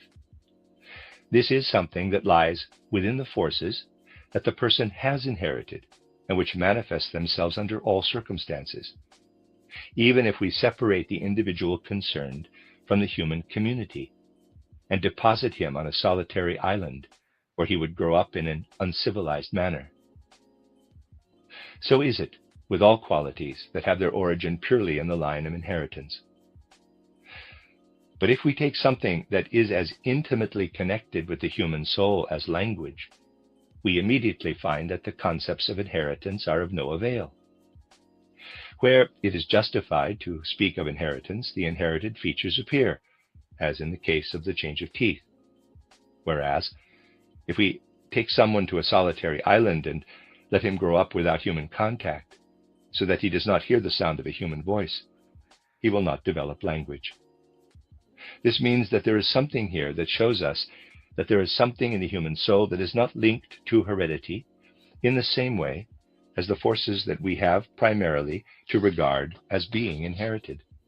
Thus we could cite much that would show us how little one can rely on the forces of inheritance for an explanation of the totality of man's being. But when it comes to the study of the spiritual world through spiritual science, people make one error after another, errors that must simply be regarded as errors in logic, when they embark on making their judgments with a whole set of preconceptions. Thus, for example, they think that spiritual science wants to reject everything that natural science has to say, whereas it actually has the highest respect for the achievements of natural science. Thus, this is thought, for example, when spiritual science asserts that what we call the essence of the human soul derives not from the parents, grandparents, and so on, but can be traced back as a soul spiritual kernel to a previous human life, far distant in time. So that spiritual science says that a human being does not have only one, but many earthly lives. When we make our way into earthly life through birth, a soul essence or kernel enters into existence, which has received certain qualities, certain forces in earlier earthly lives. By virtue of the fact that it has received these forces in previous earthly lives and has, as it were, concentrated them within itself, it enters in a certain way into a new body, a new physical environment. Just as the living seed is incorporated in physical life into its inorganic surroundings, and from there takes up inorganic forces and substances, so does this human soul essence, coming from previous earthly lives, approach the inherited characteristics, concentrates and links them together, takes what the outer world can give, and thus forms and shapes the new life, which we then lead through the time from birth until death.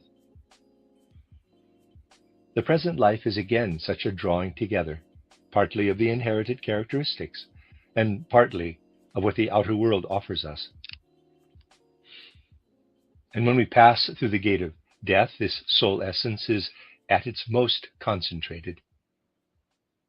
Then in the time between death and a new birth, it passes through a purely spiritual existence. And when it has, in this state, achieved the necessary maturity, enters through a new birth or conception into a new earthly life.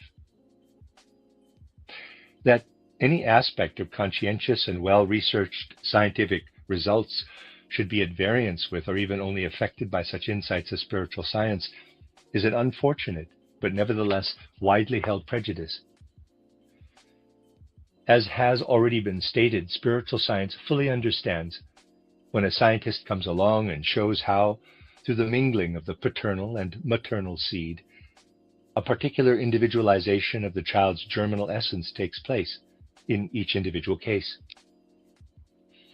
and how different the individualities of the various children can be as a result of the mingling of the paternal and maternal elements. Spiritual science fundamentally does not involve itself with the trivial assertion that it would be a proof for the existence of a distinct human individuality, that in one and the same family the children are different both individually and from one another, for this individualizing element can be understood from the different ways that the paternal and maternal elements intermingle. If, moreover, the ordinary scientist comes and draws attention to how what a person manifests in life could be an indication of a particular organic constitution, or of a particular formation of the brain, or some such thing, spiritual science is in full agreement with this. And it is a sign of dilettantism in spiritual science not to go along with it. But if what natural science has with full justification to say in this realm is intended as an objection to what spiritual science indicates, that in spite of all that natural scientific research would propound, the soul essence of a human being first approaches the inherited characteristics in order to form a life, one is making a logical mistake, which can be characterized in approximately the following way. Let us suppose that someone sees another person before him who is breathing healthily, and he says that this person is alive and is now standing before me as a living being is due to the air and the lungs that are manifest here. Who would deny that this is completely true? Just as little as this can be denied by any kind of spiritual science, it can, similarly, not be disputed when the natural scientist comes and takes into consideration the material conditions from the line of inheritance in order to explain the individual form of the soul life. This is just as true as if the ordinary scientist were to say, "This person I see before me is living at this moment because he has the air outside him and a set of lungs inside him." Is therefore someone who researches the natural world entitled to refute spiritual science when it says, in spite of everything that has been said here, what has taken place in your soul is determined, is soul spiritually determined, in a purely spiritual way, by what the soul has experienced in former lives.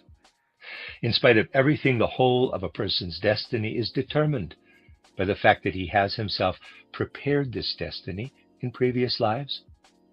No, the natural scientist should not feel entitled to dismiss the spirit researcher when he makes such an assertion. The natural scientist who says that the person who is standing before me is living at this moment because of the air outside him and the lungs within him should no more be dismissing what the spirit researcher says than he is entitled to disregard someone who says, no, it is not because of this that he lives, but he is alive at this moment through something quite different. This person wanted to hang himself, and he would quite definitely have departed this life through his suicidal attempt at that time if I had not come. I intervened, and because of this, he is alive now. So from this we see how the objective truth that the person concerned is alive only because of the air in the lungs does not conflict with the fact that he is alive at this moment, only because the other person intervened. This latter, incontrovertible truth is no less at variance with the knowledge of the natural scientist that a person lives because of the existence of air and lungs than what natural science has to say contradicts what spiritual science asserts, namely that the ultimate spiritual foundations for human existence lie in repeated earthly lives. Thus, it is a matter of looking appropriately at the right thing, and we can well exemplify this by considering speech. Every spirit researcher who looks into the depths of things and understands natural science can understand that one can easily be tempted to say that a person is able to speak because he has a speech center in his brain. There's quite certainly some truth in this, but it is equally true to say that this speech center of the brain was only formed into a living speech organ through the existence of the world of language. Language has created the speech center. Similarly, all the formations of the brain and of man's entire organism have been created through soul's spiritual factors. It is they that have imprinted something of a spiritual nature upon the undefined human material substances. Thus, we need to search for the truly creative aspect of man's soul essence, or soul kernel, in the soul spiritual domain. We should regard the soul spiritual element not as a result of the brain, but in contrast, the brain with its refined formation as a result of soul spiritual influences.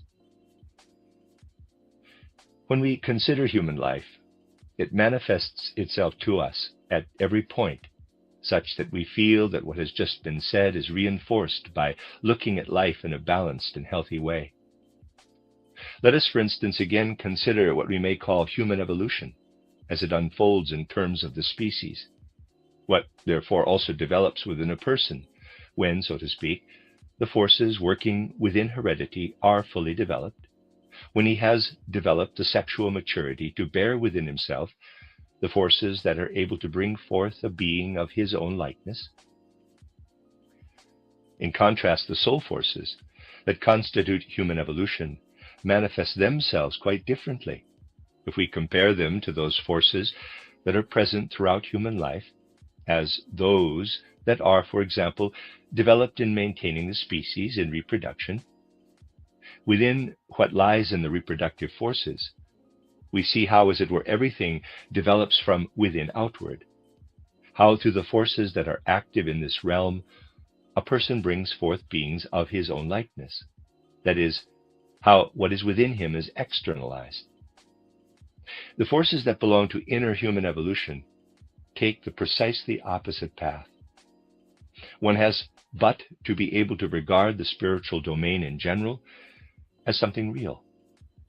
One will then, from the outset, be able to accept the considerations that will now be presented as justified. How do we live our life if we take the inward soul aspect into consideration? We live it in a totally opposite sense from the way that we live our life as a member of the human race. As regards the species, all development takes place outwardly. In the individual life, all development is inwardly oriented.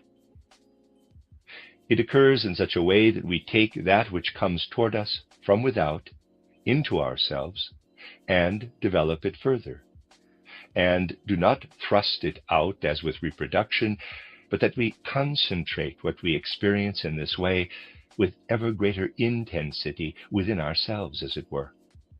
all the more intensively divest it of its character as something from the outside world and make it the content of our own ego. Anyone who considers human life without preconceptions will find how it would, for example, be impossible for one's soul life ever in a single moment to have in its recollections everything that the soul is capable of remembering from what it has experienced. Let us imagine that one of the people sitting here were in this moment to have all the concepts, ideas, feelings, emotions, and so forth that have ever lived in his soul. This would be completely impossible. But has what we have previously experienced, what we have inwardly received, become lost because at this moment we are unable to recall it? It is not lost. If we compare our soul life in successive moments of time, we shall find that what we have apparently forgotten, but has developed within us and has made us a different person, is quite possibly more important than what we remember. In the course of our development, we do indeed always become a different person. We feel ourselves imbued with an ever-changing content. If we observe ourselves as we are now and compare ourselves with what we were some 10 years ago, we will not deny that we are a different person, and that what has brought this about are the assimilated experiences that have streamed into us, have been apprehended by us, and have taken the opposite path from the forces that serve reproduction. It is as though with our intuitive vision, with our reflections upon our memories, we destroy what we experience, but thereby take it into our ego. Our ego becomes continually different. Hence we can say that an exact observation of life shows us how this ego changes throughout life, and how it is the assimilated experiences that have brought about this change. We feel how the ego becomes inwardly fuller, ever richer, and more imbued with forces than it was when we embarked upon our youthful lives. At the foundation of this is a very significant phenomenon of life, to which insufficient attention is normally paid. Goethe, whose knowledge of life was profound, and who viewed life, above all else, in the way that it presented itself to him in his own personality, expressed the thought, "In old age, we become mystics." What did he mean by this? What does Goethe mean by becoming a mystic? We must distance this thought from any suggestion of unclear, vague ideas. Goethe meant that as a person becomes more and more mature, he has increasingly less of what the world offers him outwardly, and that the forces of experience well up from the reserves within his own soul, wherein he has let them be submerged. Quote, "A person becomes a mystic," close quote, means that his soul has become ever more full. It has come to contain more and more forces in its inner regions. If we look more carefully at what it is that our soul essence has brought together within us, at how it has assimilated what it has experienced and what it has made out of it, we will be able to bring those who have independently of their age become mystics a little further on the track of what is actually going on within the human soul. Let us consult the mystics. What do mystics mostly speak about?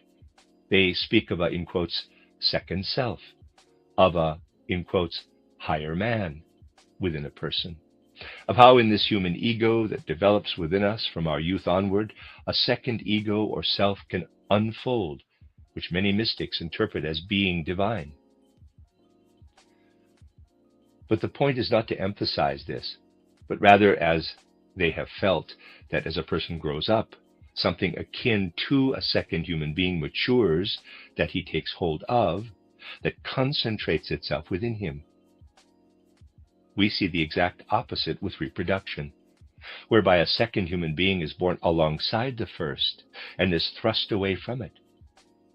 Whereas What becomes the, in quotes, second self, is not something that a person thrusts away from himself, but develops inwardly to a point of ever greater concentration.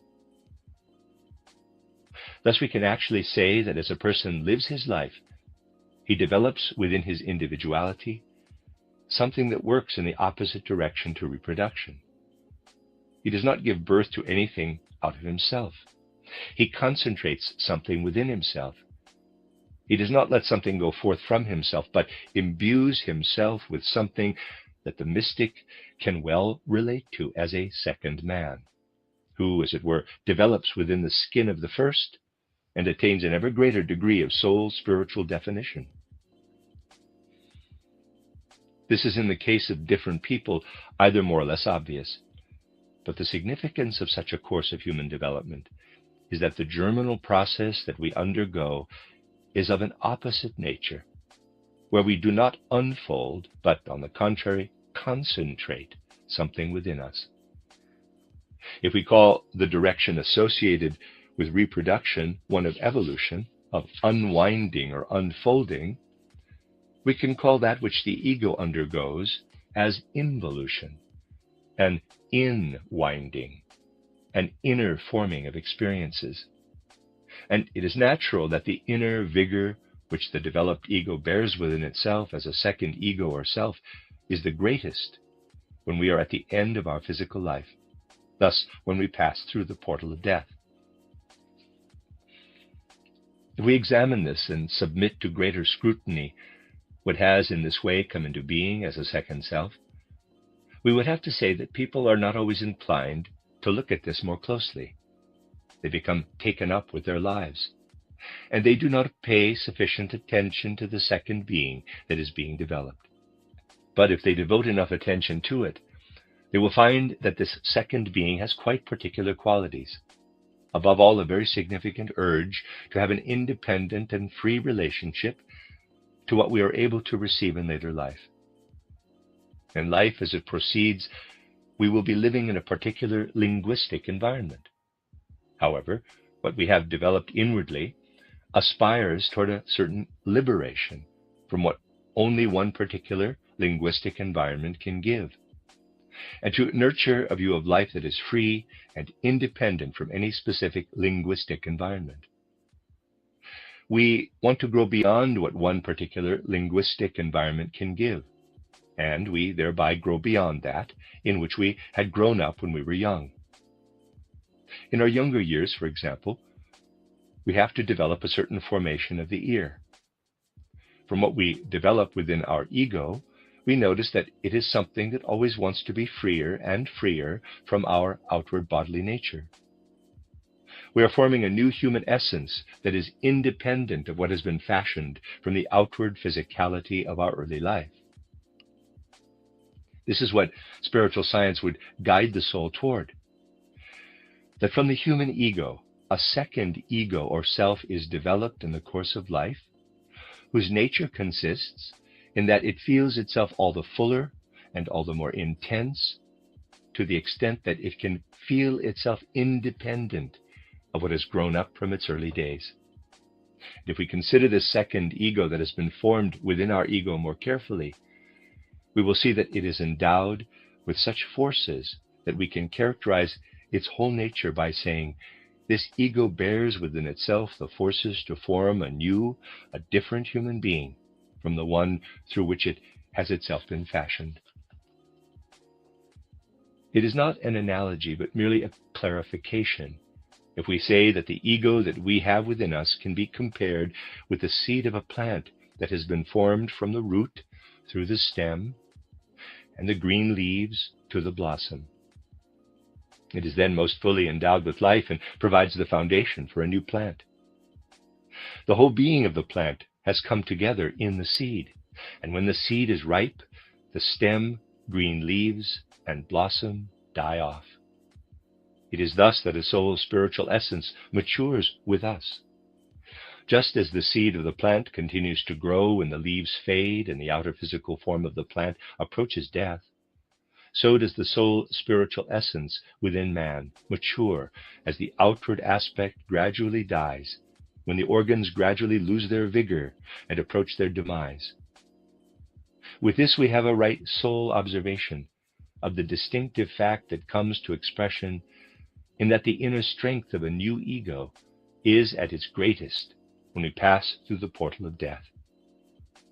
Thus we bear this system of forces, these force relationships, through the portal of death into a world that can have nothing to do with the world within our body. Even if we do not want to pursue any further, the following lectures will show this, how the spirit researcher can also show us what happens with this soul spiritual essence developed within the ego in a purely spiritual world, which a human being experiences in a life that lies between death and a new birth. We can nevertheless say, in the same way that the natural scientist proceeds when he wants to understand plants, we can likewise proceed if we want to understand human nature. The natural scientist directs his attention to the seed of the plant and sees how the seed can enable the life of a new plant to flourish. Thus he seeks to understand the new plant from the basis of the seed, how the seed that remains appears again in a new plant. Similarly, the spirit researcher can observe man, how he enters life through birth or conception. We see how to begin with man manifests outwardly only that his organs are fashioned in a certain way. There then appears that soul life that we have characterized by saying that the time when it appears also marks the moment until which he is later able to remember. Then he will say to himself, before this time I was quite obviously already there, but I am only able to remember back to a certain time. This is that point in time when a person becomes capable of feeling himself as an ego. But there can be no doubt that he is already present as a being of soul and spirit. Why, spiritual science may ask, does the possibility of being able to remember back appear only from a certain time? Were the inner forces that bring this about not previously present?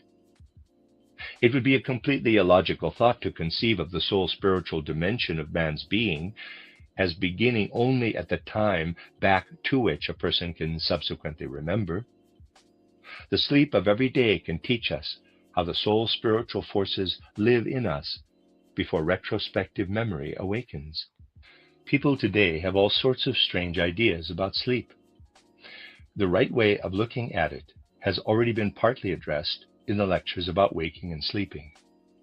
Thus, people today have the idea that sleep could only be brought about by something such as tiredness. I beg the listeners to the earlier lectures to be aware that spiritual science wishes to be precise in what it says. If someone were to say that spiritual science has itself declared that sleep derives from tiredness, this is not quite correct. For it was said that sleep is needed to take tiredness away. In spiritual science, it is always of importance to understand things very precisely, because there also has to be the endeavor to describe things with a similar precision. Can tiredness be the cause of sleep? Anyone who maintains this will be contradicted by life itself. Anyone who maintains that a person has to sleep only because he is tired will find himself contradicted if he engages in self-observation, or if he considers how often a pensioner who is not at all tired goes to sleep in the afternoon in his chair, despite not being in the least tired. And he will especially be refuted if he takes into consideration when sleep mostly happens, not when people are most tired, but in childhood. There needs to be accurate observation of what actually happens. Spiritual science shows that both during the ordinary state of sleep and also during the more subdued state of consciousness of a child, the forces that are used for consciously experiencing the world are sent into the organism and are active there. The same forces that we use from waking up until going to sleep in order to form ideas, sensations, and so on, work on us during sleep, but in such a way that the bodily forces that have been used up are replaced, are again restored. So they regenerate us. They repair what has been used up and is worn out. They form and work restoratively. Whereas in waking life, they break up and disfigure the form, and this is indeed what we do during waking life. Sleep enables the form to be restored. That is, it works directly on the human physical structure. Because during sleep we are frequently using our forces of consciousness for building up certain forces that have fallen into disrepair, these forces withdraw from us, and we sink into a state of unconsciousness. Because at the beginning of life, before the moment arrives, until which we are later able to remember back, we in early childhood use the same forces that live in us and fill our consciousness for the more refined process of forming the organization of the brain. They withdraw from the conscious ego. The ego is present during early childhood, and it is a strange situation today if the way that the ego first appears is regarded as a determining factor in the study of human nature. Again, a significant error of logic. You can read whole volumes today where it is stated, we see how self-consciousness emerges, how it becomes established in a human being. One cannot think of anything more misleading than this. And in any other area, one would strictly reject such a declaration, just as it would, for example, be rejected in the case of someone whose knowledge of a clock was confined solely to his awareness of how it is made. In no realm is this so. Similarly, with regard to self-consciousness, if one would examine how ideas are engendered, one would show the extent of the errors that are made in this respect. This can be done only by someone who concerns himself with such things from the point of view of spiritual science. Otherwise, people do not notice this. Ego consciousness, self-consciousness, is of such a nature that the gradual knowledge of the ego, of how it develops, has nothing to do with the reality of the ego itself. On the contrary, because the ego, the essence of human nature, evolves continually from the time when it is not yet conscious in the child until the time when it is experienced consciously, we cannot say that it is not there. It is there. It fashions the human being in his more refined aspects. Indeed, moreover, it fashions the human being in his connection with the whole of human life, something that we notice only if we study human life in a more or less selfless way. In the manner in which a person ordinarily observes life, he can say with respect to his destiny, I meet with one or another aspect of it. I have a liking for the one, but not for the other. I regard one as good fortune, the other as misfortune. The one is something that expedites my progress in life, the other is something that impedes it. However, this is only a superficial observation, for it could be possible for someone to be convinced that in every moment of his life he is nothing other than his concentrated destiny. That I am speaking to you now, what does it mean? It means that it is my concentrated destiny. My life experiences are being expressed to you, and I am nothing other than my life experiences, my destiny. And were I to take something away from my destiny, I would have to cut out part of myself. A human being is what he has made of himself, what his destiny is, what he is in a given moment. We cannot separate our ego from ourselves, from our destiny, or regard the ego as something different as regards its content from destiny. But in that we are, as a child, placed in a particular life's circumstance, we see how we are not only determined by our attributes, by our ego, even if we are not as yet aware of this, since our ego works through our blood circulation, and since it will also subsequently develop quite definite attributes and so on. But we also see that we have been placed in a particular national context, that we are children of particular parents, and have grown up in a particular climate, and have to live together with certain people. In this way, we see that for our whole life we are determined by destiny. If we examine what we are consciously able to pursue and identify as our destiny, it is natural that we must identify this as the destiny associated with our ego, just as we have, through our circumstances, been placed in a life that is either arduous and burdensome or surrounded by caring hands. It is not only our later destiny that is connected with what we have ourselves done, but also the strokes of destiny that have come to us from the unconscious and whose origins we are unable to follow with our consciousness. Thus we are led to the soul spiritual essence that contains within it all the forces that fashion the brain, formed the blood system, and so on, and thereby defined us. But we are also defined as regards our destiny by the same ego that has been placed in a particular life circumstance. In the realm of nature observation, this is admitted by every individual when he says, for example, "When I observe an alpine plant, I know that the whole of alpine nature belongs to it, and therefore the alpine plant cannot grow on the plain."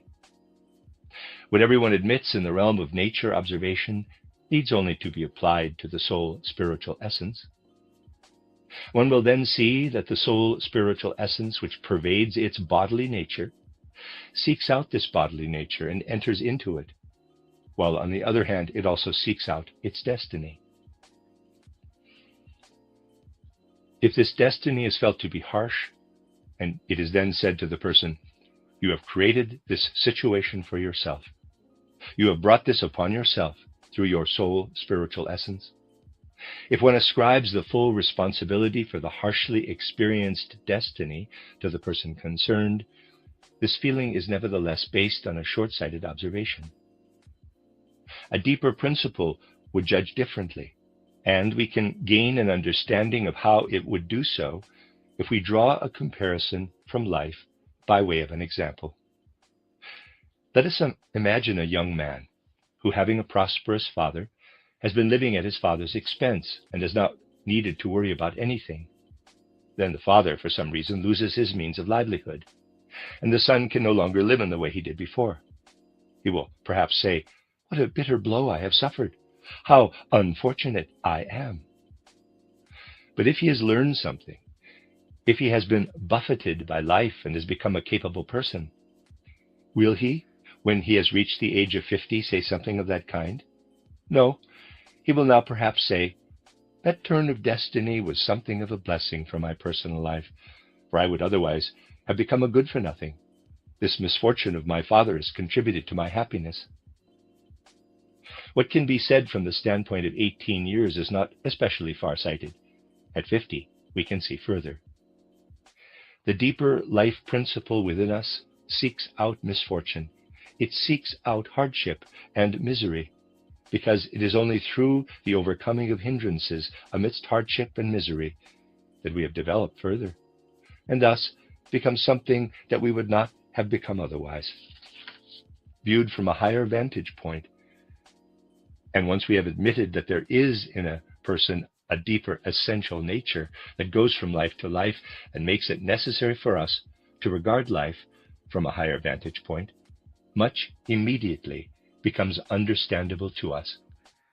If we are able to see a person in such a way that as he approaches old age, he develops within himself a system of forces that prepares the way for a new human being, who is, well nigh, independent from what he has outwardly developed from his previous life, or from the circumstances of his present life, and if we see how he carries an inner tension of forces through the portal of death, then we can say, this human individual cannot now return into existence immediately after death. Why not? What would happen if he did so? He would find the outward environment still similar to that from which he has just departed, and from which he wanted to become free by developing his inner soul essence. Just as the inner soul essence does not have a direct relationship to itself, such that it wants to revert to being merely itself, so is a person unable to incarnate again immediately after death, for he would be growing into himself.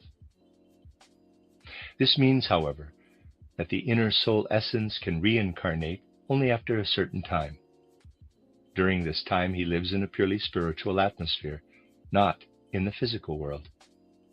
What has developed as a spiritual essence has developed in such a way as one sees the seed of a plant developing within the stem, leaves, and blossom, lives in a spiritual world, and it will feel itself drawn to embody outwardly what it has developed when other circumstances have emerged.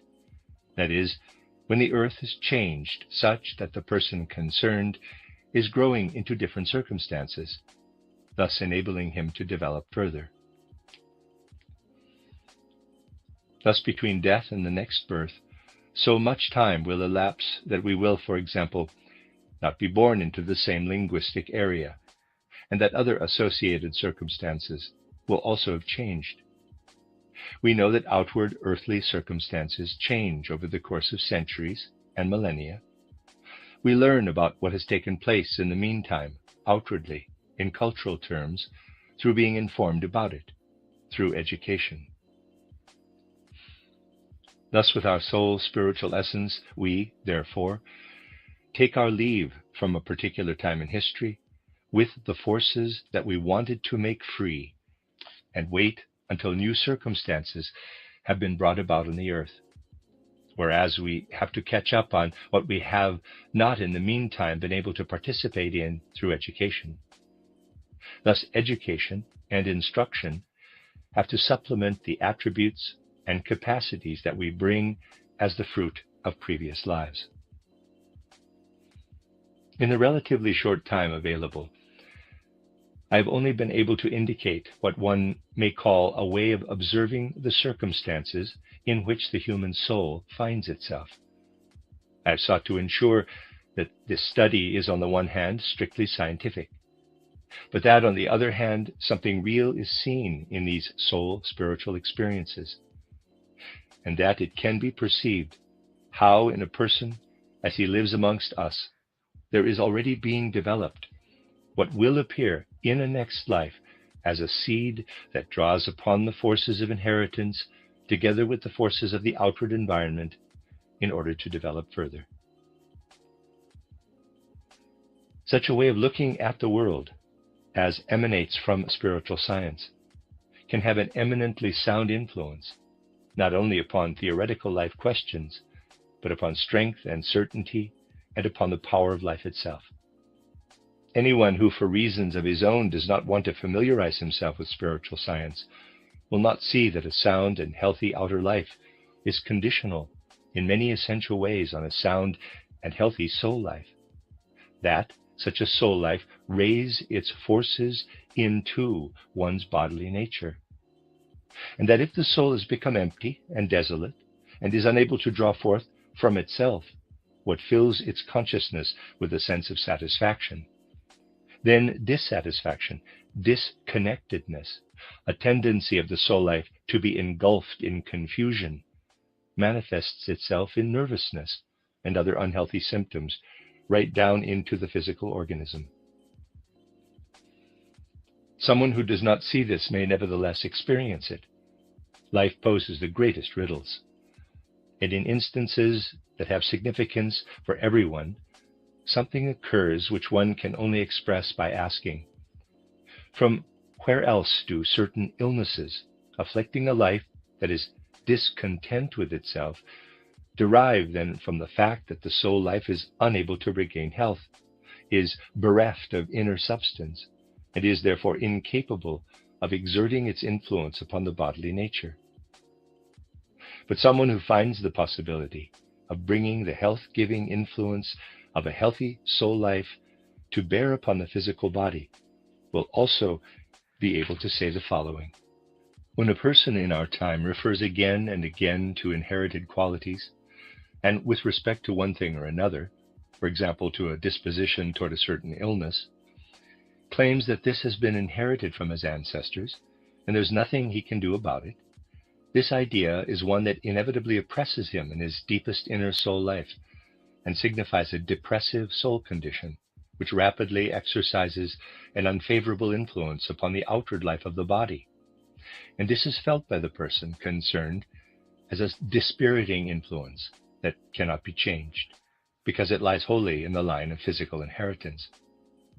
However, someone who is from spiritual science, able to gain the conviction that what is living in him is not solely a collection of inherited characteristics and forces, but something that as a soul's spiritual essence goes from life to life, can, if spiritual science is for him no mere theory, but something that pervades his life, develop the awareness that alongside all the inherited characteristics and forces, there lives within him his soul spiritual essence, from which he is able to draw the forces through which he can overcome these difficulties, even if the line of inheritance might bear a strong indication of decadence.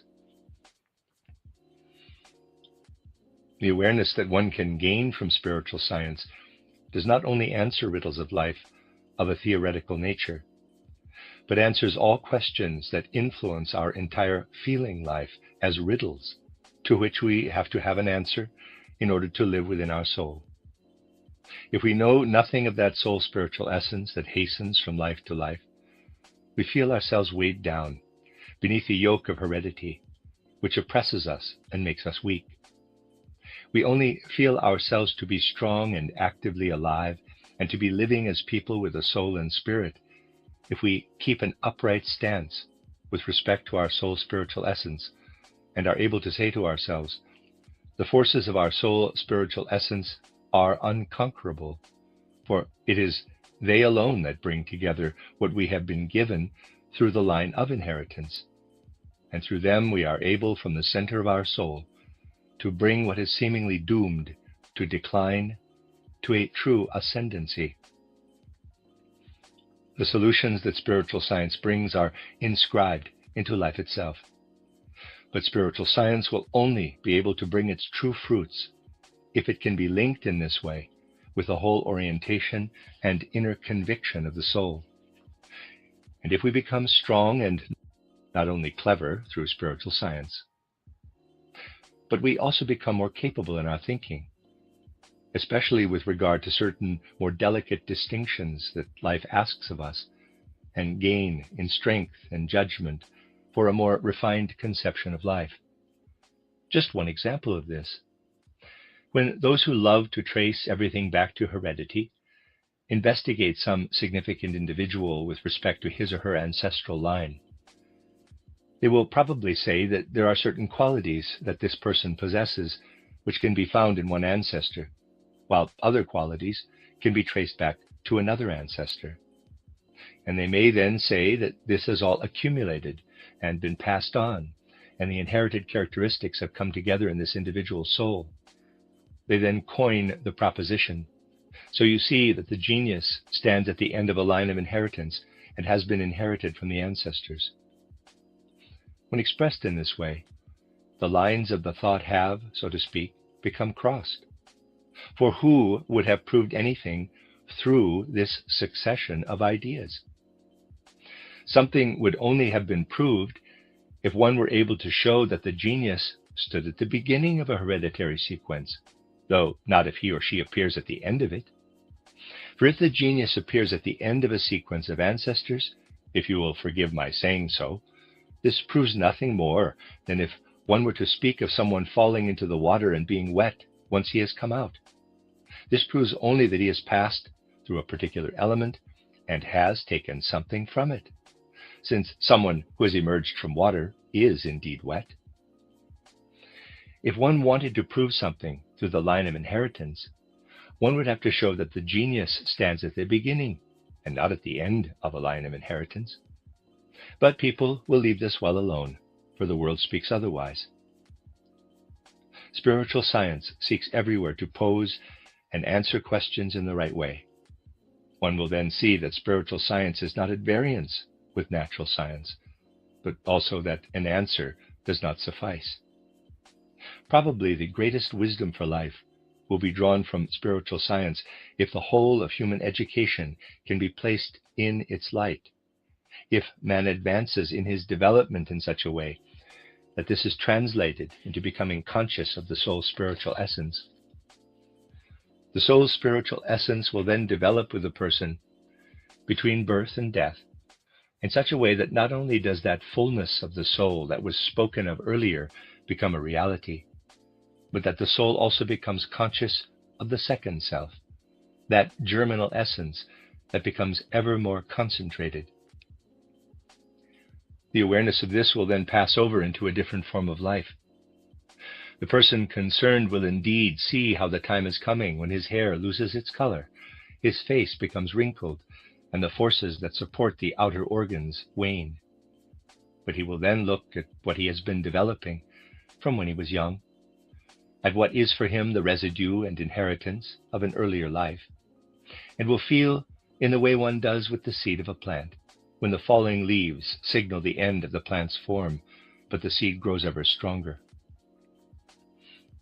Thus the person will feel himself to be the seed of a new life, and will say to himself, "What falls away from you must go through death, for you cannot remain within it. For there must be another vessel that you can indwell. You must build for yourself another body, for you have already prepared it within you." He will feel the life that he will live in the far future maturing within him. That repeated lives are not without a beginning and an end, and how the question as to what extent these incarnations of man's essential being have a beginning and an end can be answered will be considered at a later point. If a person regards life as a seed for a following life, he will also see how this life again develops a seed. He is then not clinging to a theory of immortality that he investigates philosophically, but he sees a succession of lives blossom and thrive, and fills himself with the awareness of immortality, because he knows that from every life the seed for a new life must arise. It is in the constantly growing and hope-inspiring life seed that the human individual finds answers to questions relating to the riddles of life and death. He does not only answer them theoretically, but embraces, understands, and experiences immortality in his living inner experience, and does not merely say that he has understood immortality, but he embraces the soul in its essence as a being that cannot but be immortal, because from every life it develops a new life seed, and the individual human being inwardly beholds the maturing of this new life seed. Hence we may say, spiritual science answers the question that arises from the riddles of life and death, not only theoretically. It does not only give a theoretical certainty, but it can inwardly transform our life in such a way that with the grasping of immortality, we summon forces together and feel what goes from life to life and hence through all lives. So, in this way, theory is transformed into practice, the riddle of immortality into a grasping of immortality itself. This is the best fruit of spiritual science, when it is transformed from mere study into something that truly lives within us. And one may say, when spiritual science is understood by a person in this sense, then it is not merely something that makes an experience comprehensible to him, but something that immerses itself into his own soul as a life force and dwells within him. Thus, we may conclude our studies for today by saying that spiritual science teaches us, by also livingly demonstrating for the human soul what casting an eye, EYE, over the rest of the world teaches us, the great vision of the constantly changing nature of life, and at the same time also of the eternity that forever manifests itself to us in all its changing nature. It teaches us the eternity present in everything temporal. As though in brass tablets the great life experience is inscribed in our soul, that everything that lives in the universe lives only by creating within itself the seed for a new life. And the soul only gives itself up to old age and death in order to mature immortally toward constantly renewed life. The end of Lecture 5. You are listening to RudolfSteinerAudio.com. As well, you can hear these podcasts at RudolfSteiner.podbean.com. Please consider becoming a patron.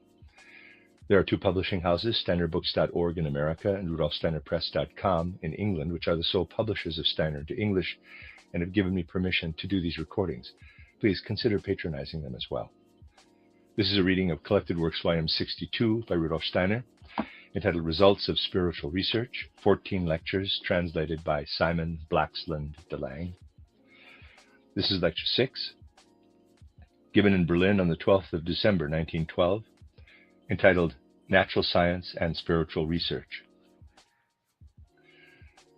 Among the reproaches that are presently leveled against spiritual science and spiritual research, one of the most significant is that spiritual science or spiritual research is opposed to the assured results of natural science, which is, after all, and rightly, the pride of our present intellectual life, and indeed of the whole of our modern culture.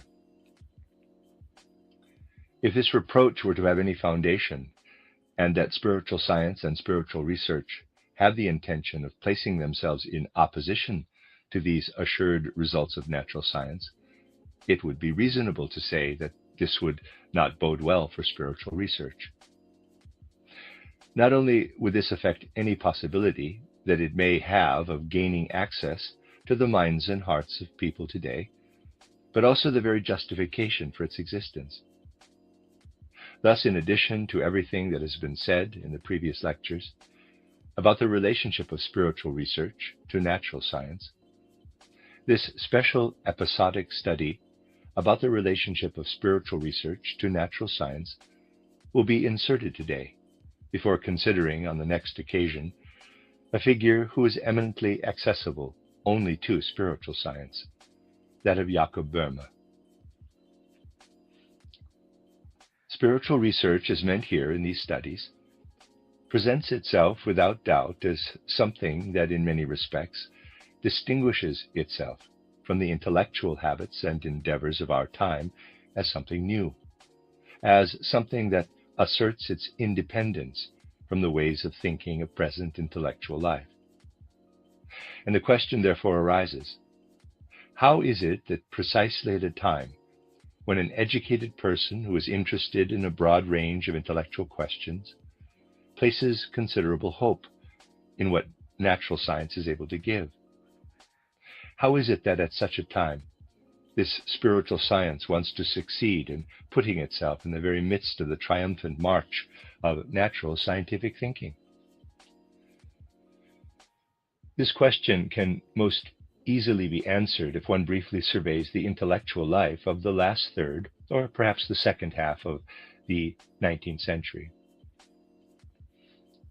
This is not the only time when natural scientific research has achieved one conquest after another and risen to its most brilliant heights, but also when the hopes that all conceivable information about the meaning of what one may call mental and intellectual life would surely emerge from natural science were to become ever greater and greater.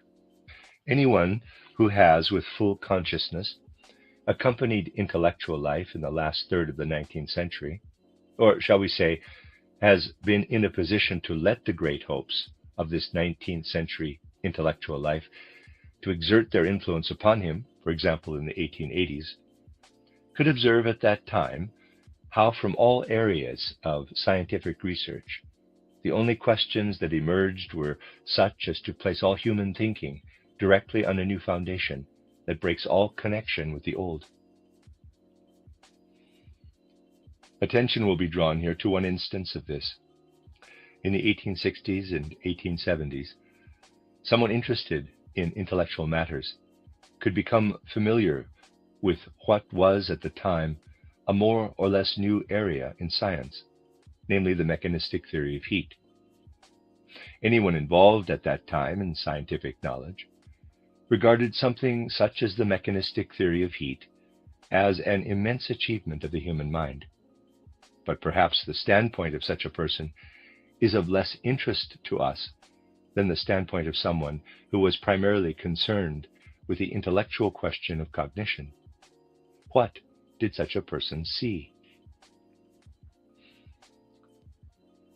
Such a person had perhaps been able to observe that among the many sense impressions that besiege someone by way of his senses is the sensation of what one may call warmth, or shall we say warmth and cold. Like color, like light, and like sound, warmth is likewise initially a sense impression. A person feels through his senses how the world around him is in a certain state of warmth, and he initially perceives this warmth as an impression on his feeling life.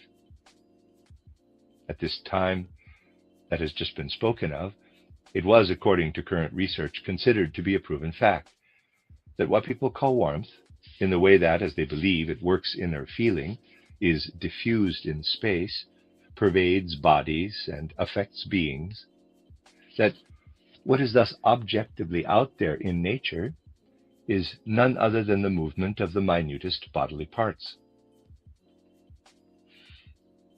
Thus one could say, if you put your hand in lukewarm water and perceive a certain degree of warmth, this sensation of warmth is only apparent. What appears to you as a direct impression is only an apparent one. It is only an effect on your organism that is brought about by something. It is merely a miniature form of movement. You do not perceive the movement itself.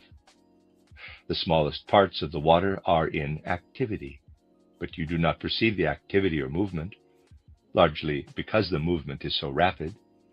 You do not perceive it as such, but it makes on you the impression of warmth. When at the time books appeared, such as, for example, title Heat, considered as a mode of motion, this was considered to be a great achievement of the time. And we then had younger people studying how the smallest molecular parts move in a liquid or gas, bump against the walls and against one another. And it became clear to them that the inner activity that is present stimulates the apparent sensation of what is referred to as warmth. From this arose a certain habit of thought, a particular way of observing natural phenomena.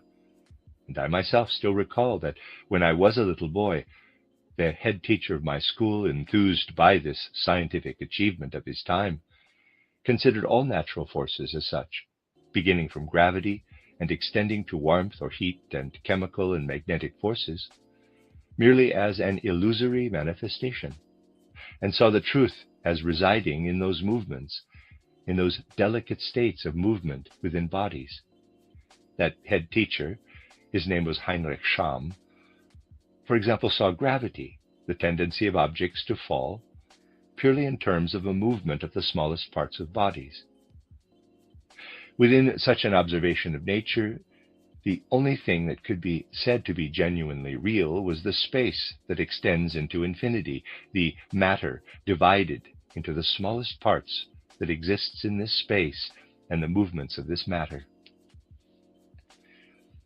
And the hope could probably arise that just as one could, for example, explain heat, electricity, magnetism, and light as the refined working of the smallest parts of matter, one would also eventually be able to explain the activity of thinking, soul activity, as the refined working of that matter of which the body of a human being or animal is composed. There then came to be several phases in the evolution of natural scientific theories. Whereas in the 1880s, one had to conceive of, for example, light and the whole world of color, if one was a physicist, as a kind of appearance and had to study infinitely complicated, refined functions and movements within matter and the ether. In the course of the 1880s, what occurred was that people began to have doubts about these refined functions and confined themselves more to considering the way that the phenomena and facts present themselves, to describing them through the means of calculation, and not so much to speculate about what is, after all, not perceptible, but merely underlying everything, that is, about the more refined functions of matter in the ether. This was how things were in the realm of physics. In this latter realm, it was the case that people saw no real possibility of coming away from the habitual kind of thinking that resulted when they considered these refined workings of matter in relation to anything that might make it possible to comprehend the spirit in a direct way. Something in natural science was, so to speak, holding them back from giving consideration to the spirit, as has been asserted here in the previous lectures. Certain other factors also presented themselves. Anyone who was involved with the developments in natural science did not only have to deal with what has just been characterized, but also with the outcome of everything that had, for example, resulted from the great discoveries of Schleiden and Schwann in the first half of the 19th century, through which the smallest parts within the organisms of plants and animals, cells, were discovered. This did not amount to a demonstration of the reality of atoms and molecules, but organic forms were traced back to their smallest building blocks, to cells, the forms of which were accessible only to the microscope. There then came the further influence of everything associated with the name of Darwin, and also of the great deed of Ernst Haeckel, who in the course of the 1880s extended Darwin's theory to human beings. Thus, one was presented with a form of scientific observation, which at its simplest began in the plant and animal worlds, and considered how the individual organs arose from imperfect to more perfected beings, and ultimately to man in such a way that one could, as it were, detect through comparison the emergence of individual organs that were more complicated from simpler ones. An immense wealth of knowledge was collected. The breadth and width of this material was indeed so great that, for example, in the 1870s, one of the most significant comparative anatomists of the present time, Carl Gegenbauer, could say in his title Comparative Anatomy, 1878, that in recent decades an immense amount of knowledge has been assembled, which shows how related living beings are as regards their organs, and that one would, Gegenbauer believed, have to await the possibility of raising this knowledge to the level of, in quotes, findings, or, in quotes, insights. And he had great hopes that it would be possible for the Darwinist method to show what a comparison of the organs of the highest living beings with those of less perfected beings would incontrovertibly demonstrate. That there also exists what, in a physical sense, may be referred to as a descent of perfected living beings from less perfected ones. Thus one saw the chain link up in the evolution from less perfected living beings to more perfected ones, and then to man. And one could say to oneself that through a kind of summation of those forces and activities that exist among the simplest living beings, and indeed even through a summation of the forces and activities of lifeless nature, there finally arises the most complicated being that we know, the human bodily structure. Enormous hopes were associated with this natural scientific ideal. The situation at the time was that it was difficult for people to understand the difference between what constituted scientific facts and the thoughts and speculations arising out of these facts. For any thinking person could see that there was a difference between the facts and the theories. The difference that existed could be outlined as follows. When people embarked upon research so carefully and so subtly, as Darwin himself did especially in his early years, they found an immense amount of material concerning mutual relationships, mutual points of comparison between individual living beings, from the less perfected animal and plant kingdoms up to man. But there was, they could say to themselves, a difference between what thus emerged as the fact of the similarity of the inner processes and what could only be thought about, the hypothesis, the acceptance of the idea of the descent of perfected living beings from less perfected ones. For this descent could not be derived from the facts that had hitherto become known. Researchers were confronted by a whole range of living beings of greater and lesser degrees of perfection. But descent as such remained, for anyone who really had his head screwed on, a mere hypothesis, if he wished to continue to stand firmly on the ground of natural science. but the material was impressive. All that emerged of this nature from natural scientific research entered deeply into people's souls, sometimes in a tumultuous way because of the magnitude of the insights that could thereby be gained. Much else also needs to be taken into account.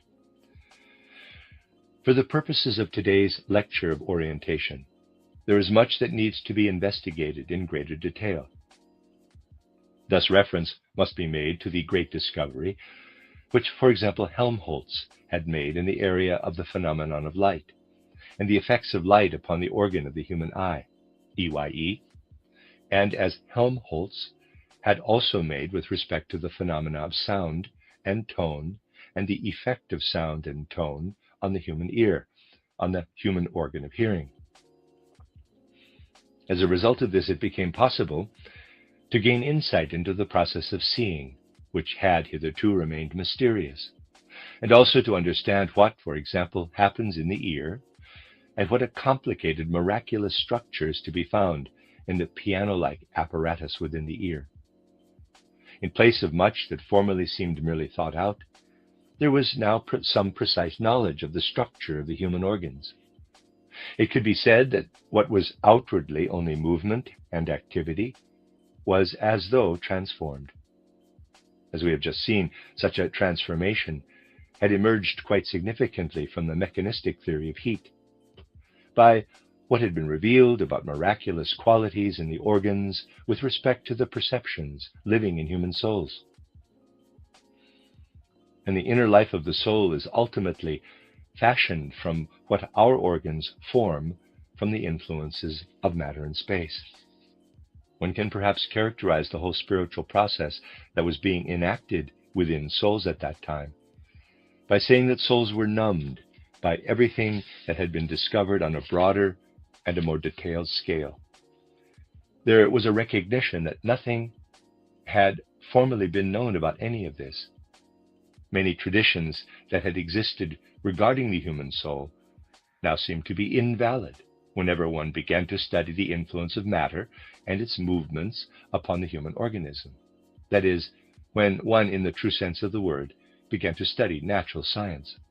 For the spiritual scientist, what really mattered was not so much all the various details, but rather that it had to be admitted that in order to enter into the wide perspectives that a world of the truly factual reveals, something needs to be taken into account that one does not associate with old ways of studying the life of the soul or the spirit. In many souls that experienced everything in the last third of the 19th century, the following feeling arose. Such souls could say to themselves, "It is true that people in olden times have ventured to think much about the great questions, for example, about the alternation between sleep and waking life, about the question of the immortality of the human soul, about the questions of death and life, about the origin of existence, and so on.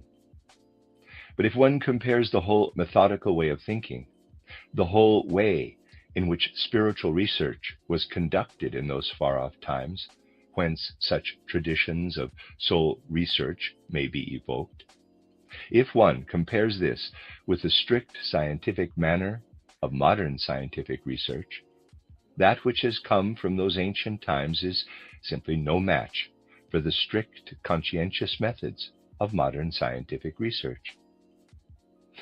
Even if the spirit researcher is not directly touched by the results of natural science, even if he is perhaps not in the least enraptured by them, one thing worked powerfully also on him: the strictness of natural scientific thinking, the conscientiousness, the enormous sense for truth that characterizes natural scientific thinking.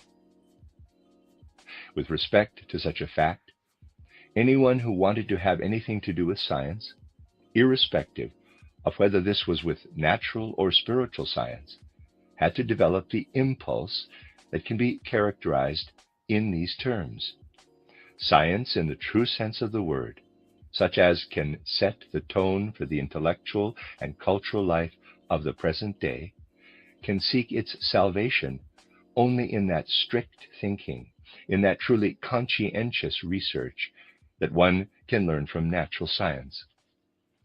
Such an impulse is gradually transformed, and it also had to be transformed in the spiritual scientific researcher into a kind of scientific conscience. Such a researcher could say to himself, to be sure, as at all times, so also in modern times, the soul has the urge and the impulse to come to know its own nature and being, and above all else, the processes that extend beyond birth and death. But only that which presents itself to its time in accordance with the model of natural scientific thinking can make an impression on someone who has a clear and unprejudiced outlook. Much could be seen appearing, as it were, on the spiritual market about all manner of soul questions. One saw much that was and is truly far removed from a conscientious mode of thinking that is in tune with natural science. It is true that such things may, through carelessness, through the laziness of contemporary thinking, sometimes make an impression here and there for a while. But such an impression cannot be of any duration, for even the laziest people will eventually ask, what can a conscientious thinking that is in tune with natural science say about what is alleged to have been researched about the spiritual world? Thus the need arose also for soul researchers to adapt their mode of research to the model of natural science. It could be said that the psychology, the soul teaching of the aforementioned Franz Brentano, which has been conceived to fill several volumes, is a kind of ideal picture of this, which has not been completed. Of all these volumes, only one has appeared, the first in the spring of 1874. And although it was promised that the next volume was to appear in the autumn of the same year, it has not appeared to this day. Brentano did not proceed in accordance with the model of those soul researchers, of whom it was said last time that they wholly exclude the great questions, such as the nature of the alternation between sleep and waking life, the question of the immortality of the human soul, and so on. But he wanted to deal with all these questions wholly in accordance with the model of strict natural scientific methodology. He failed. And why did he fail?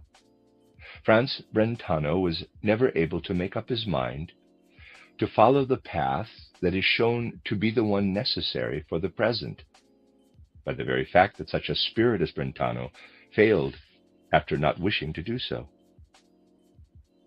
This path has been characterized in the preceding lectures, and especially in the last of these. It was indicated of this path that it alone is suitable for leading us into the higher realms, into the higher regions of existence, into that which also extends beyond birth and death. Franz Brentano could not summon the resolve to follow this path.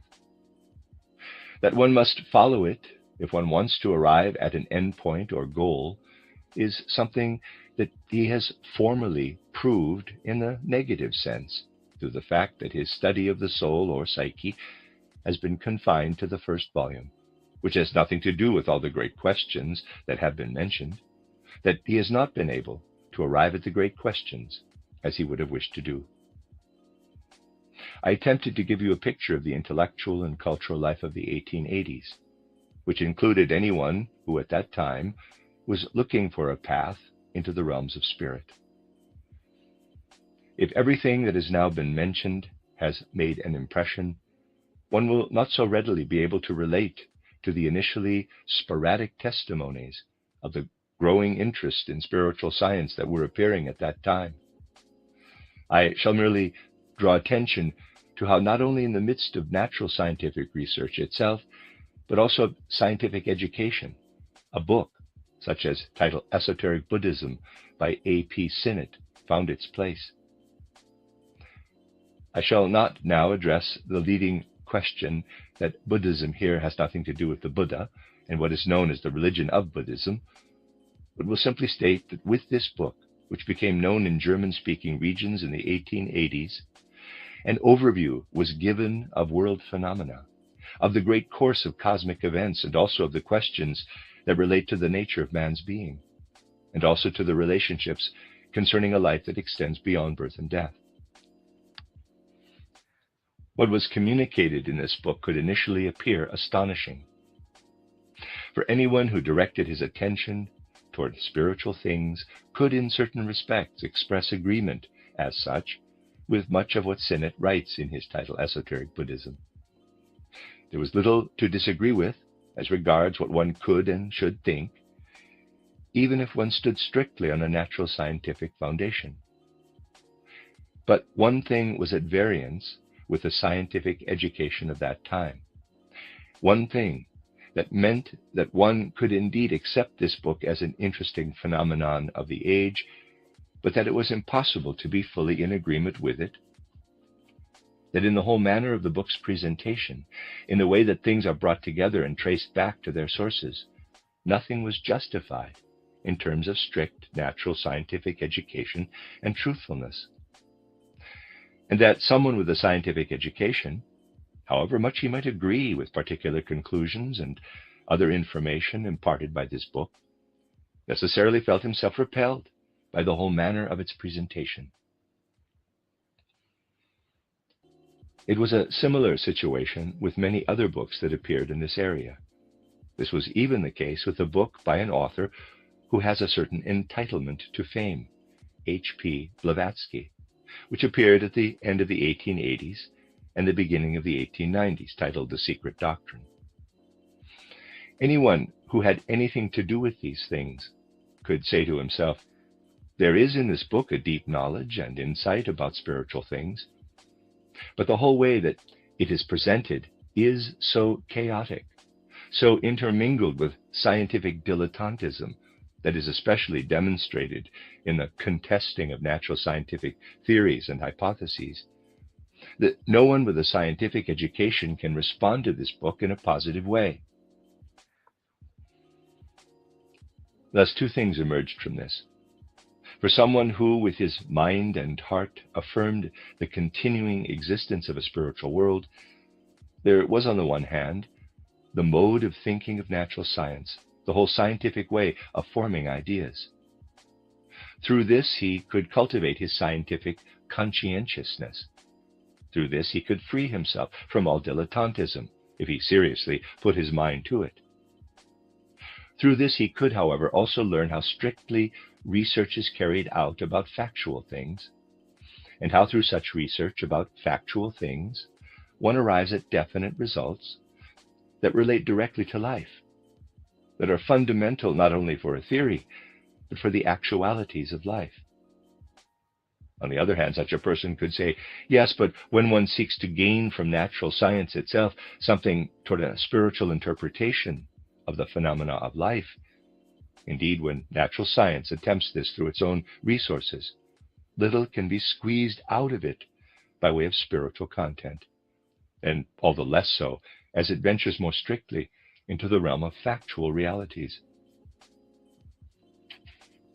This probably gave such a person who was confronted with this situation a reason to look back a little at the evolutionary history of mankind. From this, he could learn that even if one ignores spiritual scientific research, something has been assembled in the various cultural documents of peoples and former epochs. Something is extant in the form of outward documents that contains a very extensive core of knowledge, which, if one studies it more closely, is not to be taken lightly. And the more one deepens one's knowledge of this assembled evidence, the more it offers by way of illumination about spiritual life, even if one cannot directly approach the way in which it manifests itself, or even the manner in which it must inevitably be found when presented in this way. For someone who works on a superficial level, something of the nature of what ancient Egyptian or Chaldean wisdom contains can be nothing more than an accumulation of dreamy imaginings. But anyone who enters more deeply into it will not find mere fantasies, but will actually see that a quality of enlightenment about the nature of the spirit and its influence is contained in these things in forms that from a modern perspective seem in many respects to be grotesque. And something similar to what can be discerned in Egyptian or Chaldean wisdom is also evident in ancient Indian wisdom, insofar as this evidence has been preserved. Admittedly, one should not view something like Indian wisdom with the impression of vast significance that it must inevitably make upon anyone with the eye of a modern philosopher, such as, for example, Deussen. But one will need to place oneself without prejudice within the inwardly illuminating quality associated with certain spiritual relationships. But one thing may strike one. From the manner in which everything is portrayed, it becomes apparent that a spiritual knowledge of the kind that manifests itself to us here is not gained in the same way or by the same methods as the ones we employ for our research today, which have enabled natural science to go from one triumph to another. But if one is sufficiently unprejudiced, on the one hand, to have a sure recognition of natural science, and on the other to become drawn to the way in which a spiritual achievement and a spiritual legacy emanate from ancient times, one will be able to be open to the overwhelming nature of these light-filled insights into spiritual life, and also to see how very different the methods must have been with which these spiritual scientific insights have been won in ancient times. It is indeed so that spiritual science itself shows us how, for example, what can rightly be called ancient Indian wisdom, which reveals to us penetrating insights into the nature of things, is obtained in a very different way. We find that wisdom is not gained through outward observation, not through that thinking which in our time we call natural scientific thinking, but by means of an inner process of self-knowledge, such as we were able to characterize also here for modern times. Yoga methods of self-education of the soul were employed. These methods led the soul no longer merely to behold and perceive and understand as one perceives and understands in ordinary daily life, but to feel higher cognitive forces germinating within it, which are able to penetrate into the spiritual worlds that reveal themselves to us if we do but develop within ourselves the requisite organs. But for existence within physical life, everything that we have by way of soul activities is in a particular way bound up with the instrument of the physical body. And spiritual research now shows us how ancient Indian research was connected specifically with the instrument of the physical body in a manner that differs from our modern research, as it has been and continues to be conducted in natural science. Natural science conducts its research today through the senses and through the intellect, which is bound up with the instrument of the brain. What did the yoga method bring to human beings? We can address this only briefly here, because our intention is to orient ourselves only around the relationship between natural science and spiritual science. The yoga method enabled a person to a certain extent to exclude the thinking instrument of the brain, even to exclude everything that is mediated by the rest of the higher nervous system. That part of the human nervous system which appears today in natural science as a subordinate part, but which is connected in the most intimate sense with what goes on in the human organism, namely with what we associate with the solar plexus and the sympathetic nervous system, became in the yoga methods the instrument for a strictly inward form of perception. Just as our present natural scientific research is bound up with the higher nervous system, those ancient methods of enlightenment were similarly connected with that nervous system which we today even consider to be in a certain sense of a lower order. But because this subordinate nervous system is linked to the forces of existence and to the life forces, and is intimately connected with that, through which man is himself merged with divine spiritual existence, because it is therefore associated with the sources of human existence, With the help of this instrument, one recognized the in-streaming of the spiritual world into the human organism. Thus, just as with the eye, EYE, one beholds the worlds of light, so with the instrument of the sympathetic nervous system, did people behold the worlds of spirit, and perceived in them actual facts and beings. Anyone who can understand how someone who has thus penetrated into his own depths, by virtue of this instrument, is capable of relating to the universe, will also understand how that ancient Oriental wisdom has come down to us. If we investigate ancient sources of wisdom, we find that they are consistently unveiled, brought to the surface of human thinking through ancient methods of research, through yoga methods. Among different peoples, we find the most diverse aspects of this wisdom, and if we do but devote our attention to them, we enter ever more into the depths of this wisdom and come to recognize how human beings approached it in those times, when they knew relatively little of modern physical astronomy, anatomy, physiology, and so forth.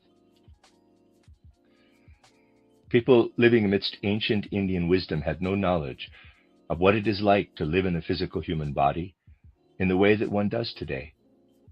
But they were able to engage with an activity of the organism by employing a deeper level of the nervous system. This was also the case with other peoples. By, as it were, casting one's eye over everything that was influential in terms of such ancient wisdom until the 6th century BC, one can approach a time approximating to the age of ancient Greece.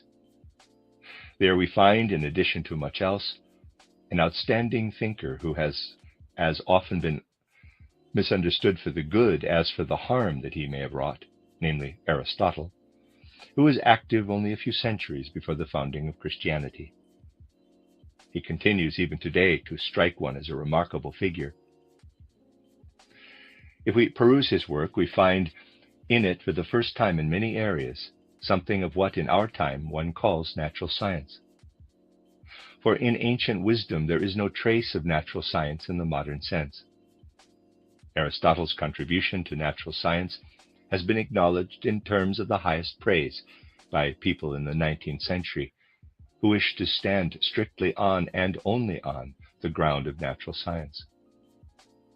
Thus we, therefore, find in Aristotle the starting point of what can be referred to today as natural scientific research. We additionally find in him a developed teaching of the human soul. I shall not enter into the details of his teaching about the soul, but merely draw attention to how what Aristotle says in this regard is related to what shines forth from former times by way of illumination regarding the human soul and its connection with the great spiritual worlds. One only understands what Aristotle has written about the soul if one is clear that everything that he says is given as a legacy of the old ancient thinking that was acquired in the manner that has been characterized. Aristotle is no longer familiar with the research methods of ancient times. They are more remote for him. But what he was able to say about the composition, about the divisibility of the human soul, about the difference between that aspect of the human soul that is related solely to the physical body, and therefore also to death, and that which participates eternally in a spiritual life after passing through death, what Aristotle is able to say about all this has as though come over from ancient times. It is something with whose content he is familiar, something that he has received, such that he could say, "It illuminates my understanding." But of the various soul members, he has knowledge only, for example, of the vegetative soul, the spirit soul, and so on. How the individual members connect with the spiritual world, he no longer has any knowledge. He is able to enumerate the various parts, describe and classify them intellectually, and also make them comprehensible in an illuminating way. But he can no longer show how these parts of the human soul are connected with the spiritual world. The approach pioneered by Aristotle was carried forward into later times. Natural science became increasingly developed. There was, of course, the low point in the Middle Ages and the new dawn of natural science at the beginning of modern times. But if one disregards this, one can say that natural science developed to an ever greater degree. What, then, is the basis of man's relation to natural science and to the objects of natural science? Let us imagine that a person was alone with his senses, that he was unable to open up, as it were, to link his senses to the kingdoms of nature that are outspread around us. What would individual human life be like without this relationship to nature? Consider this quite simply. If we were unable to form a connection with nature, we could perhaps dispense with our eyes and thereby have some possibility of something like an inner manifestation of light. But compare the miserable inner life in the whole physical world that a person could have through himself alone if he was unable to have a connection with the kingdoms of nature. Compare it with the rich life that is revealed when a person opens his eyes and his other sense organs to the kingdoms of nature and its impressions. We are human beings in that we live not only in ourselves, but open up our organs to the kingdoms of nature that are spread out around us. And in that we are in a state of interaction with these kingdoms. Were we only to know with the eye what our other sense organs are able to engender, how poor in content would we be as human beings here in the physical world? This gives some way of comparing what gradually became of the inner life of the soul in the times when natural science emerged and went from triumph to triumph. With regard to the life of the soul, what Aristotle had given was, as it were, taken further. People concern themselves only with the observation of soul phenomena. However, this is as though one were to allow the senses to be active only within themselves. And to this day, this is what the official science of the soul does. Even in our own time, all content of official soul science is confined to what can be compared with the mere inner activity of our sense organs or our brain, when the thoughts of the brain are not directed out into the widths of the world. But we have seen in the previous lectures that through the methods of spiritual science, and this was also the case with ancient forms of spiritual science, the soul is affiliated to spiritual domains that are just as real and inwardly coherent as the realms of nature by which we are surrounded in the physical world are affiliated to the sense organs. These spiritual domains, these wholly real spiritual facts and beings, were for a certain time, which was to allow outward natural scientific research to come to maturity, not accessible. And so the knowledge of the life of the soul became increasingly impoverished, because a spiritual perspective of the very real evidence for the spiritual world was lacking. The soul was at best investigated in relation to its inner life, as Franz Brentano still did in the 1870s, as you can see for yourself in his title, Psychology. But the nature of his research is as if one were to investigate the eye only with respect to what it can be out of itself, EYE, and not with respect to what it is capable of when it is directed toward the facts of nature.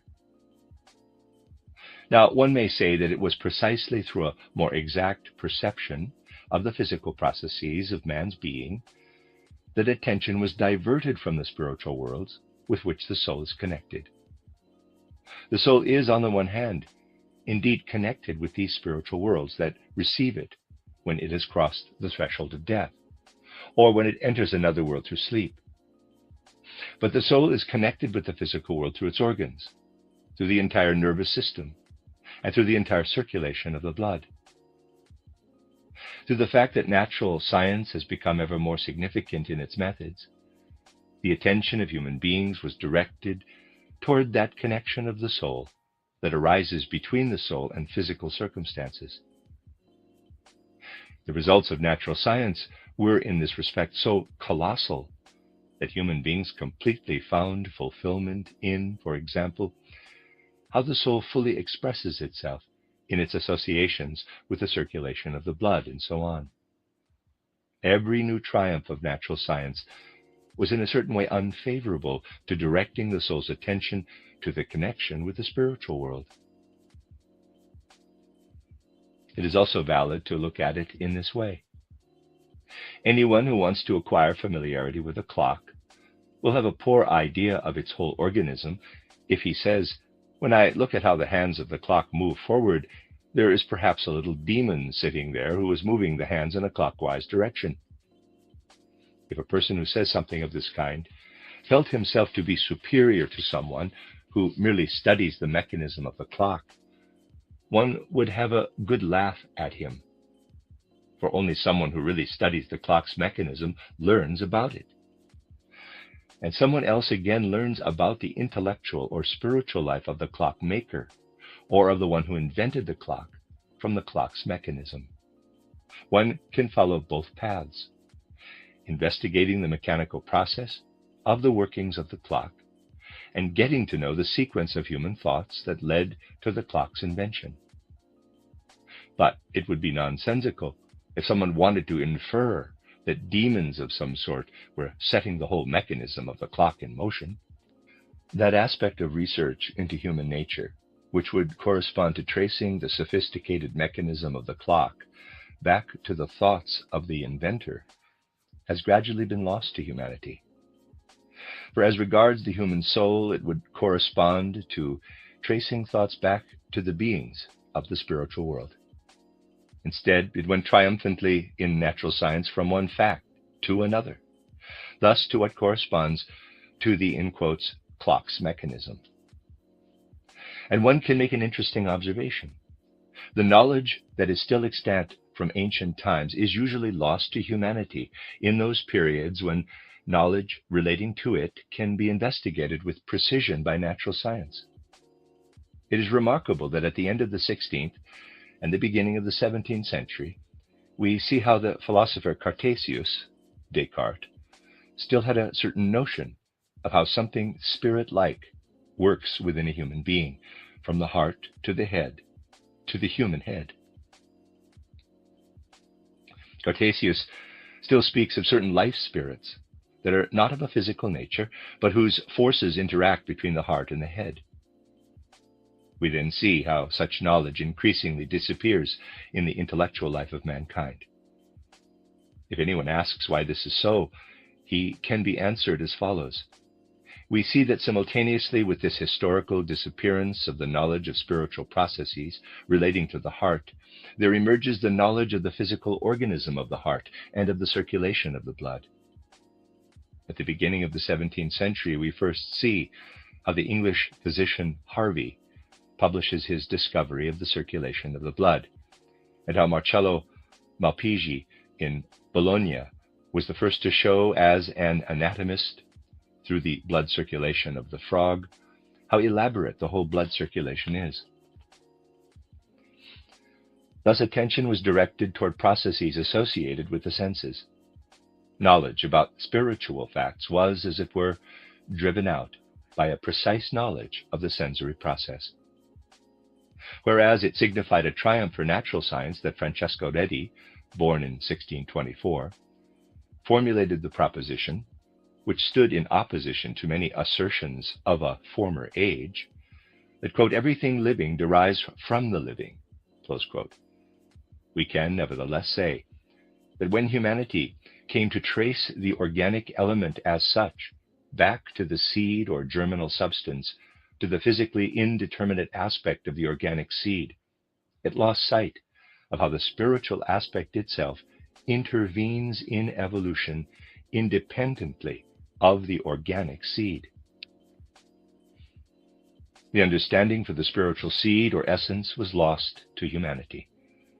This happened by degrees. The more natural science advanced as a conquering force, the more lost did the awareness of the spiritual world become. Such things are not chance occurrences. They are also not something that one should censure or criticize, but they are necessary evolutionary processes of the whole history of humanity. This is how it has to be. It often happens that when one thing is in the ascendancy and arrives at a culmination, something else declines. What we today admire about natural science, and indeed recognize as necessary, presents itself to us if we are aware of its true evolutionary purpose, in such a way that we say spiritual science does not have the least reason to take issue with natural science, if it keeps within its boundaries. It also has no reason to complain about the one-sidedness of natural science. For the great achievements of natural science to this day have come about not by mixing up scientific research with all manner of speculations, but only by calmly keeping one's gaze directed toward physical processes related to the senses. Indeed, one can discover in the dawn of modern cultural life how it was only through the opposition to Aristotelianism, also to what was inherently justified about its content, that spirits such as Galileo or Giordano Bruno arrived at their successes, in that they refused to include in their research anything other than what was accessible to their senses and was sufficiently informative.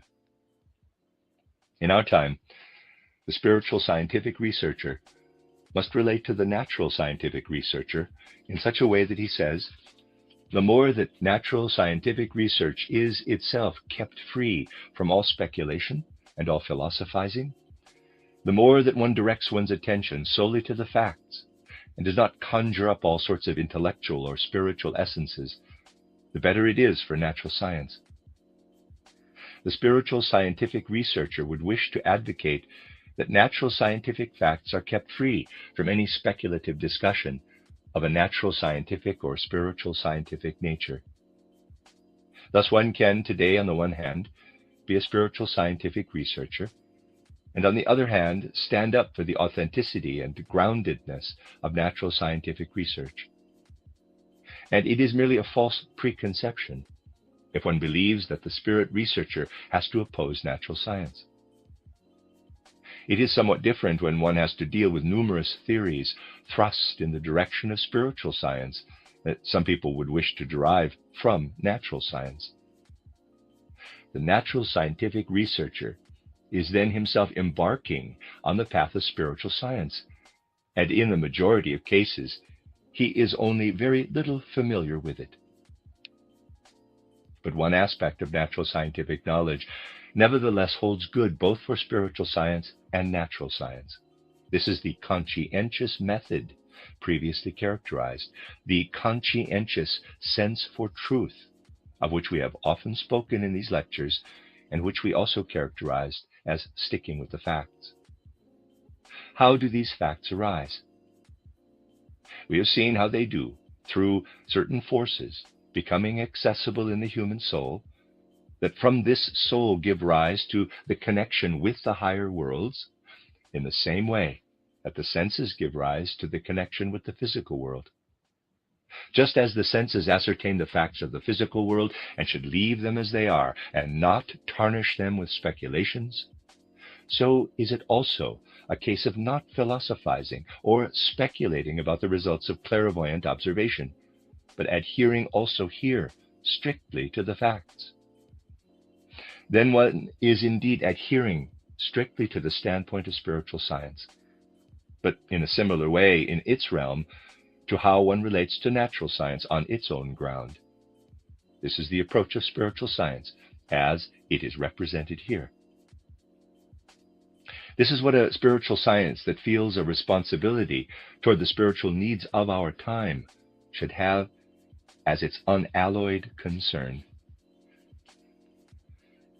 And in any natural scientific research that is worthy of its name, this also immediately happens with respect to facts that are available to spiritual science when natural science has knowingly reached its limits. Here, again, some very strange results arise purely out of the facts themselves. I should just like to recall what arises if we consider the views of the great natural scientist Du Bois-Reymond, as he has expressed them in his addresses. The most significant of these was perhaps the one about the, quote, frontiers of a knowledge of nature, close quote, which he gave at the 45th Assembly of German Scientists and Doctors in Leipzig on the 14th of August, 1872. Here we find a passage, and I am still aware of the deep impression that this passage of his address made on me as a young man when it first appeared, where he says something along these lines. If we have a person before us in his waking life, natural science can say nothing about how feelings, ideas, wishes, passions, or emotions arise out of the activity of the minutest parts of his brain. Quote, what conceivable connection is there between particular movements of certain atoms in my brain, on the one hand, and, on the other, facts that are fundamental to my nature, which are indefinable and cannot be explained away? Quote, I feel pain, I feel pleasure, I taste sweetness, smell the fragrance of roses, hear the sound of an organ, see redness, close quote, and the resultant constant but questioning certainty that I must exist. It is utterly and lastingly incomprehensible that it should not be a matter of indifference to a number of carbon, hydrogen, nitrogen, oxygen, etc. atoms, how they lie and move, how they lay and moved, how they will lie and move, close quote. Du Bois-Reymond considered it to be impossible to understand the soul life of someone in a waking state through natural science. He therefore said, if we have someone before us who is asleep, in whom the life of feelings, ideas, wishes, emotions, and passions has been extinguished, we can understand this sleeping human being in a natural scientific way. We then have something before us that we can call an inner organic activity. But as soon as life enters into this organism, when the person wakes up, this changes. Then this life, this soul content, cannot be explained scientifically from what the natural scientist is able to understand. The sleeping person, thinks Du Bois-Reymond, is scientifically comprehensible, but not one who is awake. This is on the one side. Read, on the other hand, the latest treatises about the nature of sleep. You will everywhere find it agreed that natural science has nothing to say about the reasons for sleep, that it has nothing to say about people when they are asleep, which according to Du Bois-Reymond was something that can be ascertained. So we see on the one hand indications that natural science, on its trailblazing path, is admitting its limits, in that the soul life of a waking human being is scientifically opaque. While on the other hand, we have in our own time to confess that sleep has to this day no explanation. Why not? Because sleep belongs in those regions where the spirit rays into ordinary life. And we cannot explain sleep if we are unable to explain waking life. In one of the first lectures of this winter cycle, I referred to how natural science can at best conceive of a mechanism that, after a certain time, automatically calls forth the urge to eliminate consciousness and sensory activity in order to take away tiredness. But as was previously said, if one confines oneself to the idea that sleep is brought about by a kind of independent process of the organism that proceeds on an automatic basis, one has no explanation of the elderly person who has not been working and yet has his afternoon nap. And we also have no explanation of a small child who sleeps most of all. In contrast, I have drawn attention to the fact that sleep is explainable only if we presuppose that when a person is asleep, only the physical body and the etheric body are lying in bed, and that when he goes to sleep, an essentially spiritual element, namely the astral body and ego, departs from his being. What is enabled to happen through a person's soul nature being, as it were, outside the physical and etheric body during sleep? We shall speak more fully about these things. Today, the following brief indications will be given. When the soul nature, as such, leaves the physical body and its enlivening companion, something is called forth that is of an opposite nature to the waking activity of the soul. In waking activity, the soul is animated. No limb moves without the soul's knowledge. Mental images are, to the very least degree, called forth without the soul making use of the instrument of the brain. The soul must be active in the waking state. The opposite is the case in sleep. We can say that the soul enjoys its own bodily nature in sleep life. If we proceed in accordance with spiritual research, we do so in awareness of the difference between soul activity and soul enjoyment in the waking and sleeping states. And we comprehend the mutual relationship between soul work and activity and soul enjoyment, the latter of which must flow into soul activity if this is to be sustained in the appropriate way. Now, the elderly person no longer puzzles us by taking his afternoon nap, even though he is not tired. And we know that if the soul enjoys its body, it can carry this too far, and that one can sleep when one is not tired. We understand this if we know how, in certain constitutions, the pleasure of the bodily nature can be taken to excess. All this one will understand if one knows how to explain sleep from a spiritual scientific point of view. That is to say, there is an area where natural science believes that it has undisputed authority, and where spiritual science only has something to say to it insofar as the spirit pervades everything, including the processes of nature. But then there is an area where what natural science is able to research is no longer present, where there are indeed facts, but facts that can only be perceived if the process of perception is not of a sensory, but of a supersensible nature.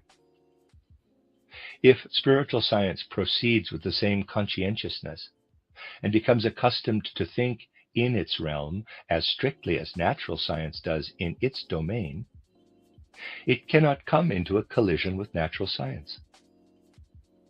With this, however, spiritual science stands on a ground which is in many respects at variance with what has gradually developed in the course of the cultural life of mankind.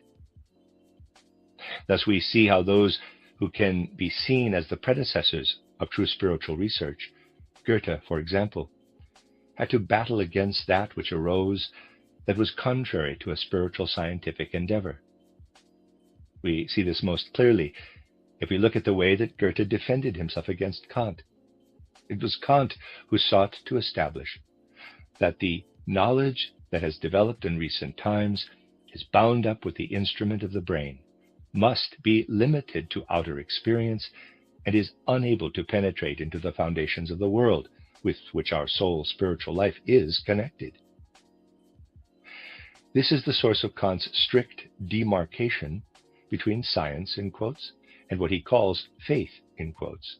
And higher realms are for Kant accessible only to belief.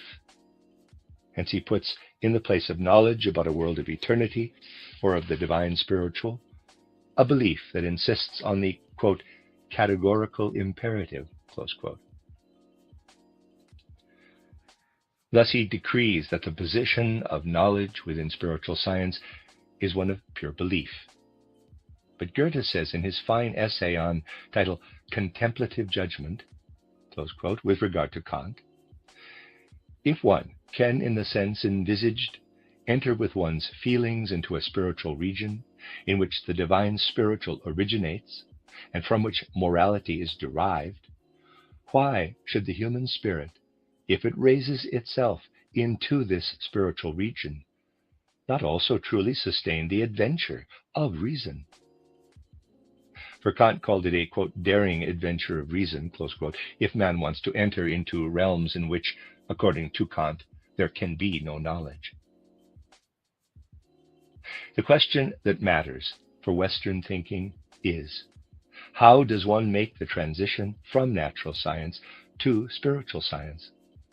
The point is not that one needs to combat natural science, but that one fully acknowledges it, indeed truly recognizes its successes, while nevertheless wholly in accordance with the model of natural scientific research, one extends human knowledge to those realms with which the soul is connected in its spiritual foundations, as regards those impulses that endow it with life, even when it has left the physical body and is preparing to form a new bodily organism. It will be the task of a true spiritual research increasingly to abandon in our time an unwarranted mockery of, or wish to take issue with, the justified claims of natural science.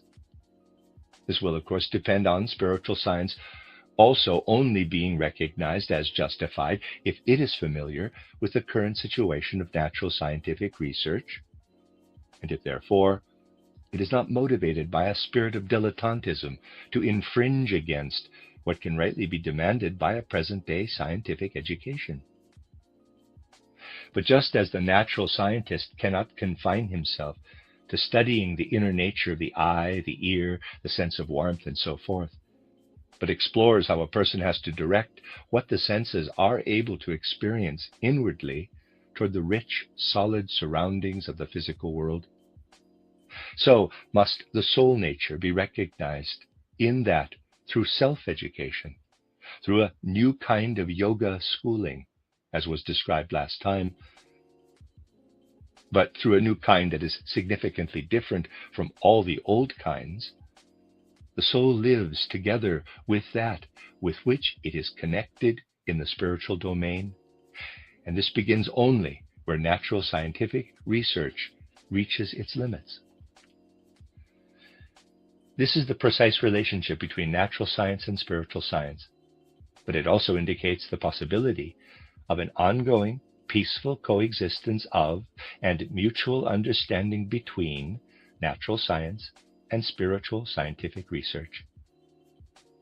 If what has already been said in the previous lectures in this respect is brought into connection with what I have been permitted to say today, in brief, about the relationship between natural scientific and spiritual scientific research, one will also be able to gain some understanding of the justified aspect of spiritual scientific research, and also of the possibility of spiritual research acquiring a place of equal importance in our modern age alongside natural science.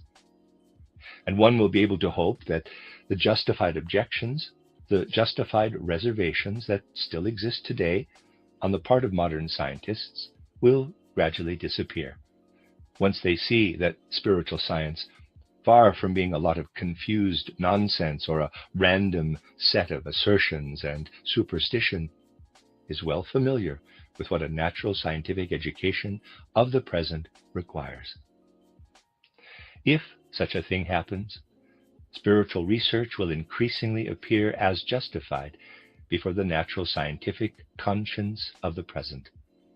And people will gradually also be able to understand from what arises from the actual realities of cultural life that spiritual research is indeed both possible and justified, and that the objections to spiritual research actually belong to a realm regarding which one can say something similar to the way that Goethe once spoke about a different realm, namely about the need to raise oneself above all lack of understanding and all illogicality.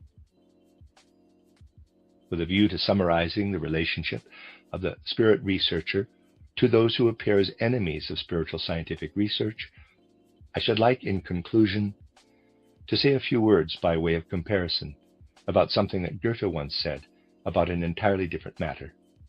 Goethe was thinking about an ancient Greek teaching and explanation regarding movement, which, however, still had an influence upon modern philosophy.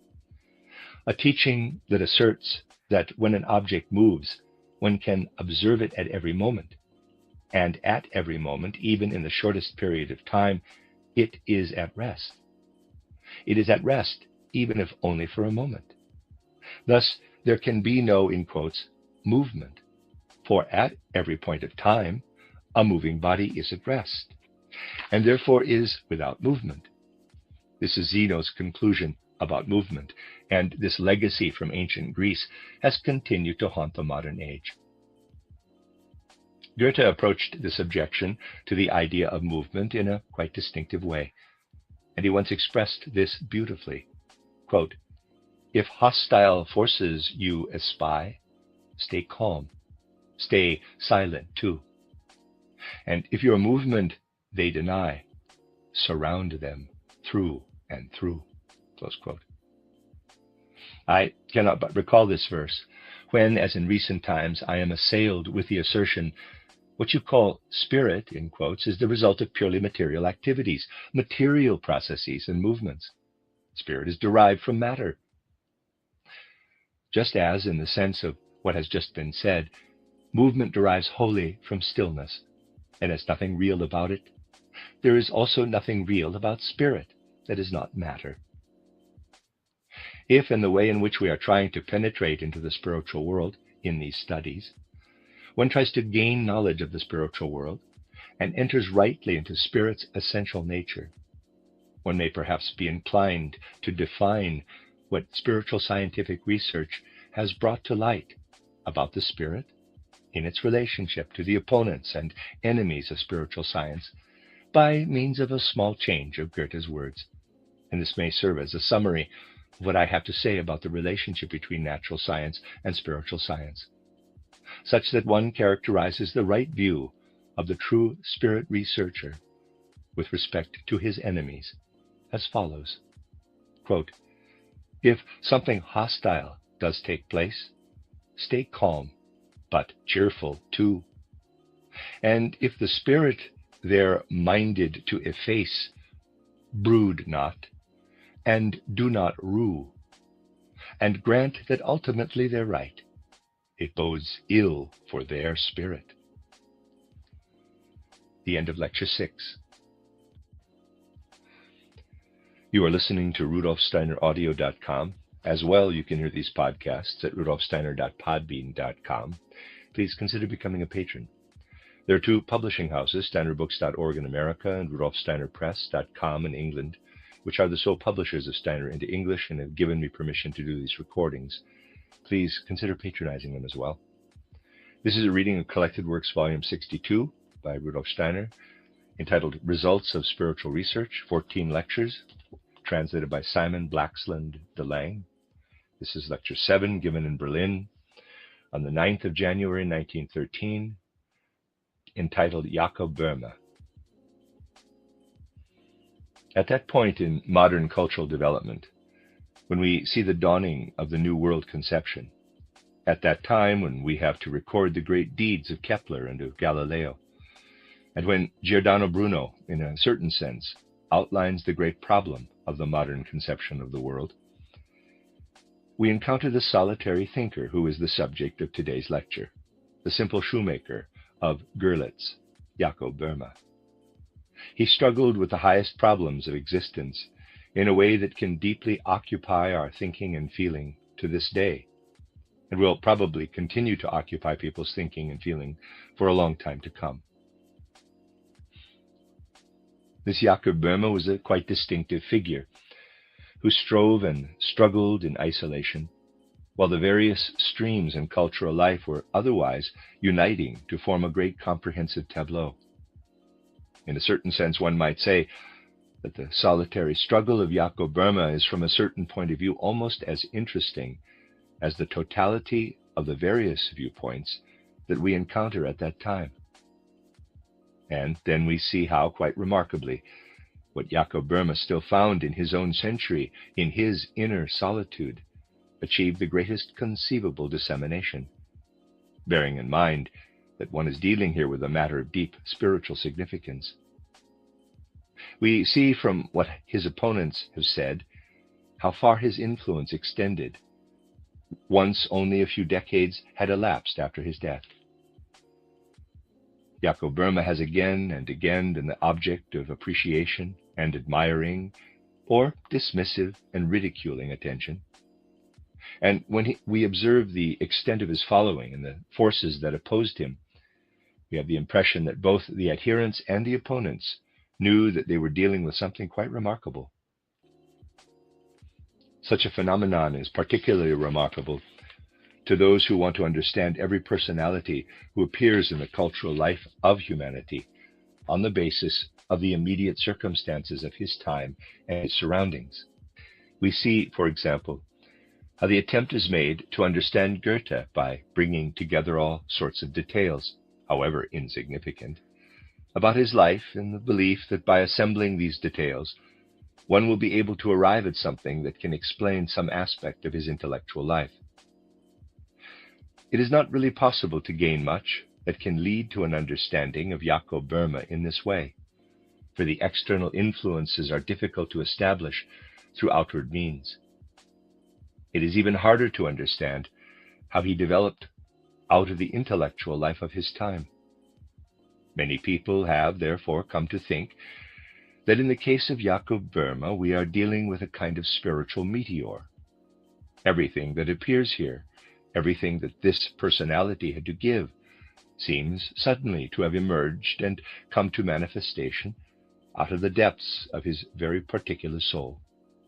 Others have then tried to explain that many of the things that Jacob Boehme said and many of the ways that he expressed his ideas in words and phrases bear a similarity to the formula of alchemists or other philosophical schools of thought that were still active at his time. However, anyone who looks more closely at Jacob Boehme's whole mentality will find that such a procedure has hardly any more value than if, in the case of a significant personality, who is, after all, obliged to use language as a means of expression, one were to examine his language. For when Jacob Boehme avails himself of alchemical formula, this is only the way in which he clothed his thoughts linguistically. But what makes so immense an impression on anyone who tries to understand him is an originality that one finds only in the very greatest minds.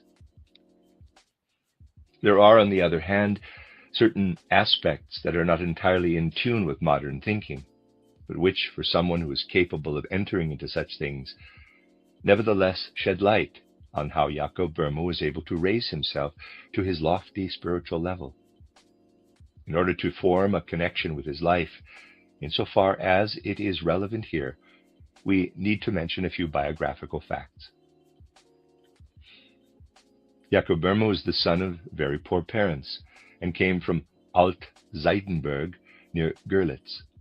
He was born in 1575. In his early years, he had to tend the cattle with the other village boys. He therefore grew up in complete poverty. And since in such an environment there are no particular means of education, we will find it understandable that Jacob Boehme could barely read as a boy of 12 or 13 and was able to write only with difficulty. But he had another experience during his childhood, which a faithful biographer heard him relate from his own mouth. This experience will first be recounted. As already noted, it is not one of those things that a modern consciousness would readily find intelligible. Once, when Jacob Boehme was looking after the cows with other boys from the village, he separated himself from the other boys, climbed a moderately high mountain near his home, the Landkrone, and in the broad light of day claimed to have seen something like a gateway into the mountain. He went inside and found there a vessel, a kind of vat, filled with pure gold. This made such an impression of awe on his soul that he ran away and retained only the memory of this extraordinary experience. One can, to be sure, speak of a dream dreamt in a waking state, and one may grant those who are satisfied with such an explanation the right to uphold it. But what really matters is not whether one calls such an event a dream, in quotes, or gives it another name, but what it releases in the soul of the person who dreams it, what kind of effect it has on the soul. From the way that Jacob Boehme subsequently related this event to his friend, we see that it had become deeply engraved on his mind, that it had liberated significant forces within his soul, so that it had the highest psychological significance for him. Let us, therefore, grant rationalists the right to interpret such an experience, which was in any event a significant happening in Jacob Boehme's soul, in the way that they also want to explain the event of Christ's appearance to Paul before Damascus. However, an explanation of this kind, which resorts to such interpretations, must also admit that a work of the significance as that of Paul which is so intimately connected with Christianity, had its origin in a dream, in quotes. When he had this experience, the boy, Jakob Böhme, felt something like a profound stirring of soul forces, not otherwise active in his soul. It was a case of an inner liberation of forces lying deeply within him. This testifies to the fact that we are dealing here with a person who could descend more deeply into his soul life than many thousands of others. Mention should also be made of an event of a very similar nature, of which it must again be said that it continued to live in Jakob Böhme's memory in such a way that the radiance and significance of this event pervaded his entire life, insofar as this life was of an inward nature. In his 14th year, Jakob Böhme was apprenticed to a shoemaker, and often had, as it were, to be on watch in his master's shop. He was not allowed to sell anything. On one occasion, and again this story is related directly from the mouth of his faithful biographer, Abraham von Frankenberg, a person who immediately made a curious impression on Jakob Böhme, came into the shop and wanted to buy shoes. Because, however, the boy was forbidden to sell shoes, he explained to this stranger. The latter offered him a high price, and it then came about that the shoes were sold. But then the following sequence of events unfolded, which Jakob Böhme remembered for the rest of his life. When the stranger had left, and a short while had elapsed, Jakob Böhme heard someone calling his name.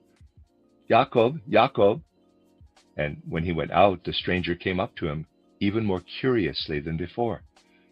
He had a sun-like, radiant quality in his eyes, and spoke words to him that sounded most distinctive. "Jakob, Jakob, you are still only little, but you will become someone entirely different, who will provoke great astonishment in the world. Nevertheless, remain humble before your God and diligently read the Bible. You will have to endure much persecution, but be strong, for your God loves you and will be merciful to you." Close quote. Jakob Böhme regarded such an event as far more significant than any other outwardly biographical events. And his biographer goes on to relate how Jakob Böhme told him that in 1593, he felt for 7 days as though withdrawn from his physical body, and as though living in an entirely different world. He felt as though reborn in his soul. Thus we are dealing here with what might be called a lastingly abnormal state of soul. But Jakob Böhme also experienced this, in quotes, rebirth of his, more or less as something that he understood as being able to take place within a human soul. He did not thereby become a dreamer or a false idealist, nor did he become arrogant, but continued to practice his craft as a shoemaker in all humility, and, one might say, in all sobriety. Even what he experienced in 1593, the state of being transported to another world, remained to him a phenomenon of which he said to himself, quote, "You have had a glimpse of a joyous kingdom, a realm of spiritual reality, but that is a thing of the past." Close quote. And he carried on pursuing his craft in a completely matter-of-fact way. In 1600 and 1610, this experience of rebirth was repeated. He then began to record what he had experienced in his states of exaltation, since he believed that this was required of him. Thus, in 1612, he wrote his first work, titled Die Morgenröte im Aufgange, in English, Dawn in the Ascendant, later entitled Aurora. He said of it that he did not write it with his ordinary ego, but that it was given to him word for word, that he was living within a being that, in contrast to his ordinary ego, was of an all-encompassing nature, extended throughout the world, and immersed itself within it. However, the revelations did not do him much good. When some people became aware of what he had to say and what he had written, the manuscript of Aurora was copied and circulated in a small way. The consequence was that Gregorius Richter, the deacon of Görlitz, where in the meantime Jakob Böhme had established himself as a shoemaker, inveighed against him from the pulpit and not only condemned his work, but managed to have him summoned before the council of the town of Görlitz. I shall now merely repeat the words that his biographer has made known to us. He relates that the verdict of the council was that Jakob Böhme must be forbidden to write anything further, for only those who are academicians were permitted to write, and Jakob Böhme was not an academician, but an idiot, and should therefore refrain from writing. Thus Jakob Böhme was branded as an idiot. And since he was on the whole a good-natured person, who because of the simplicity of his nature could not wholly think that people would consign him to damnation entirely without reason, he did indeed decide not to write anything further in the immediate future. But the time then came when he could no longer do otherwise, and between 1620 and 1624, the year of his death, he quickly wrote a large number of books, such as, for example, titled Das Buch vom Beschaulichen Leben, the Book of the Contemplative Life, and titled Die Signatura Rerum oder der Geburt und Beziehung aller Wesen, or Erklärung über das erste Buch Mose, Signatura Rerum, or an explanation of the Book of Genesis. But the number of his works is considerable, and some readers may find them baffling.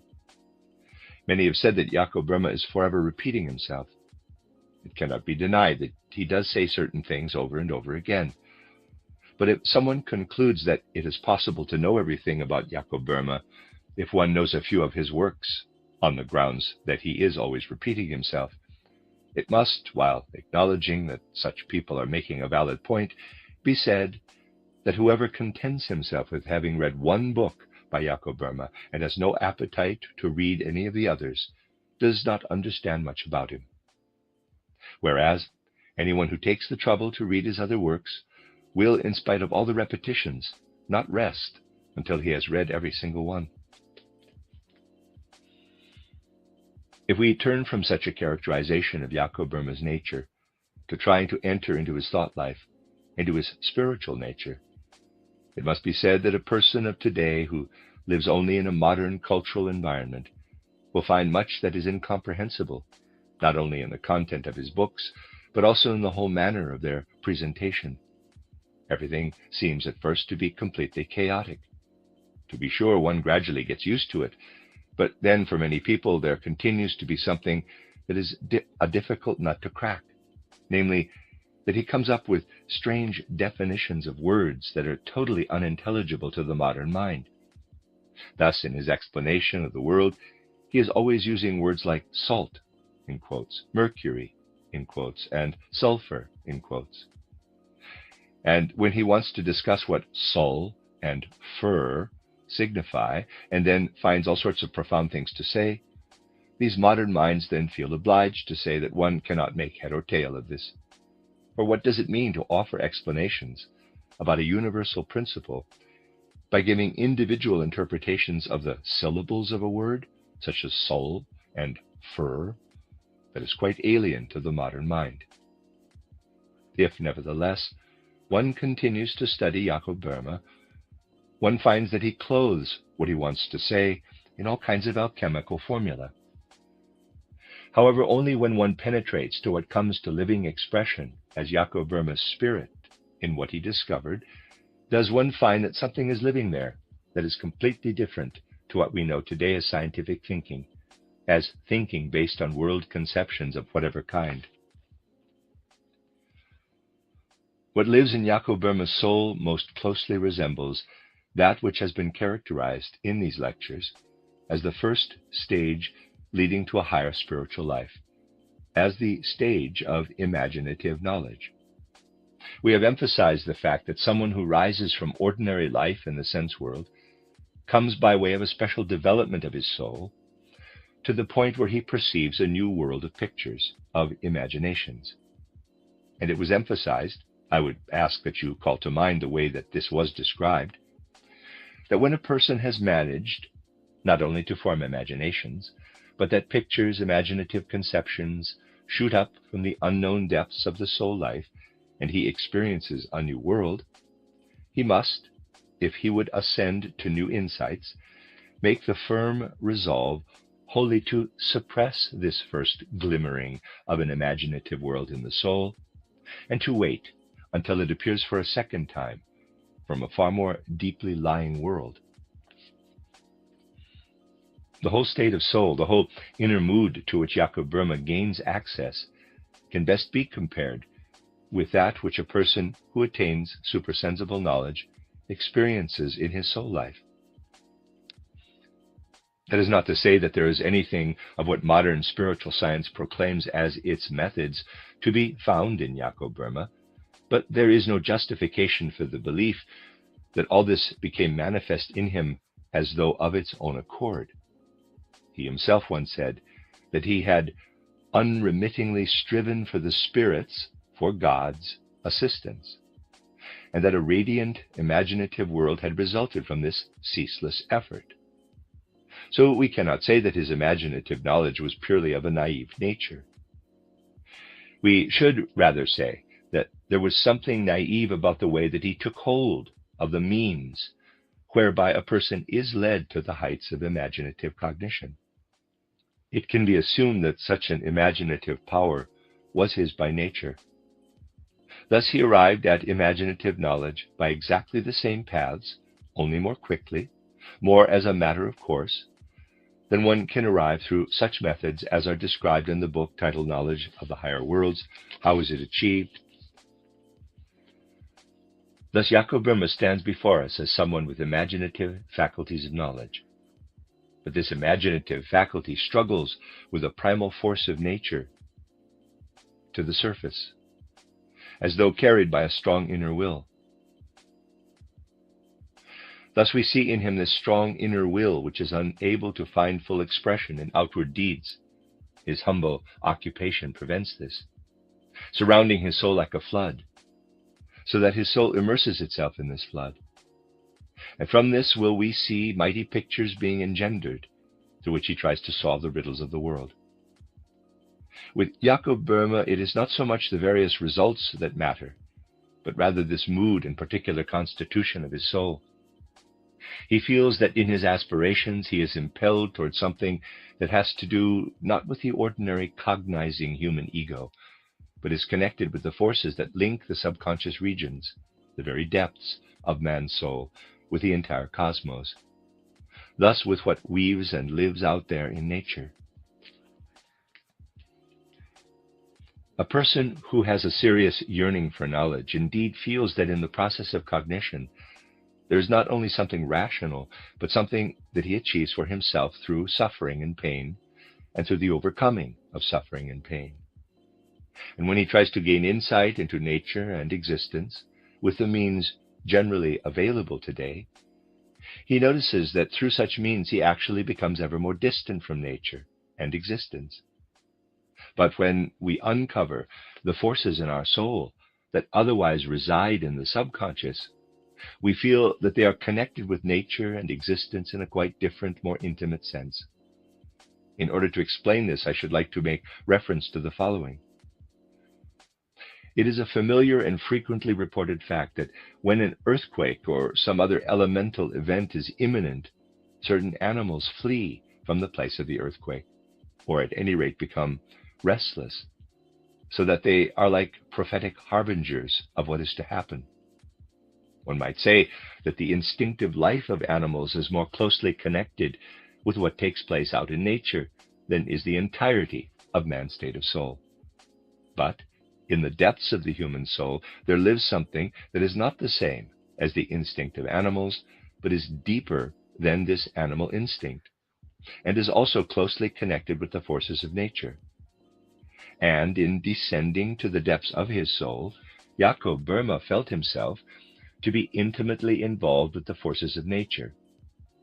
But one thing stands out particularly.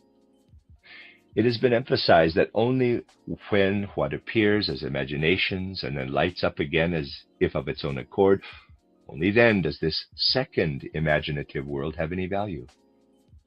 Now, it is highly instructive if we compare Jakob Böhme's path with this. In 1600, he experiences a rebirth. He feels himself transported to a spiritual world, to a kingdom of joy. He then continues to live in sober simplicity. For 10 years, what he has experienced is as though submerged. It then appears for a third time in 1610. Did not the path that we have described as the right one manifest itself in Jacob Boehme's soul as a natural phenomenon? It is this that draws Jacob Boehme so closely toward what we have ourselves conceived as being the natural path into the supersensible world. If we take this into account, his experience will not seem as strange as it may appear to be at first sight. It will, of course, have no value for the objective knowledge of the skeptic if one deliberates at length about the combination of the syllables sul, S-U-L, and fur, P-H-U-R, or about such other things. But I ask you to recall what was said on a previous occasion about human speech, when it was explained that in the course of human evolution, speech actually precedes abstract conceptual thinking, and that Jean-Paul is absolutely right when he emphasizes that the child learns to think through speech, rather than developing speech through thinking. Speech is therefore of a more primal, more elemental nature than thinking. When we see how the whole of nature arises again in our thoughts, we feel how thought is separated from the realities of nature by a cosmic abyss. But when a sound bears a greater similarity to the sounds of nature, and language was, after all, originally composed of such sounds, when the sounds of speech are wrested from the human soul, something of the whole rulership of the world is working into the depths of the soul. And then a kind of echo of nature struggles toward liberation in an entirely different way than if something from the realm of thoughts is released as an echo. The soul of the present time no longer has any feeling for the affinity between speech and the sounds of nature. As modern souls, people struggle only gradually to feel that in all language there is something which directly resembles an echo of the impressions of the outer world. In a figure such as Jacob Boehme, who draws deeper forces from his soul with elemental power, it is only natural that he is, in this respect, carried back, as it were, also in feeling, to that awareness regarding speech, which was once characteristic of humanity, and which the child still develops to a more or less unconscious degree. If we now extend what has just been said to the somewhat puzzling discussions concerning the combining of syllables into words, we can understand that this is a way of feeling through the sounds of the impression that nature makes upon the human soul, of how nature wants to create a language through sound itself. Precisely because Jacob Boehme was closer to nature in his soul, he also lived more in speech than in thoughts. And his whole philosophy is more a matter of feeling, of sympathizing with what lives and weaves out in nature, than some kind of abstract understanding of anything. If one really allows a thought of Jacob Boehme's to exert its influence, one could say that one feels as though the relationship of the thought to what he observes is similar to the relationship of the sensation of taste that one has to the nature with which one feels in contact. This is how Jacob Boehme feels the contact with nature. He feels inwardly what weaves and works outside in nature. He shares in the life of nature, and in his characterizations of it, he does indeed transmit what he experiences, so that in his words one feels that what he has perceived continues to resound. To him, therefore, the words are also something that he especially feels to be the essence of the how in nature. So one does not need to ponder whether discussions regarding such matters as soul and fur mean anything particular for Jacob Boehme, but one should try to relive how this soul makes its experience of the world into an experience of the soul and gives as its revelations what the soul is able to experience. People do not understand Jacob Boehme when they have the idea that he perceived thunder and lightning, clouds and their transformations, or the growth of grass, as a modern human being does. The pathway to understanding him lies through the knowledge that with the flashing lightning, with the rumbling thunder, with the constantly changing clouds, something is transformed for his soul life, with the result that something takes place in his soul which represents the solution of the riddle that confronts him. Thus what happens in the world becomes for Jakob Böhme a riddle belonging to his own experience. If we consider him in this way, we now understand how he was able to wrestle with a task that we also encounter elsewhere in his time, and which has long occupied the minds of others, not least the greatest mind of more recent times.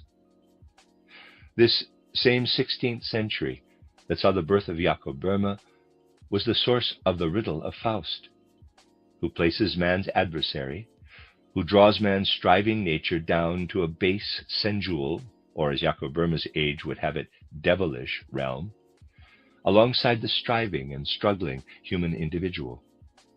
Goethe struggled constantly in a poetic context with the problem which places evil into the world context. Does it not have to be asked again and again how it can happen that something irregular and inappropriate is inserted by hostile forces into the harmony of the universe, into the wise guidance of the world? This question regarding the origin of evil lies in the riddle of Faust. It actually lies already in the book of Job, but it came to particular prominence in the 16th century. How was this question able to manifest itself to Jakob Böhme? We need to take only a few words from title Dawn in the Ascendant, and we shall see at once that what is otherwise a world problem becomes for Jakob Böhme initially an inner soul problem. He says something along these lines. When a sensible and thoughtful person appears anywhere in the world, the devil immediately meddles with his soul and seeks to drag him down into vulgarity, banality, and sensuality, and to ensnare him in pride and conceit. Here we see at once that for Jakob Böhme this is a soul problem, that he seeks the power of evil that interferes with good soul forces in the soul itself.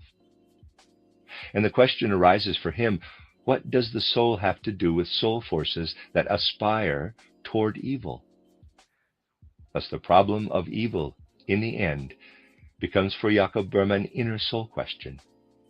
But because for him, in quotes, soul and, in quotes, world correspond to one another, the soul at the same time expands into a world. And now what defines his particular impulse is that the question of evil develops into a quite different question, into the question of human and indeed of spiritual consciousness, of the whole nature of the life of consciousness. It is difficult today with our current conceptions to gain insight into Jakob Böhme's soul life and into the way that he related to world questions and their solutions. And one would not so easily be understood if one were to use Jakob Böhme's words, because they no longer have currency in our time. Thus I shall try, wholly in the spirit of Jakob Böhme, but with somewhat different words, to approach what he wanted to say about the question of evil, which for him becomes a question that concerns the whole nature of spiritual consciousness as a whole. Let us try to think how our consciousness works, and what our consciousness would be like if we were not in a position to take hold of what we have experienced in our soul, in our consciousness, as thoughts imprinted in our memory. Let us try to think how different our consciousness would have to be if we did not have the capacity to draw forth from our memory what we experienced yesterday, the day before yesterday, or several years ago. The whole content of consciousness rests on the fact that we are able to remember past experience, and our consciousness does not go beyond the point in time to which our recollection extends. It was then that we began to conceive of ourselves as an ego, to have the connecting thread of our consciousness, enabling us to establish ourselves in our life of soul. Upon what, therefore, does the whole nature of consciousness depend? Its basis is that we know that we are now experiencing something in consciousness. When we experience something, we are directly connected with this experience. In the moment when we experience something, we are none other than the experience that we are having. When someone imagines a red color, he is, in the moment when he visualizes this red color, united with the experience of it. When someone conceives of an ideal, he is in this moment at one with the ideal. Only afterward is he distinguished from his experience, whereas previously he was at one with it.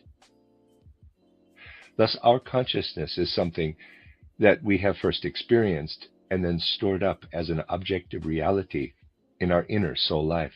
Such a process of storing away makes our consciousness possible. We could not develop any consciousness if everything that we have experienced were immediately forgotten, removed from view. Our actual consciousness is awakened only when we confront our experience as a kind of counterpart, by placing ourselves over and against it. We can observe this with the simplest phenomena of our consciousness. Jakob Böhme extends this experience, which every consciousness can have, in his clairvoyant perception of the whole world. He says, if a divine being in the world had only had the capacity to live in itself, but not to confront its experience as a counterpart, consciousness would never have become a reality, even in a divine being.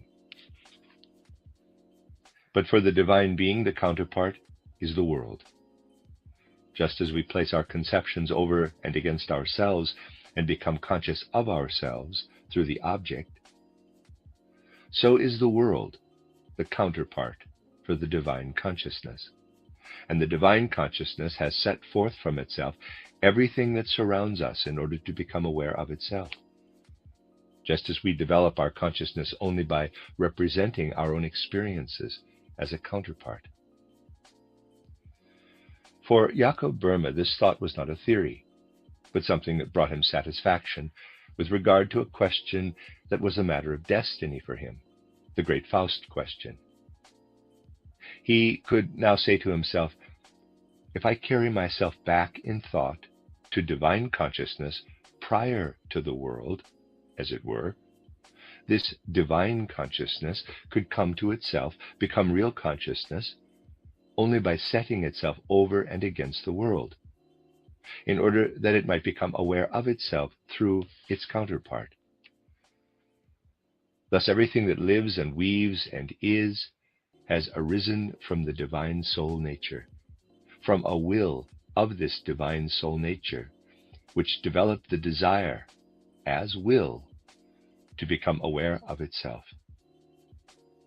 And it now became clear to Jakob Böhme that in the moment when the one-fold consciousness established the counterpart and wanted to become aware of itself, thus duplicated itself and, as it were, created the reflected image of itself, it created this mirror image in a multiplicity of individual members, just as the individual human soul does not simply reside in single limbs, but in limbs that have a certain independence, such as hands, feet, and head, and so on.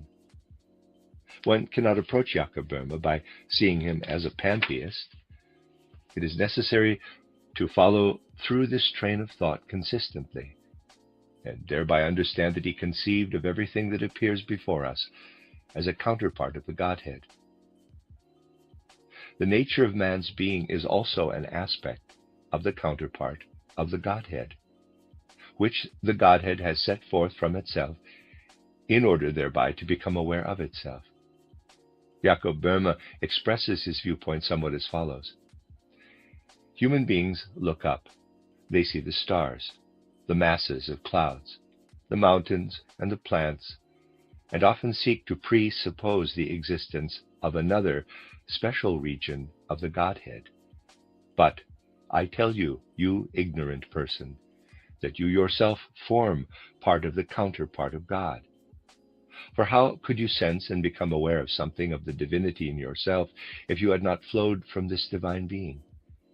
You derive from this divine being, It has placed you over and against itself, and has as though given birth to you, and you will be buried in it. And how could you be raised from the dead if an alien Godhead stood over and against you? How could you call yourself a child of God if you were not one with the substance and being of God? That Jacob Boehme does not have some ordinary kind of pantheism in mind is made clear when he says, "The outer world is not God.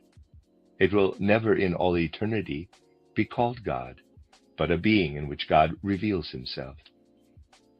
If one says that God is everything, God is heaven and earth and also the outer world, there is some truth in this, for everything has its origin from and in him. But what can I do with such talk, which is no religion? One cannot call him a pantheist. Just as the question concerning the essential nature of the world is not some kind of abstract pursuit for him, neither is the answer that he gives to it. Rather, is it an experience for him? He felt the conditions of his own consciousness and extended these to divine consciousness, because it was clear to him that his capacity of consciousness is an echo of the actualities of the world. And in the answer to the question of the soul and the divine nature of the soul, he also finds an answer to the question concerning the origin of evil. This is something highly characteristic of Jacob Boehme, which has aroused the admiration of some deep thinkers. Thus, for example, Schelling was significantly moved when he became aware of the way in which Jacob Boehme approached the question of the significance of evil in the world. And other 19th century thinkers also admired the profundity of thought with which Jacob Boehme tackled this question. It can be said of many people who have explored the question of the origin of evil that they have searched for its primal cause. What is characteristic of Jacob Boehme is that he goes beyond that absolute point that many people think that it is possible to go. For where is one to go if one does not want to stop at this primal cause? Jacob Boehme goes beyond the primal cause when he wants to solve the question of the significance of evil. He reaches to what he significantly calls not the primal cause or ground, but the groundless. And here we indeed encounter in Jacob Boehme an experience of the human soul that one can admire to the highest degree, if one has the requisite organ. To be sure, the ordinary soul, which has its roots in the modern world conception, will quite possibly not possess this organ. But one can have this organ which feels admiration when, in the case of Jacob Boehme, the transition is made from the primal ground to the groundless. It is actually something like the, quote, egg of Columbus, close quote, something extremely simple. For in the moment when Jacob Boehme had solved the world riddle for himself in the way that we have described, when it was clear to him that there is a relationship between God and the world, as there is between the soul and the limbs of the body, he was also able to say to himself, parenthesis, these are not his actual words, but in our endeavor to understand him more closely, we want to characterize the essence of what he meant, close parenthesis. When the world came into being as a counterpart of the Godhead, dividedness appeared in the counterpart, differences between the limbs, as we might say. A dividedness of the individual bodily members with respect to the single soul came to manifestation. Is not every individual bodily member good in relation to the functions of the soul? Can we not say that the right hand is good, the left hand is good, everything is good, insofar as it serves the functions of the soul? But because of its relative independence, indeed precisely because of its inherent goodness, can the right hand not injure the left hand? Here we have, in contrast to what constitutes harmony, placed the independence of the bodily nature, that which needs to have no ground, in quotes, or cause, in quotes. We have placed this in the primal ground, which deed is the direct result of passing from the primal ground to the groundless. Just as we do not need to seek the cause of darkness in light, so do we not need to seek the cause of evil in good. But since for Jakob Böhme the world is the counterpart of the Godhead, the possibility arises in this world of dividedness for individual limbs or members to work in opposition to one another. In that, because for the purpose of the world, in order that the world might achieve its goal, they must have their independence. They must also develop this independence. Thus, for Jakob Böhme, the root cause of evil lies not in what people give by way of an explanation, but in what arises as groundlessness, without there being any need to explain it. This arises of itself as a counterpart of the good. And now evil, what is inappropriate and harmful, becomes for Jakob Böhme itself a counterpart in the world to good, just as we become aware of ourselves through contact with an object. We move along in space. We do not think of ourselves, but we begin to do so as soon as, for example, we bump our head on a window. We become aware of ourselves through the counterpart, through the object. Just as Jakob Böhme places consciousness over and against the counterpart, just as he experiences himself through the counterpart, the good, the appropriate, the advantageous and useful becomes aware of itself for him through the fact that it has to preserve itself from the harmful and inappropriate. It becomes aware of itself in that evil, in quotes, becomes the counterpart of good, in a similar way to the objects that are experienced through collision with the outer world. Thus Jakob Böhme sees in good the power which assimilates its counterpart, just as a person constantly assimilates in his memory what he has himself set forth from his consciousness. Thus we find a constant absorption of evil, and hence an enriching of good with evil.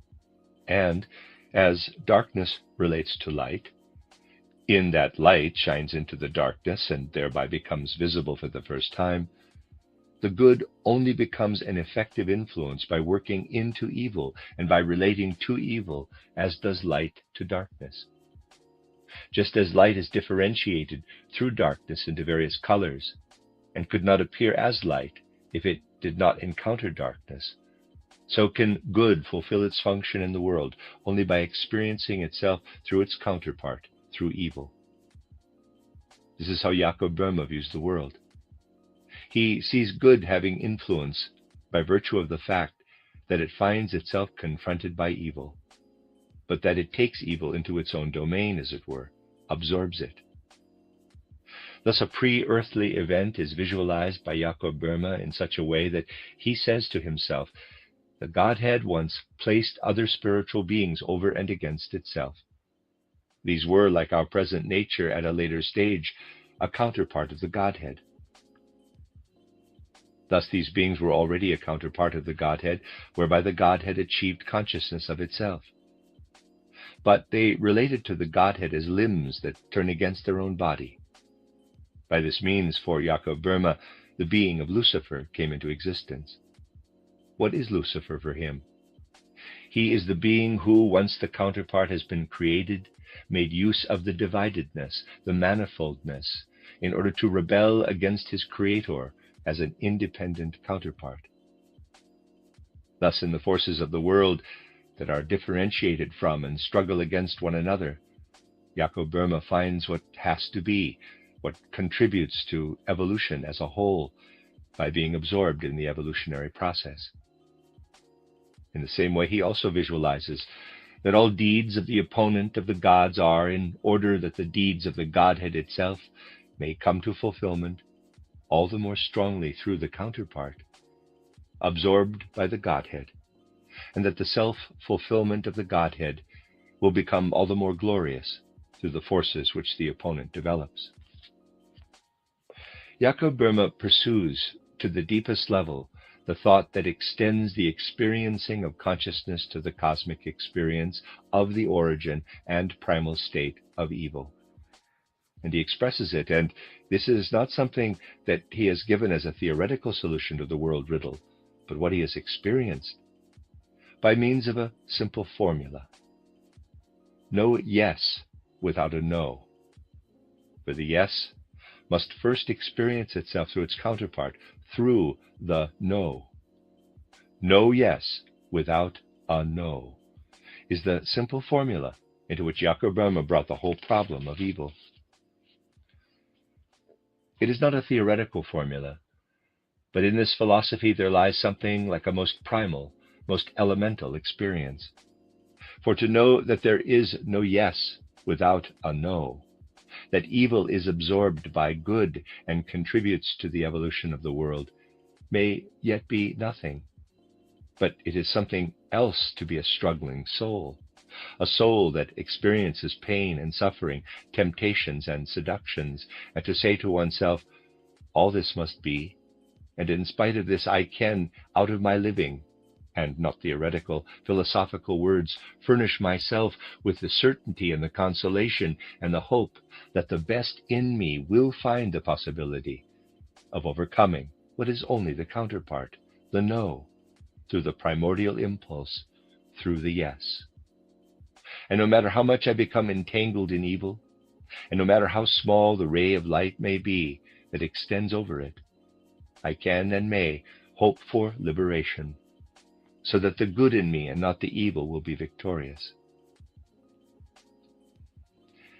When such a philosophy develops into a certainty of redemption, it is something that is indeed linked with the personality, but at the same time has a universal human significance. If one allows this to work upon one's soul, one will gladly go from this struggling soul that ponders the cold abstractions of yes and no in order to acquire from this the warmest soul content and the warmest soul experiences. One will gladly progress from this soul that struggles for confidence in its world conception to the solitary man in Görlitz, who had no opportunity to found a school, for he had to spend the time that people otherwise devote to intellectual matters to making shoes. He had to carve out the time needed for his many books. One is glad to go to this person whose books reveal how he struggled with language because his outward education was so limited, but whose teachings nevertheless became widespread and gained notoriety after his death. To this man who sat on his cobbler's bench and had only a few friends with whom he shared his thoughts. It is true that he had friends to whom he wrote letters, but their number was only small. Thus one perceives him in his solitude, and has the feeling that there is in this some kind of necessary connection, just as one can only think of Giordano Bruno as journeying through the world, moving from one country to another, in order to impart something about the world by trumpeting it forth, just as one feels with him who involves himself with a multiplicity of phenomena, that this journeying belonged to this world conception. So does one feel in the other case, that this solitary shoemaker experienced something that could, as it were, only be experienced in a solitary dialogue with the spirits of existence, in this solitary seership that we characterized at the outset. If we feel in this way, we begin to have a clearer sense of what a person needs in order to bring his thoughts to bear on solving the riddles of the world. That the greatest things that can be experienced in the world are independent of place and time, that they are linked only with the human soul's meditative power, and that the soul can undertake the most extensive journeys into regions of the spirit, always and everywhere. Then these significant words that characterize Jakob Böhme's world conception sound a chord within us and stir our thoughts. Quote, "Those who time as eternity and eternity as time decree, they indeed are freed from the strife and hostile deed." Close quote. This does not characterize his world conception in a theoretical sense, but it characterizes what his world conception really came to be through the fact that he was so special a human being. For we have been able to emphasize that through his whole being, he was more intimately connected with nature than most other people are, that he experienced the weaving and working of nature in the experiences of his own soul. This leads us to sense a certain necessity in the way that Jacob Boehme's friends characterized him. They portrayed him in a favorable light. For let us bear in mind that when there was in the East, in the Orient, a widely diffused and wonderfully detailed knowledge, whose wisdom we admire when we become familiar with it, we still find on Central European soil the very simplest intellectual culture.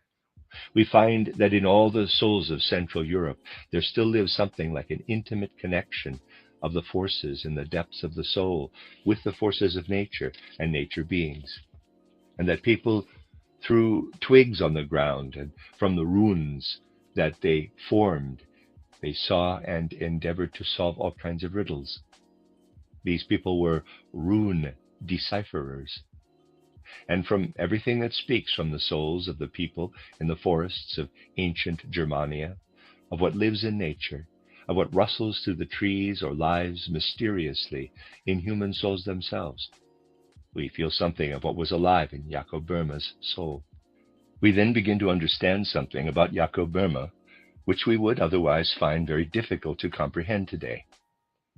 It is no arbitrary conjecture if we compare the picture of the decipherer of runes, who solves all sorts of riddles from the twigs which have been strewn on the ground, and seeks to come to a knowledge of the revelations of the Godhead itself, with the way that, for example, Jacob Boehme depicts the syllables sul and fur in a rune-like way, out of his relationship with a feeling for language, and from this wants to solve world riddles. He then appears to us as a last living vestige from the forests of Germania, and we understand why his friends gave him the name Philosophus Teutonicus. This includes, however, his significance for the times to come. We look upon the way that he struggled with the most stirring issue that can preoccupy the human soul, that in this struggle he arrived at peace, and that his last words, quote, "Now I am going to paradise," close quote, were the seal of soul consistency or soul practice. It is this that led him to peace in his soul. A breath of faith lives in all his books, and from this point of view, Jacob Boehme can have significance for us and for all times. This Philosophus Teutonicus will always set the tone for what he can really mean to the soul that familiarizes itself with him as regards the practical implications of a philosophy. His opponents sometimes made a strange impression, beginning from 1684, when the first, more forceful refutation of Jacob Boehme by Kaloff appeared, until our time, when, in the past century, there has also been a critical appraisal of Jacob Boehme written by a Leipzig scholar, Dr. Harls. Harls wants to show, somewhat curiously, that Jacob Boehme merely raked up old alchemical writings, and then says that after often spending the day tormenting himself by presenting Jacob Boehme in this way, he was glad when, in the evening, after this toiling away with Jacob Boehme, he could approach Matthias Claudius in order to find recuperation and edification in his words.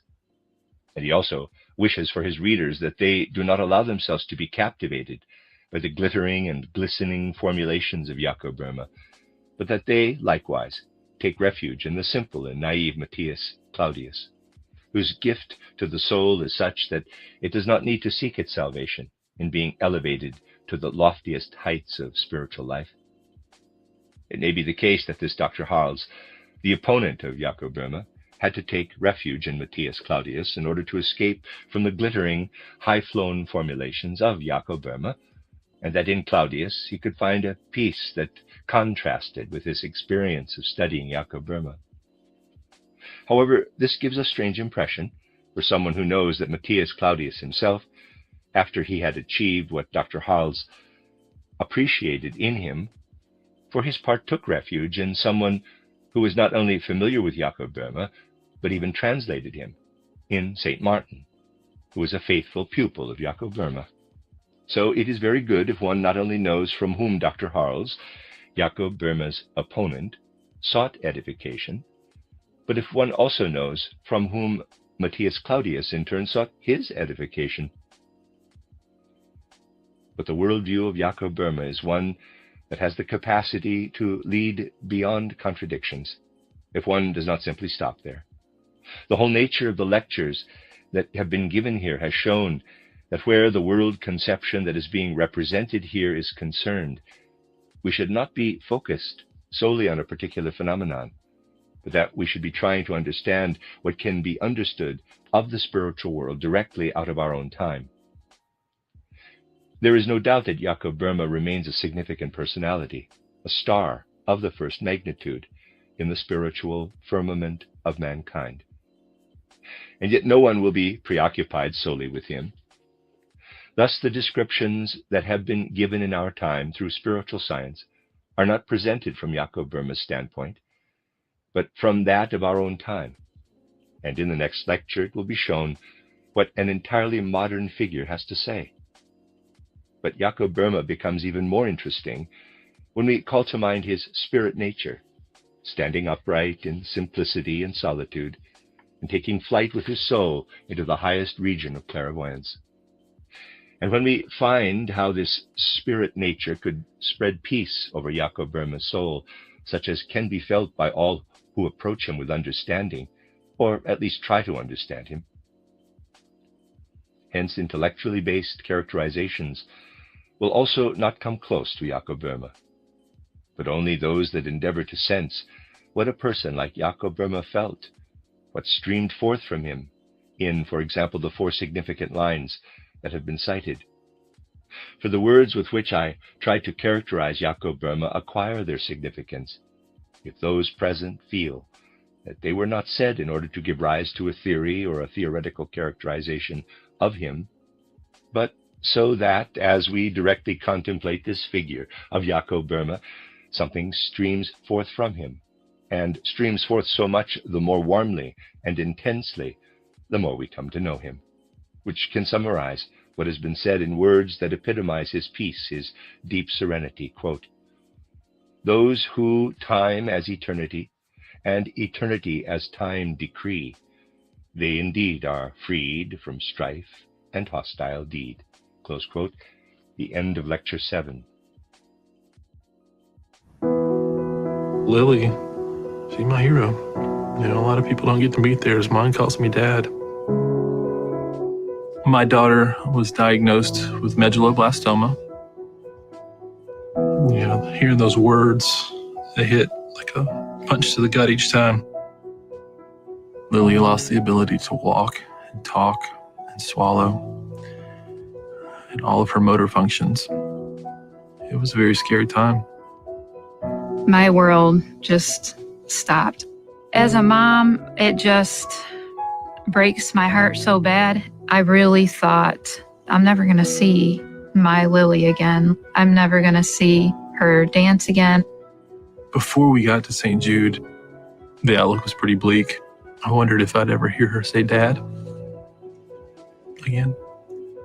St. Jude Children's Research Hospital works day after day to find cures and save the lives of children with cancer and other life-threatening diseases. Right up there in that square.